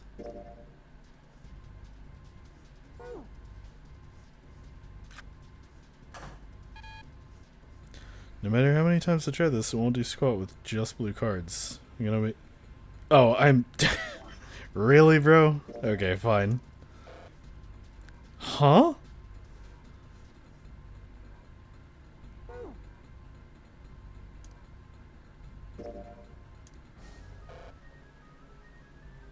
Am I stupid?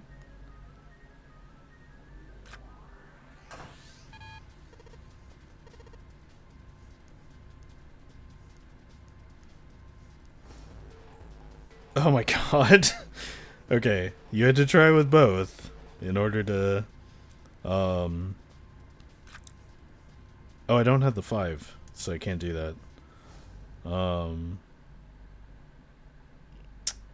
So...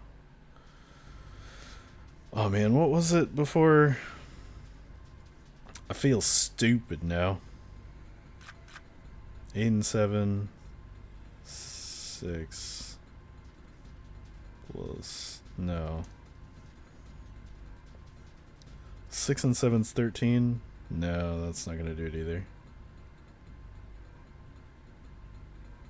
Oh. There we go. Wait, I don't need to make 9. I need to make 5. What am I doing? So yeah. There we go. I've been so ingrained with 9s for so long.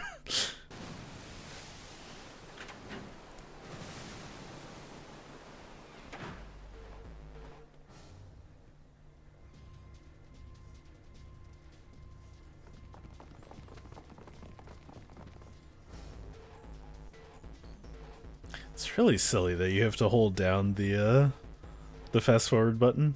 I feel like if it ends anyway at audio or dialogue you haven't seen, you would think you would just have to press the one time. The 9 is in the brain.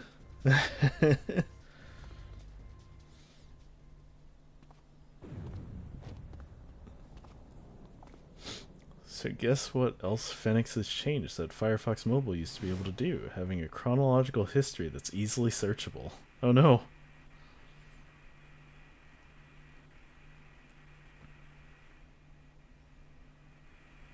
Alright, so last time we went through I believe door number 5. So this time we'll go through door 4.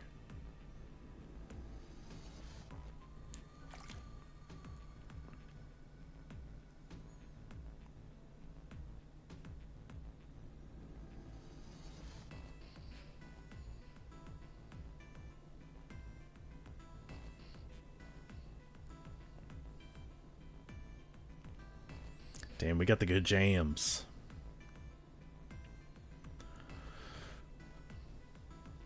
So yeah, I would be down to do more games like this, but I think I would need a second person, cuz like I don't know, 9 different characters. I don't think I have the range to do that. And it's just a lot of dialogue. Like I would like want to play Omori on stream, but I don't know. Like there's just so much dialogue in that game.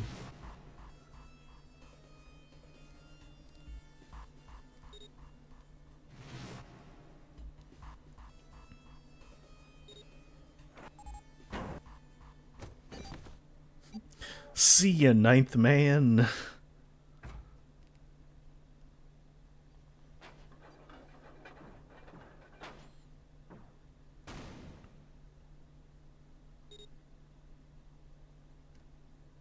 Aha.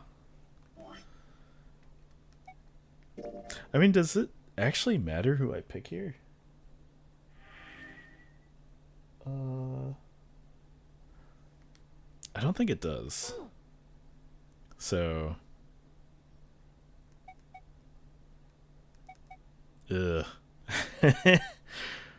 Here, Lotus, you can see a dead body. Why not? Ace, Lotus, you think you could give me a hand here? Pun was a little too on the nose, but the mood was still grim. Both Ace and Lotus lifted their hands silently. Verified, and she followed suit. 5. They'd fulfill the conditions. If they were to pull the lever on the side...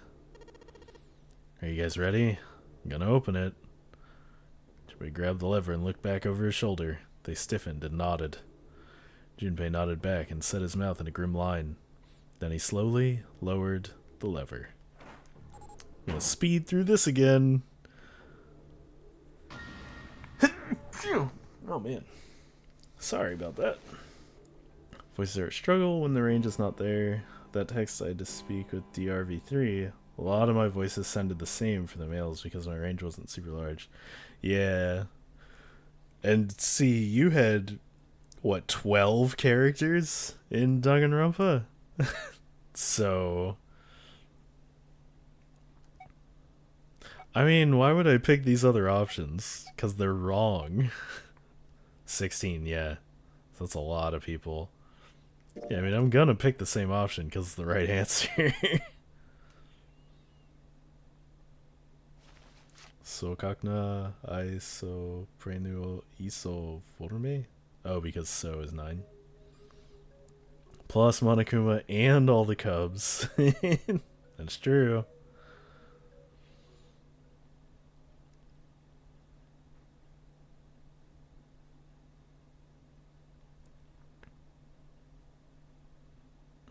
We're brother and sister. So wait, this time I get to go with...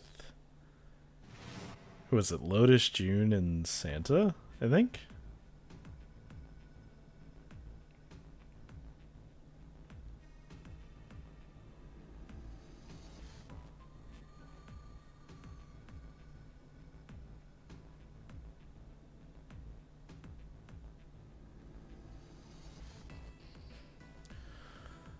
Or their digital rupee.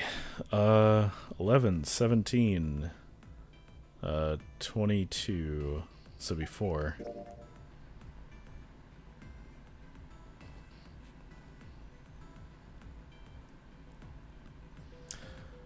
So yeah, let me save here. Because this is our first option that actually matters. Blackjack.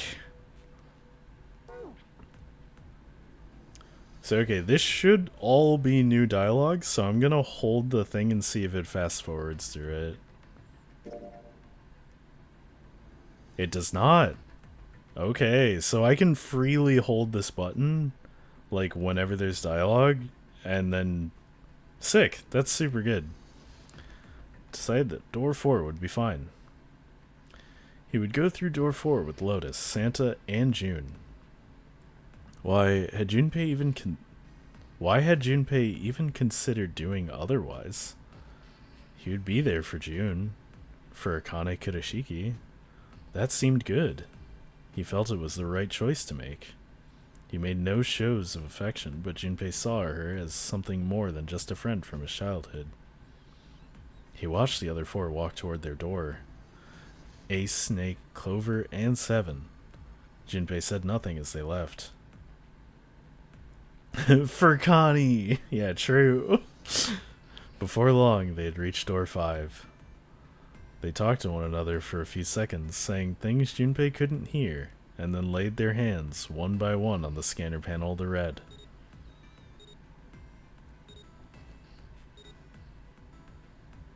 Man, feel bad for that group. Ace grabbed the lever, his face tight with determination. He turned over his shoulder to look at Junpei and his companions. Sayonara. Be careful.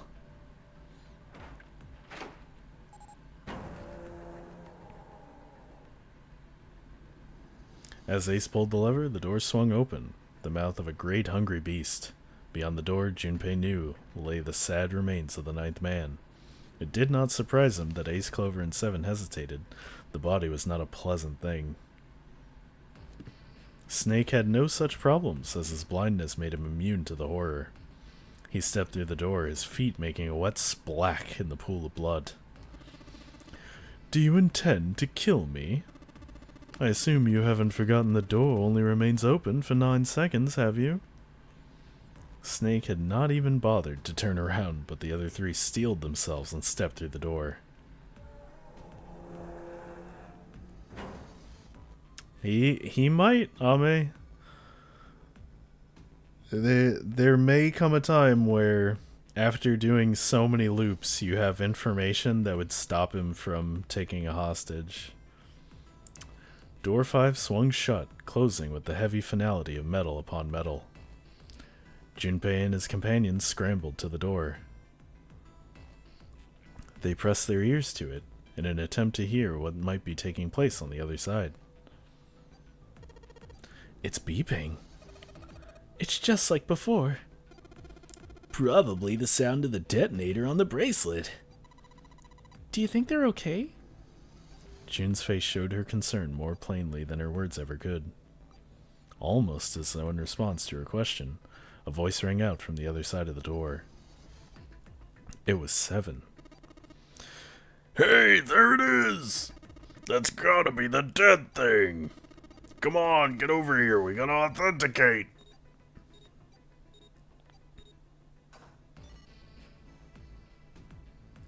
The beeping stopped.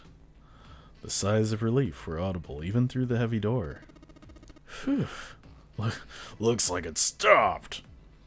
Junpei and his companions leaned away from the door and breathed a collective sigh of relief of their own. Hey, guys, are you all doing alright over there? They'd heard Seven's voice, but it wouldn't hurt to be sure. Yep, we're fine.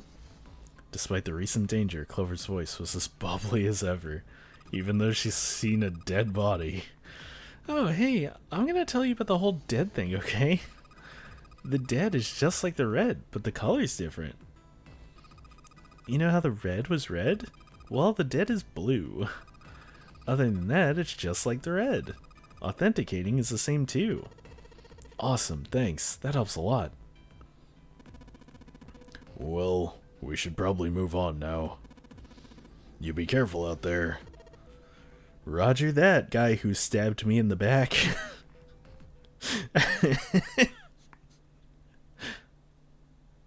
Junpei and the others left door 5 and headed towards door 4. They stood in front of the red and placed each of their hands upon it.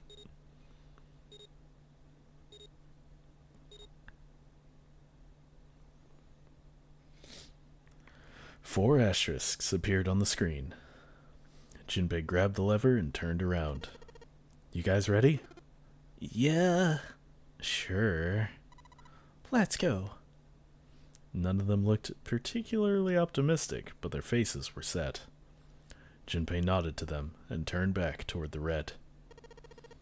All right, let's go. With strength and determination, he pulled the lever. So, if Ace and Clover also used their bracelets last time, and not authenticating after using them blows you up, why didn't they blow up the first time? It's because they didn't go through the door. So, I think the trigger sequence only activates once you go past the room.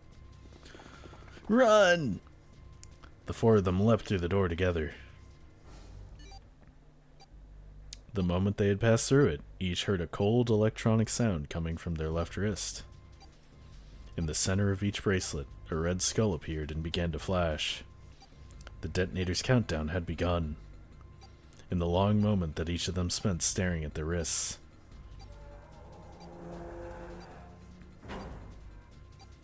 The numbered door behind them closed, the sound of metal on metal reverberating down the hallway.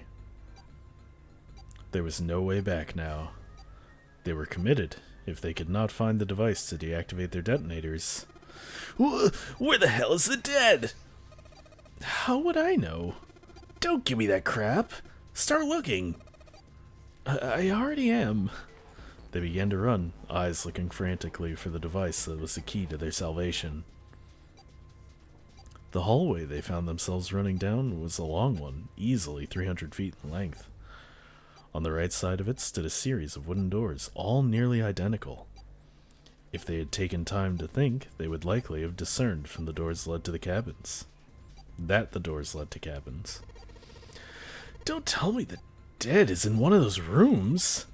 Oh no. How many rooms do you think there are? Junpei was too frightened to count properly, but at his best guess, there were 7 or 8 of them. Oh, fuck. It wasn't time to count them to be sure. Junpei ran to the nearest door. He grabbed the knob and shook it hard. It wouldn't open. Didn't feel locked, more like someone had hammered an iron plate over the other side of the door. Junpei turned around to find another door. Saw his companions had already run to the doors of their own. They did not seem to be having any more success than he had. Their own words confirmed his fears. Shit, this one's no good! Same here. It's not moving. Jun was the last to speak up. As Junpei looked in her direction, his eye caught something he hadn't noticed before. A small red light. It flashed at him, dimly from the end of the hallway. That's it! Over there! Even as he yelled, he ran. He grabbed Santa, Lotus, and June and pulled them towards the light. Santa called out to them as he ran. Hey, how many more seconds do we have? How would I know? Our time limit is 81 seconds. I know that, goddammit! I'm asking you how many seconds we have left. In all likelihood, Junpei figured nearly a minute had already passed, since the door had closed behind them. If this was true... Urgency foremost in all of their minds, they arrived at the end of the hallway. The dead sat on the left wall, blinking almost tauntingly at them. Hurry! Junpei grabbed hold of the machine, his hands slick with sweat and shaking. He slammed his hand against the scanner panel. The other 3 quickly followed suit. With a grunt, Santa yanked the lever downward. Whew. Me, if the door is locked, kick it down. Game talks about a door. Never mind, don't break your foot. Yeah, he is like a cat. Whew. Whew. Looks like it stopped. His hands beginning to steady, Junpei wiped away some of the sweat that had beaded on his forehead. As they caught their breath, the 4 companions began to look around. At the end of the hallway lay a heavy-looking set of double doors. Set into the walls of the hallway on either side of the larger door were 2 smaller ones. They all needed inspecting, but Junpei began with the largest of the three, the double doors. How many times had he come across similar doors with similar results, he wondered. How many indeed? I mean, in the last playthrough there were tons. Or perhaps he corrected himself. More a lack of results. Whatever the reason, the door remained firm and unyielding, and refused to allow Junpei or anyone else passage. Near the handle was a small keyhole. Above the keyhole was a small symbol engraved in the brass. Mail? He wasn't quite sure what to make of it, and stared at it for a moment in confusion. It was June that corrected him. This run has double the amount of doors. No, that's not the symbol for mail. That's probably the symbol of Mars. Well, technically they are the same symbol, but I saw a number of similar symbols near the main stairway. The symbols of the solar system, the sun, Saturn, the Earth. At least, that's what I'm assuming. So this isn't the man symbol, it's a symbol for Mars? I think so, yes. While Junpei and June talked, Santa had disappeared. They turned to find him some distance down the hallway. He had gone to check the other doors. Eventually, he reached the last of them and jogged back. Took him only a moment to catch his breath again. Here's the deal. None of the other doors open. Then that must mean we only have 2 more doors. Lotus examined the doors on the either side of the larger double door. Each one had a metal plate attached to it.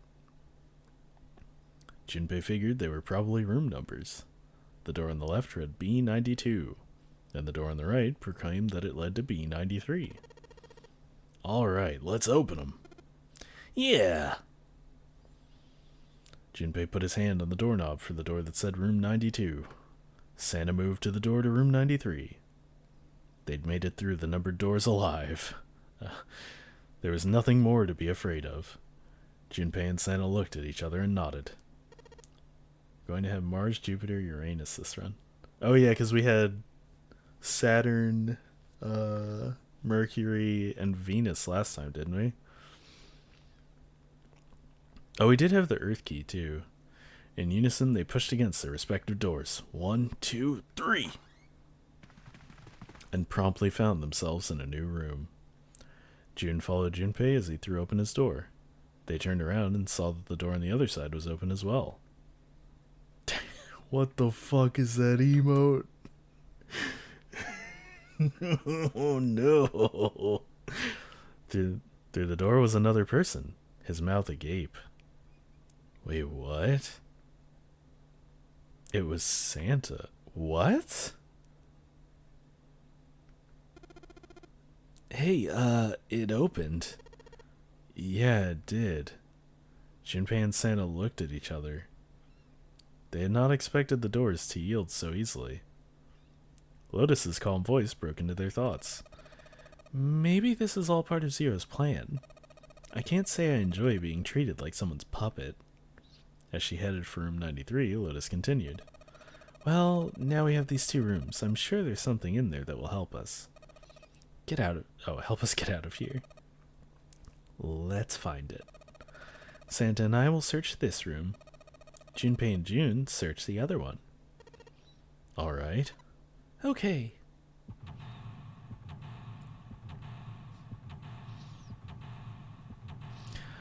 I know at the end of the day I'm searching both of these. 'Cause Santa is good for nothing. Okay.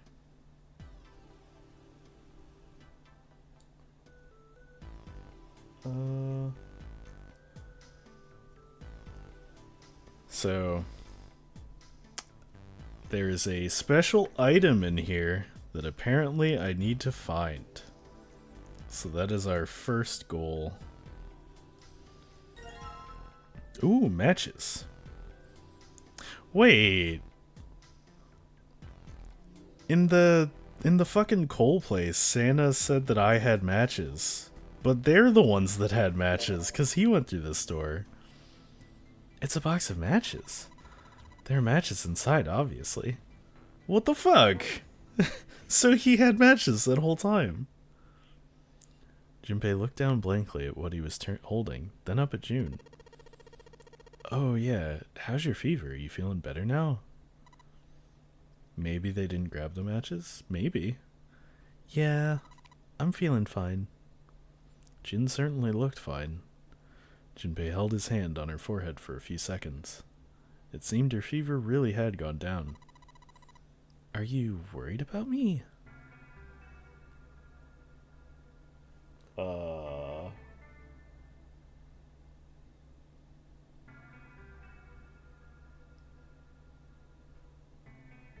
I assume I say yes.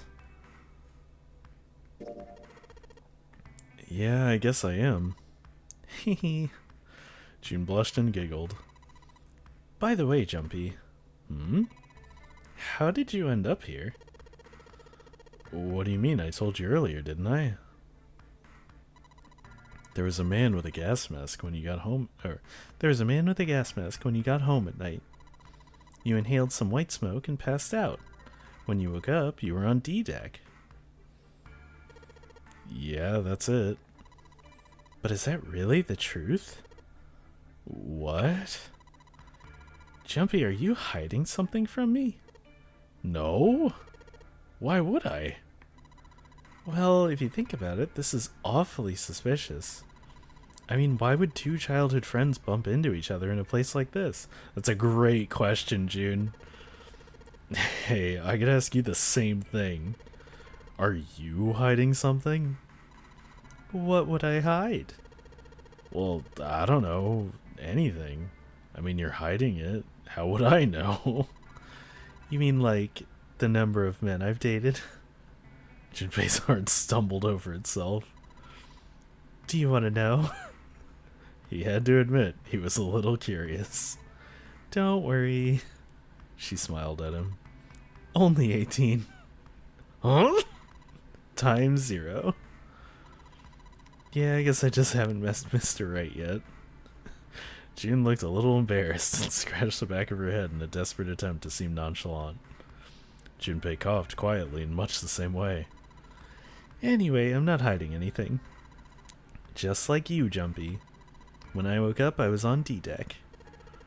Well, you do have a point. I mean, why did Zero pick us? We haven't seen each other since elementary school. Of course, 18. 1 plus 8. June nodded, and for a few moments she had the faraway look of someone in deep thought. Look for what connects the victims. That will lead you to the culprit. Do you remember 7 saying something like that? Yeah, I do. So? Well, that's what I'm saying. I think this must all have something to do with a classmate of ours. You got any ideas who it might be? No, nothing. Oh. Well, if it had something to do with school, then it could be one of our teachers, or maybe the principal. Or the janitor, or the lunch lady. No, I can barely remember any of them. Yeah, I know. Junpei went back to searching, feeling unpleasant and confused. Elementary school. Elementary school. Is there anything strange that happened in elementary school? As he searched the room, he continued to rack his brain. That was a crazy random aside for just picking up matches.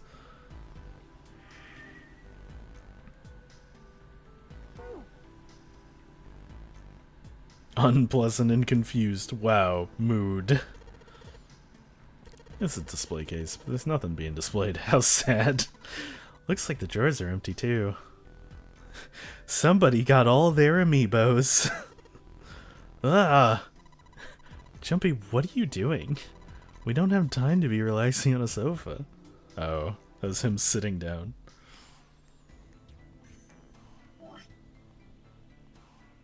Oh, there's like nothing to this one, huh? This is kind of a weird looking picture.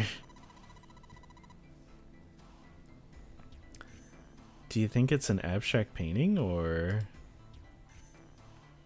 something? Looks kind of like a demon with an elephant-like nose. Sucking on a human being's brain.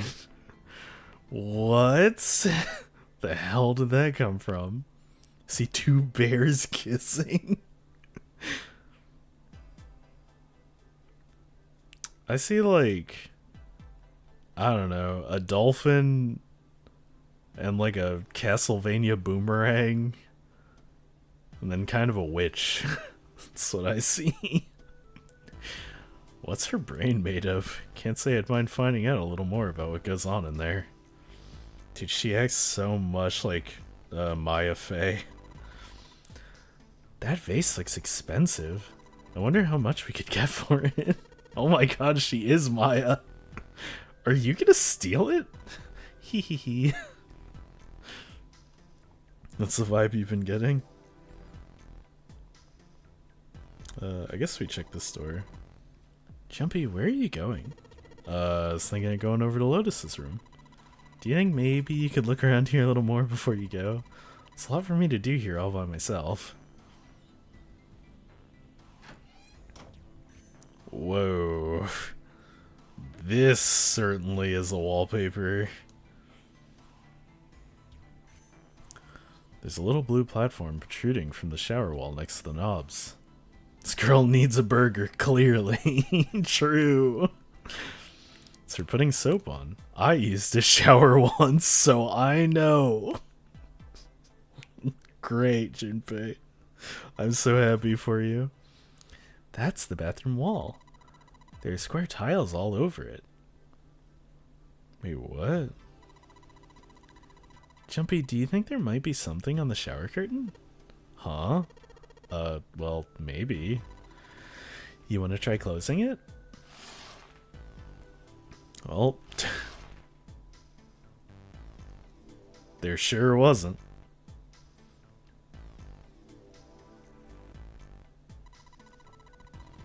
A collection of full and partially depleted rolls of toilet paper.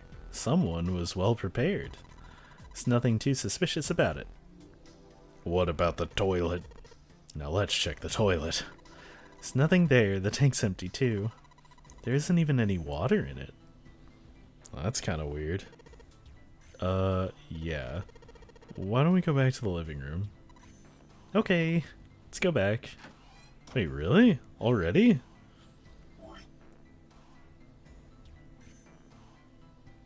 Was there really nothing else in there?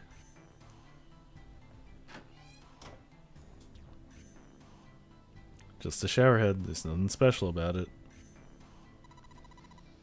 That's the shower knob. Let's see if anything happens when we turn it. No water's coming out. So, yeah, I get. Damn. There's like nothing fucking here. Shower curtains, huh? Let's try closing it.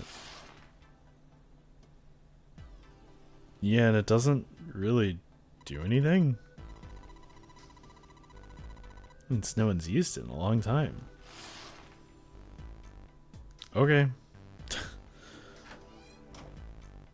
That feels like there's not a, oh, okay.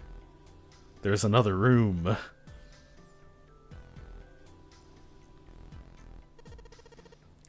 This isn't a painting. Is it a map?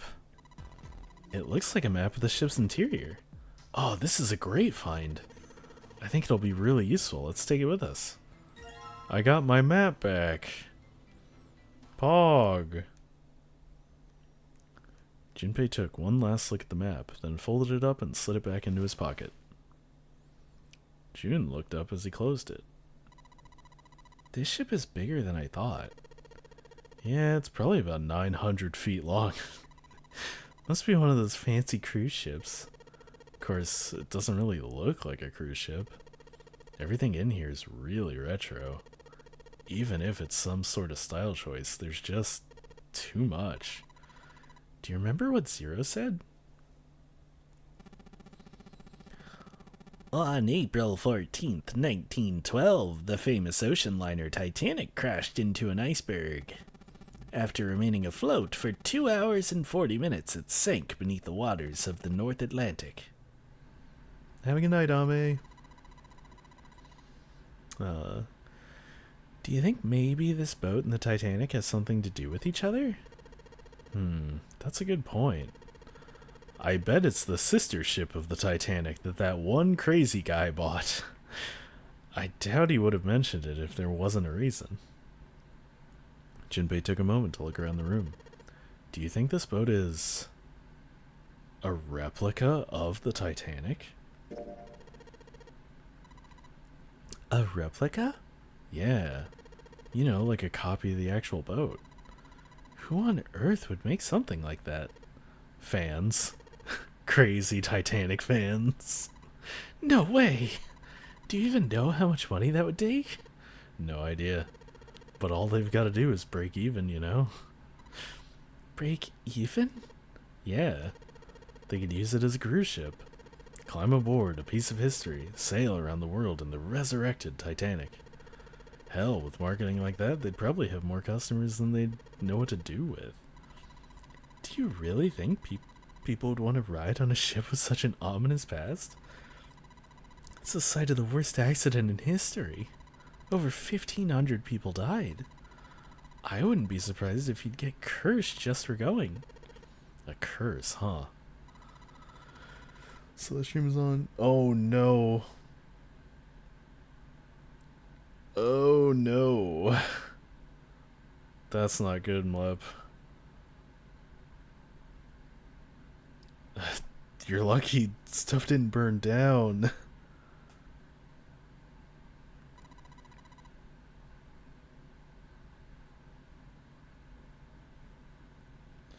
I'm sorry to hear that, though. Jumpy, do you believe in that sort of thing? You know, curses and stuff? Nah, they're a load of crap.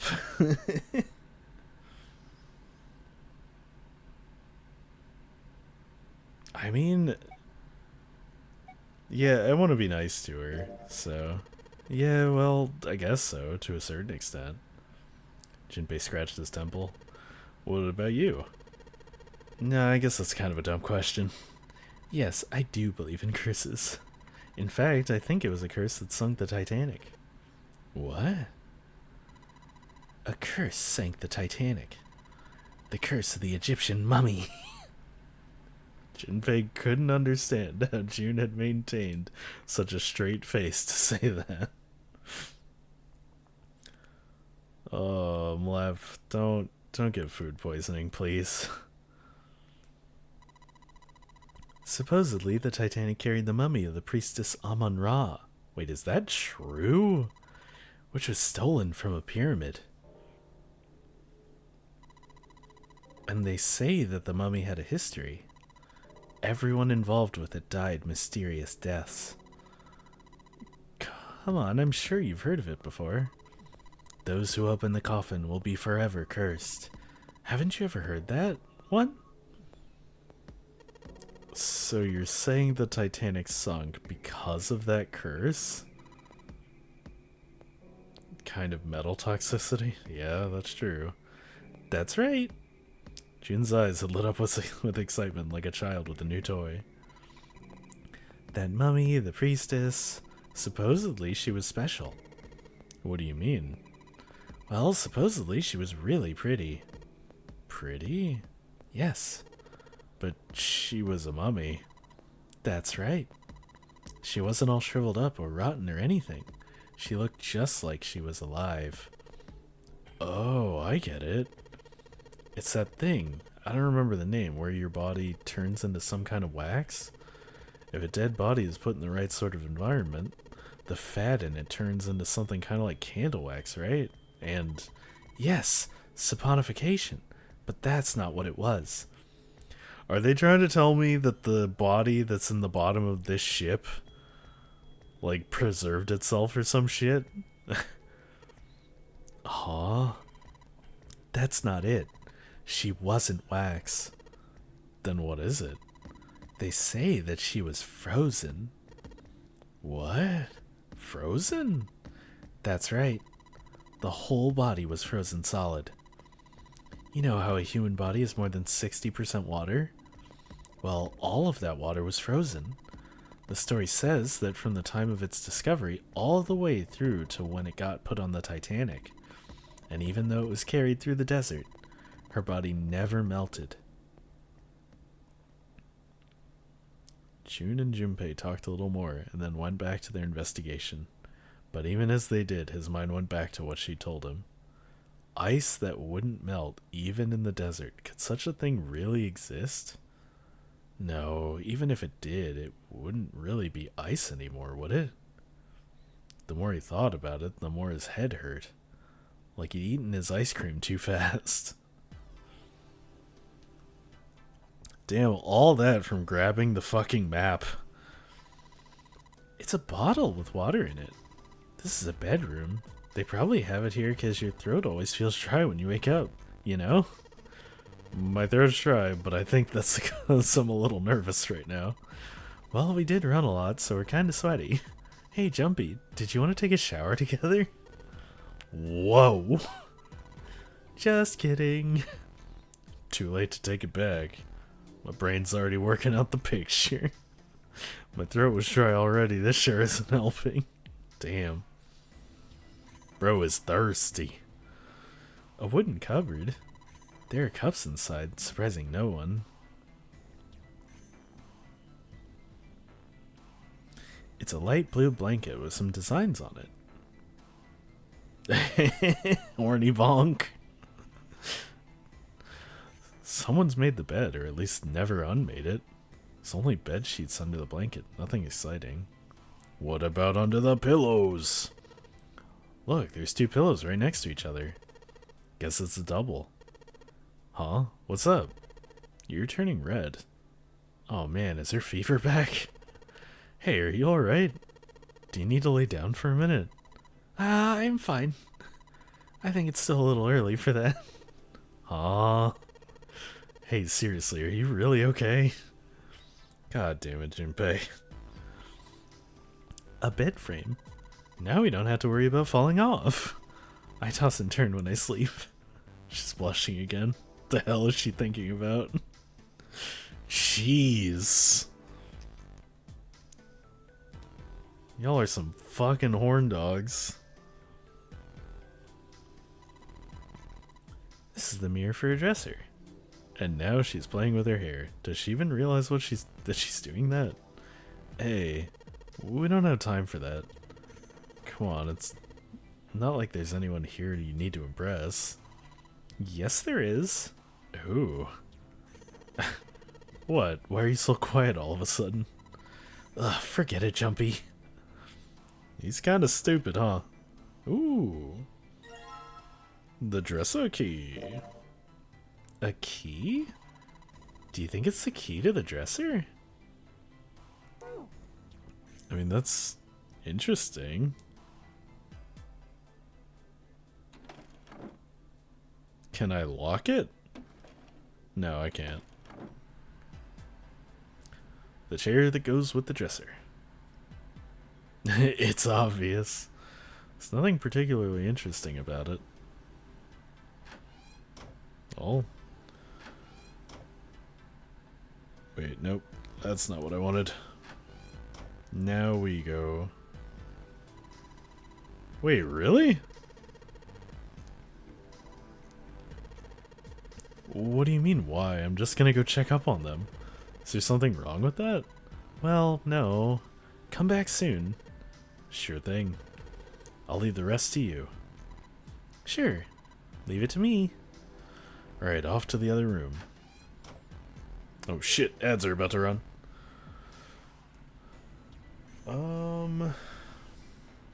I don't think I'm gonna beat this in 5 minutes, so I'll just let them run. And then we'll just play until the next set of ads.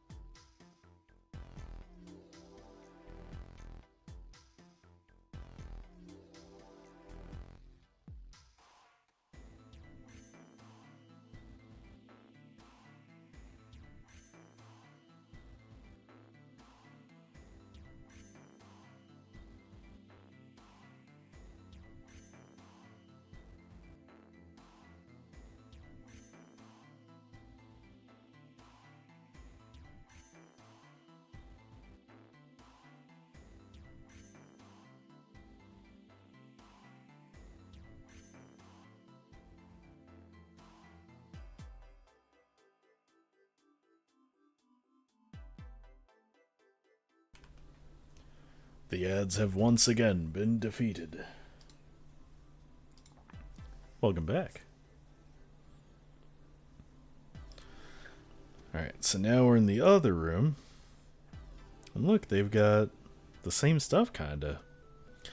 Looks like a valuable vase. Empty, though. Seems to be a room on the left side of the vase. There's a square tile in this frame. It's glued in there quite well. I don't think you could take it out.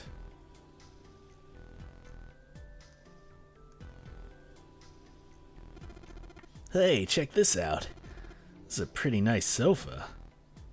After several washes, most of the discoloration is left, so maybe it wasn't as melted as I thought. Whew, boy. You're playing with fire, literally. I know. It's a shame I can't take it back with me. Oh shit, this one's full of stuff. Well, this is a display case. Check it out. These plates and shit look really expensive. You want to take a look? Ah. This tile. I think I've seen it somewhere. Yeah, I know. Kinda looks like the one we saw in the other room. Damn. Guess this is the wrong key. Well, that means there's gotta be another one somewhere around here. Otherwise, we aren't gonna be able to open this thing. A candle with a candlestick? This might come in handy. We love candles. It's a candle, Junpei. It's on an iron candlestick. That's a pretty big candle. If we light it, it'll probably get really bright.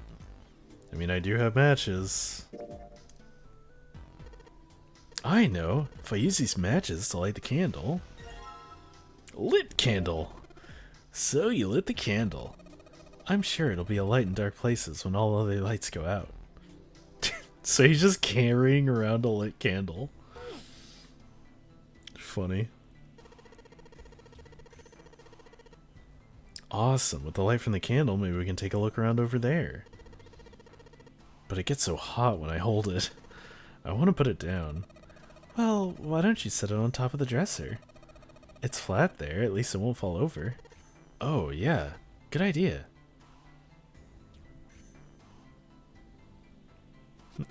We have light! Hey, it got pretty bright. Now we can look around a little. You two literally weren't gonna look in here without candlelight. Are you serious? Let's see if this... Yes! Yes, it worked. Open sesame. I got a plate. That's a strange design. Is it ceramic? Doesn't look like there are any puzzles in it.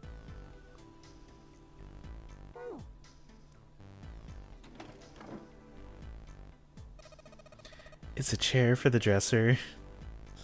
Why do you care about the chair? It's a picture of an old cruise ship. Is it the Titanic? Oh shit. Bottle full of water. I don't think we're gonna need this or anything.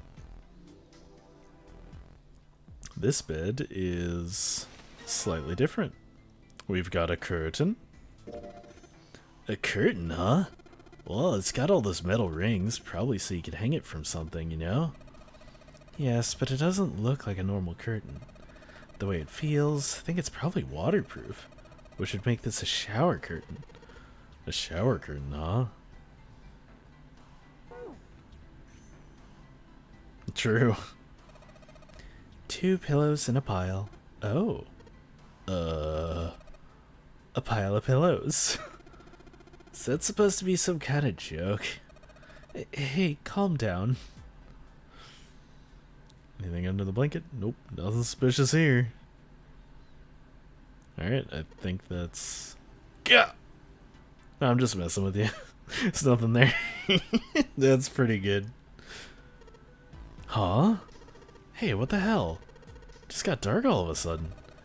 Maybe the candle got blown out? We should go see. They probably ran out of wax. It's a candlestick covered in melted wax on top of the dresser. Hey, what's this? The top of the candlestick looks kind of weird. You're right. It's all bumpy. It's like a key. The part of the candlestick where the candle goes looks like a key. A key, huh? I think I ran into a lock I couldn't open earlier. Damn, where the hell would you guys get without me? Let's see if this candlestick key will do anything. Yes! It opened. Pillow fort. Alright, pull that shit open.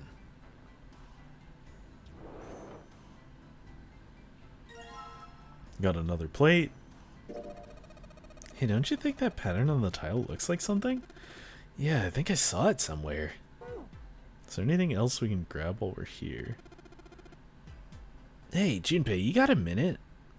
Santa had shown up out of nowhere and gave Junpei no small start. Here, take this. Santa pulled something out of his pocket. It looked like a bookmark. It had a 4-leaf clover in it. What is this? I found it in between some of the cushions on the sofa. Pretty sure it ain't gonna be any help to us, but I figured it might as well hang on to it, anyway. Then why don't you hold on to it? Santa gave him a wry smile. You know what I hate most in the world? I got 4 things. Hope, faith, love, and luck. Hope, faith, love, and luck? Damn straight. And you hate these things? Yeah, got a problem with that? Not really, but Junpei tried to figure out how best to phrase what he wanted to say. What does a bookmark have to do with any of that? Santa scratched the back of his ear and looked awkward. Well, see, each leaf on the 4-leaf clover has a meaning to it, okay? And that meaning is pretty much those 4 words. It's like a flower language. Well, I guess it's not a flower, is it? So a leaf language, I guess. Yeah, you could call it a leaf words. Leaf words? Junpei looked at the bookmark. Hope, faith, love, and luck. So, yeah, I want you to take it, okay? Just touching it gives me the creeps. Take the damn thing, alright? Santa pretended to shiver with disgust and shoved the bookmark into Junpei's confused hands. Junpei, what do you want to do? I will take the bookmark. Decided to take it. After all, why shouldn't he? Alright, sure, I'll take it. Shoved the thing into his pocket and gave Santa a last confused look. Phew, man, I feel a lot better now. That thing was a real pain, you know?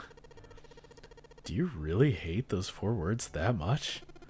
Yeah, well, they can all betray you, you know? Hope, faith, love, even your destiny. What had happened to Santa, Junpei wondered, who had become such a bitter person? How had he become such a bitter person? For a moment they looked at each other. Well, that's not my only reason. What? That's not the only reason I hate the 4-leaf clover. I just can't bring myself to like the number 4. What? Worried about the 4 horsemen? Nah. Come on, man, that's just silly. Maybe back in the Dark Ages that kind of crap scared people, but this is the 21st century, and I'm a 21st century guy. Then why do you hate 4 so much? 'Cause it's a half-assed number. Not the best or the worst. That's why. What? 9 is a way better number. So what if it's last place, right? At least it's not some lame-ass middle number. Santa's explanation made no sense. Junpei was even more confused than before. You play? Play? You mean like gambling? What, you mean like the stock market? You mean like the stock market? Nah, that's not what I mean. Why the hell would you think that? I mean, yeah, I do stocks too, but this last statement, more or less thrown away by Santa, caught Junpei very much by surprise. You? A stockbroker? Yeah. Got a problem with that? Diamond hands. GameStop to the moon, man. No, you just don't look like the type. What Junpei didn't say, of course, was that he didn't think Santa looked smart enough to be a stockbroker. Man, that stuff's just like gambling, you know? All you gotta do is bet on the winning horse. Nothing that hard about it. You sure sound pretty confident. So, are you betting on winning horses? Of course I am. You remember a couple years back when the stock for Cradle Pharmaceuticals shot through the roof? Stacked a few bills over that, if I do say so myself. Uh-huh was all Junpei could think of. He'd never even heard of Cradle Pharmaceutical. Fortunately, he was saved quickly from further embarrassment. Hey! How long are you going to stand around wasting time? Stop screwing around. The voice screaming at them from the other room was unmistakably Lotus's. Junpei and Santa looked at each other. The lady has spoken, Santa sighed. We'd better get back to work before we really piss her off. I don't want her beating me up. And with that, Santa walked off, slowly. Hey, wait. We weren't done. He started after Santa, intended to catch him, but... Lotus appeared from the next room, blocking his path. Her posture suggested she was not about to let him pass. There was nothing for it. He had lost. Okay. I'll get back to work, damn it. Her glare suggested any other choice would not have ended pleasantly for him. Junpei mumbled to himself under his breath and went back to his search. God damn. Felt like we just learned a lot there. So, this is a lot like the other side, which means I need to put this up. There's a curtain rod running along the ceiling. Let's put that shower curtain on those hooks. Let's try spreading the curtains. Is that a hole? Wow, that's a pretty obvious, people. Somebody's really dedicated. Well, with a hole this big, you gotta wonder if maybe they wanted to be caught. So you're saying maybe the one getting spied on was into that shit? See, you think Santa's zero? Maybe. Maybe they were into, like, those home invasion fantasies. Home invasion? Interesting, I see. You two are real idiots, you know that? I think they both just exposed their kinks. Some toilet paper. I've got 2 rolls, I guess. Is there anything in the toilet? Guess not. Tank's empty too. This thing's a little shelf for putting soap on. This is the bathroom wall. The whole wall is covered in these square tiles. I guess... Huh. Oh, okay. There's a hole in the curtain. If I look at it from a ways back, I can see a single tile. Alright, from here I can see what tile it is. Looks like it's 5th from the top and 3rd from the right. So 1, 2, 3, 4, 5. Or wait, sorry. 3rd from the right? 1, 2, 3. 1, 2, 3, 4, 5. This one? White tile, 5th from the top and 3rd from the right. Let's have a closer look, shall we? Nothing strange here. Nope, the thing's not budging. Huh. Well, then that means... Oh! It's in the other bathroom. Right, that's gotta be it.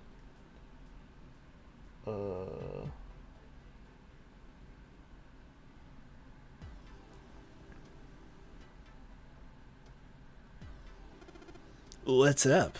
You're going back already? Well, I can't just leave June there by herself. Huh. What, you think you're her knight or her protector or something? You're creeping me out. Whatever, man. I'm going. Yeah, now... Yeah. Now with the extra stuff, we know which tile to grab. Saw a particular tile when I looked through the hole in the shower curtain. Maybe if I look in the same place over here. Alright, now where was it? Fifth one from the top, third one from the right.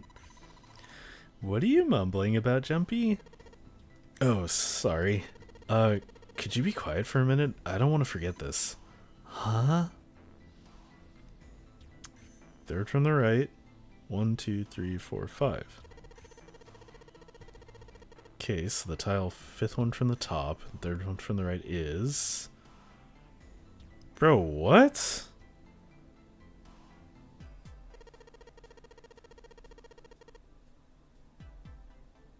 Am I stupid?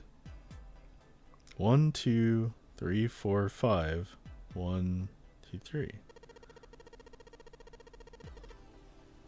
Fifth one from the top and third one from the right.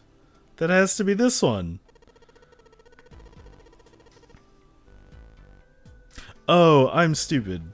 The white tiles are also tiles. Okay, 1, 2, 3, 4, 5. 1, 2, 3. That one. I was thinking it was only the pink tiles for some reason. Here it is. Yes, this one's loose. I think you can get under this with my nails and... Yes! Ah, we have all the tiles now.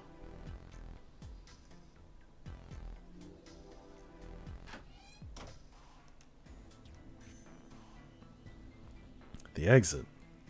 Lotus and Santa are in the room on the other side. I'm gonna go check up on them. It also has half tiles at the edges. Yeah, that too. There's a tile in the frame, so I guess I'm supposed to put tiles in the empty spaces. Alright, I'm gonna give it a shot. So now we have to make the thing that's in the other room. Perfect. Yes! I did it! That sounded like someone screaming. There, picture complete. And there goes the frame. What's this? What do you mean, what's this? Pretty obvious, isn't it? It's a hole in the wall? Like a hidden safe or something, you know? Anyway, let's take a look. I think there's something inside. The Mars key. So yeah, I believe we can leave the room now. Whoa! This is one of those Mars symbols. The door at the end of the hallway. It has the same symbol engraved on the keyhole. Then that's gotta mean... Yes, we can use the key to get through that door.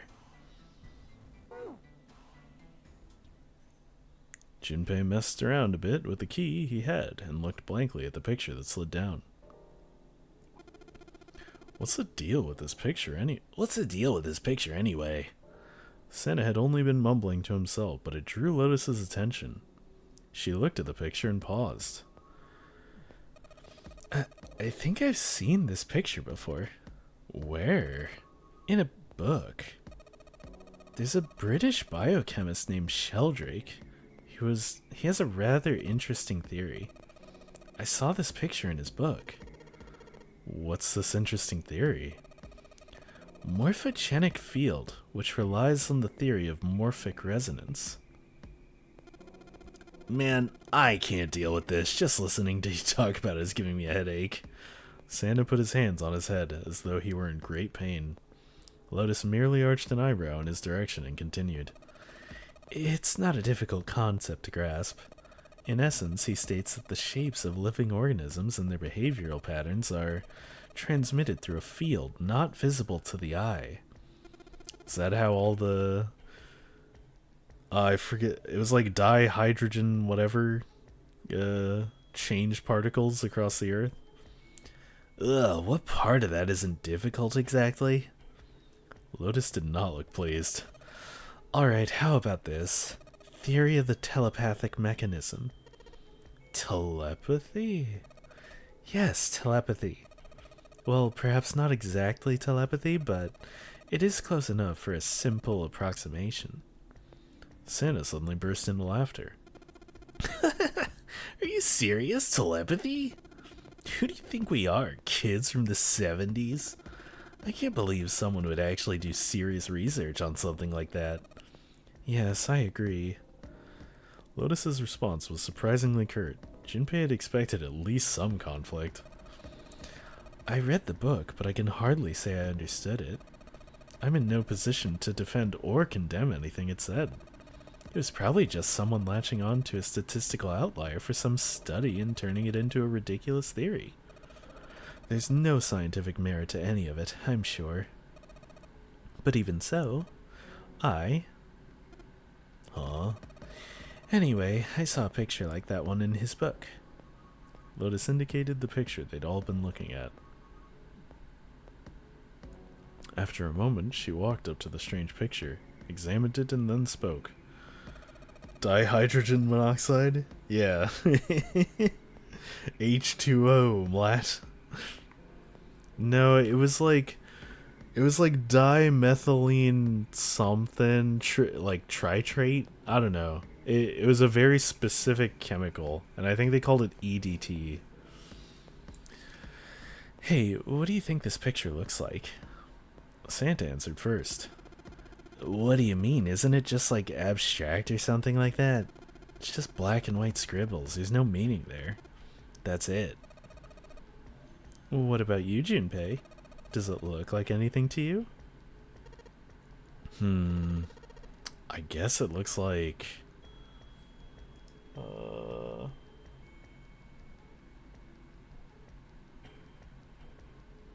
Does this matter what I say? A man's face. I don't really see that. Butterfly, I don't really see that. A koi fish I can kinda see. A dog. Small boat floating in a lake. Funyurenpa? What the fuck is that? No, not Eastern Daylight Time. I mean, it's in the VOD. It was at the very beginning. I'm gonna say a koi, because that's what I see. A koi? See, here's the head and the tail. And this here's the hand and the feet back there. Looks like he's got some wings on his back, too. Junpei pointed to what he was talking about. After 3 seconds of silence, Lotus looked at Junpei. I really don't think that's how a koi looks. Junpei, are you just screwing around? Forget it. I'm just gonna tell you. This is a dog. See, like this. Lotus pointed out parts of the picture, and eventually a dog took shape in them. Oh, a dog from the front. Okay. Looked as though she had a point.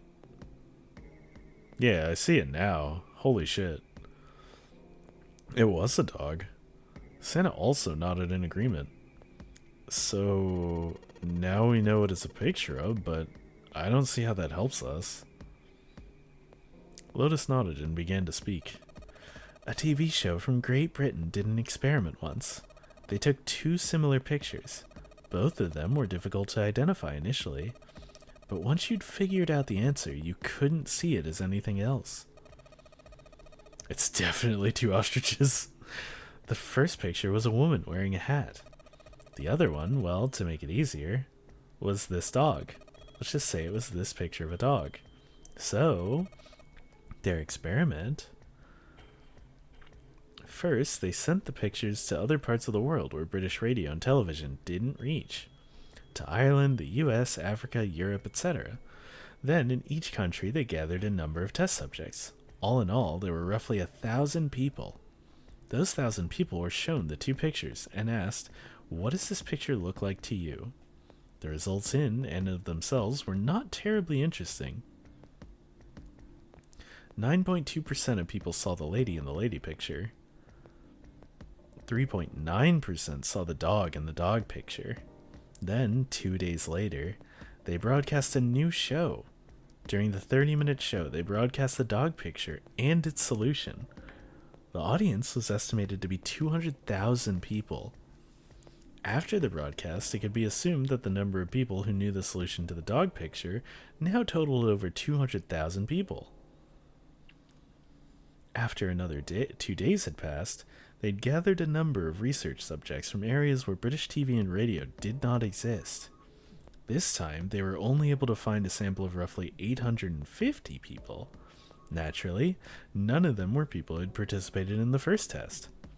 They were, however, given the same test and the same 2 pictures. The results were shocking. 10% of the people saw the lady in the lady picture. The previous test had yielded 9.2% success rate. The change was not statistically significant. The dog picture, however, produced a very different result. The percentage of people able to successfully find the dog grew from 3.9% to 6.8%, a very significant increase. So, do you understand? Do you realize the significance of this experiment? There was no way the second group could have seen the picture. This is not scientifically rigorous at all. They lived far away from Britain and couldn't have seen the picture. But even so, it was only the success rate for the dog picture that went up. Why? How did that happen? What does it mean? Lotus looked back and forth from Junpei to Santa and back again. Normally calm and collected, she looked now as though she were very nearly possessed. There was something manic about her manner. Santa took an involuntary step backward. Junpei didn't budge and stared straight back into Lotus's eyes. Does this have something to do with that field or whatever it was that you were talking about earlier? A field not visible to the eye? So if more people know the answer, then that information will pass through the field? Psych!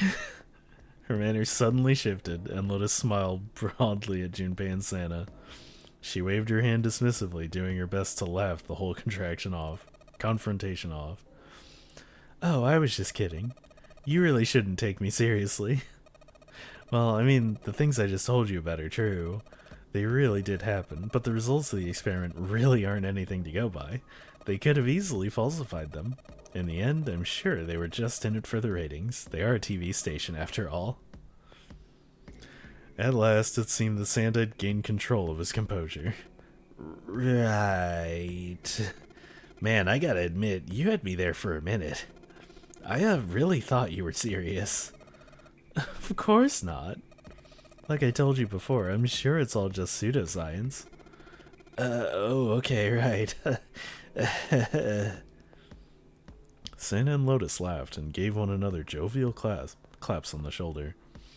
Junpei, however, didn't feel so much like laughing. Why is June still by herself while we're all sitting here doing this? Something felt wrong, unclear. Alright, enough nonsense. We've got the key, let's get out of here. Word.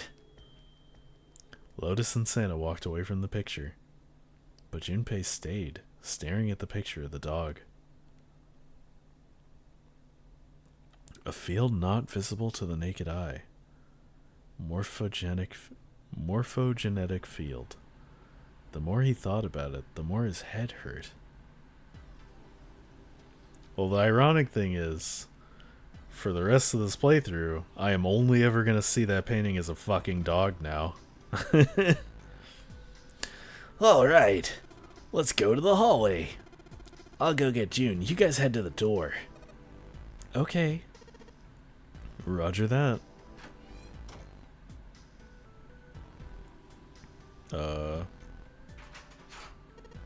Yes, it's unlocked. Good job, Junpei. Good, now we can get going. I'm only gonna see that painting's 2 ostriches.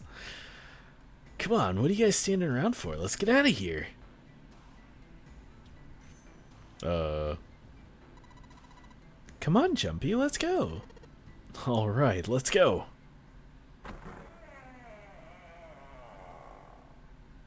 we escaped our first room in the second path.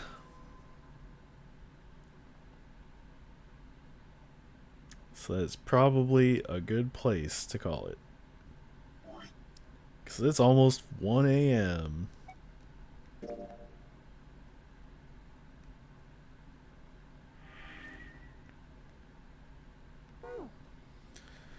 And I need to catch some fucking Z's. But I do appreciate anybody that was chilling.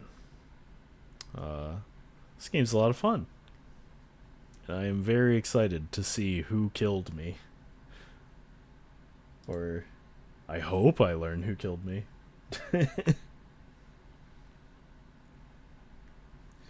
But yeah, no problem, Storms. I hope everybody has a good night, and don't stay up too late. Treat yourself good. I can't wait to stab them back. Maybe we will. There is a gun that we could find after all. But yeah, if you're hanging in Laughing Boy stream tomorrow, I'll see you there.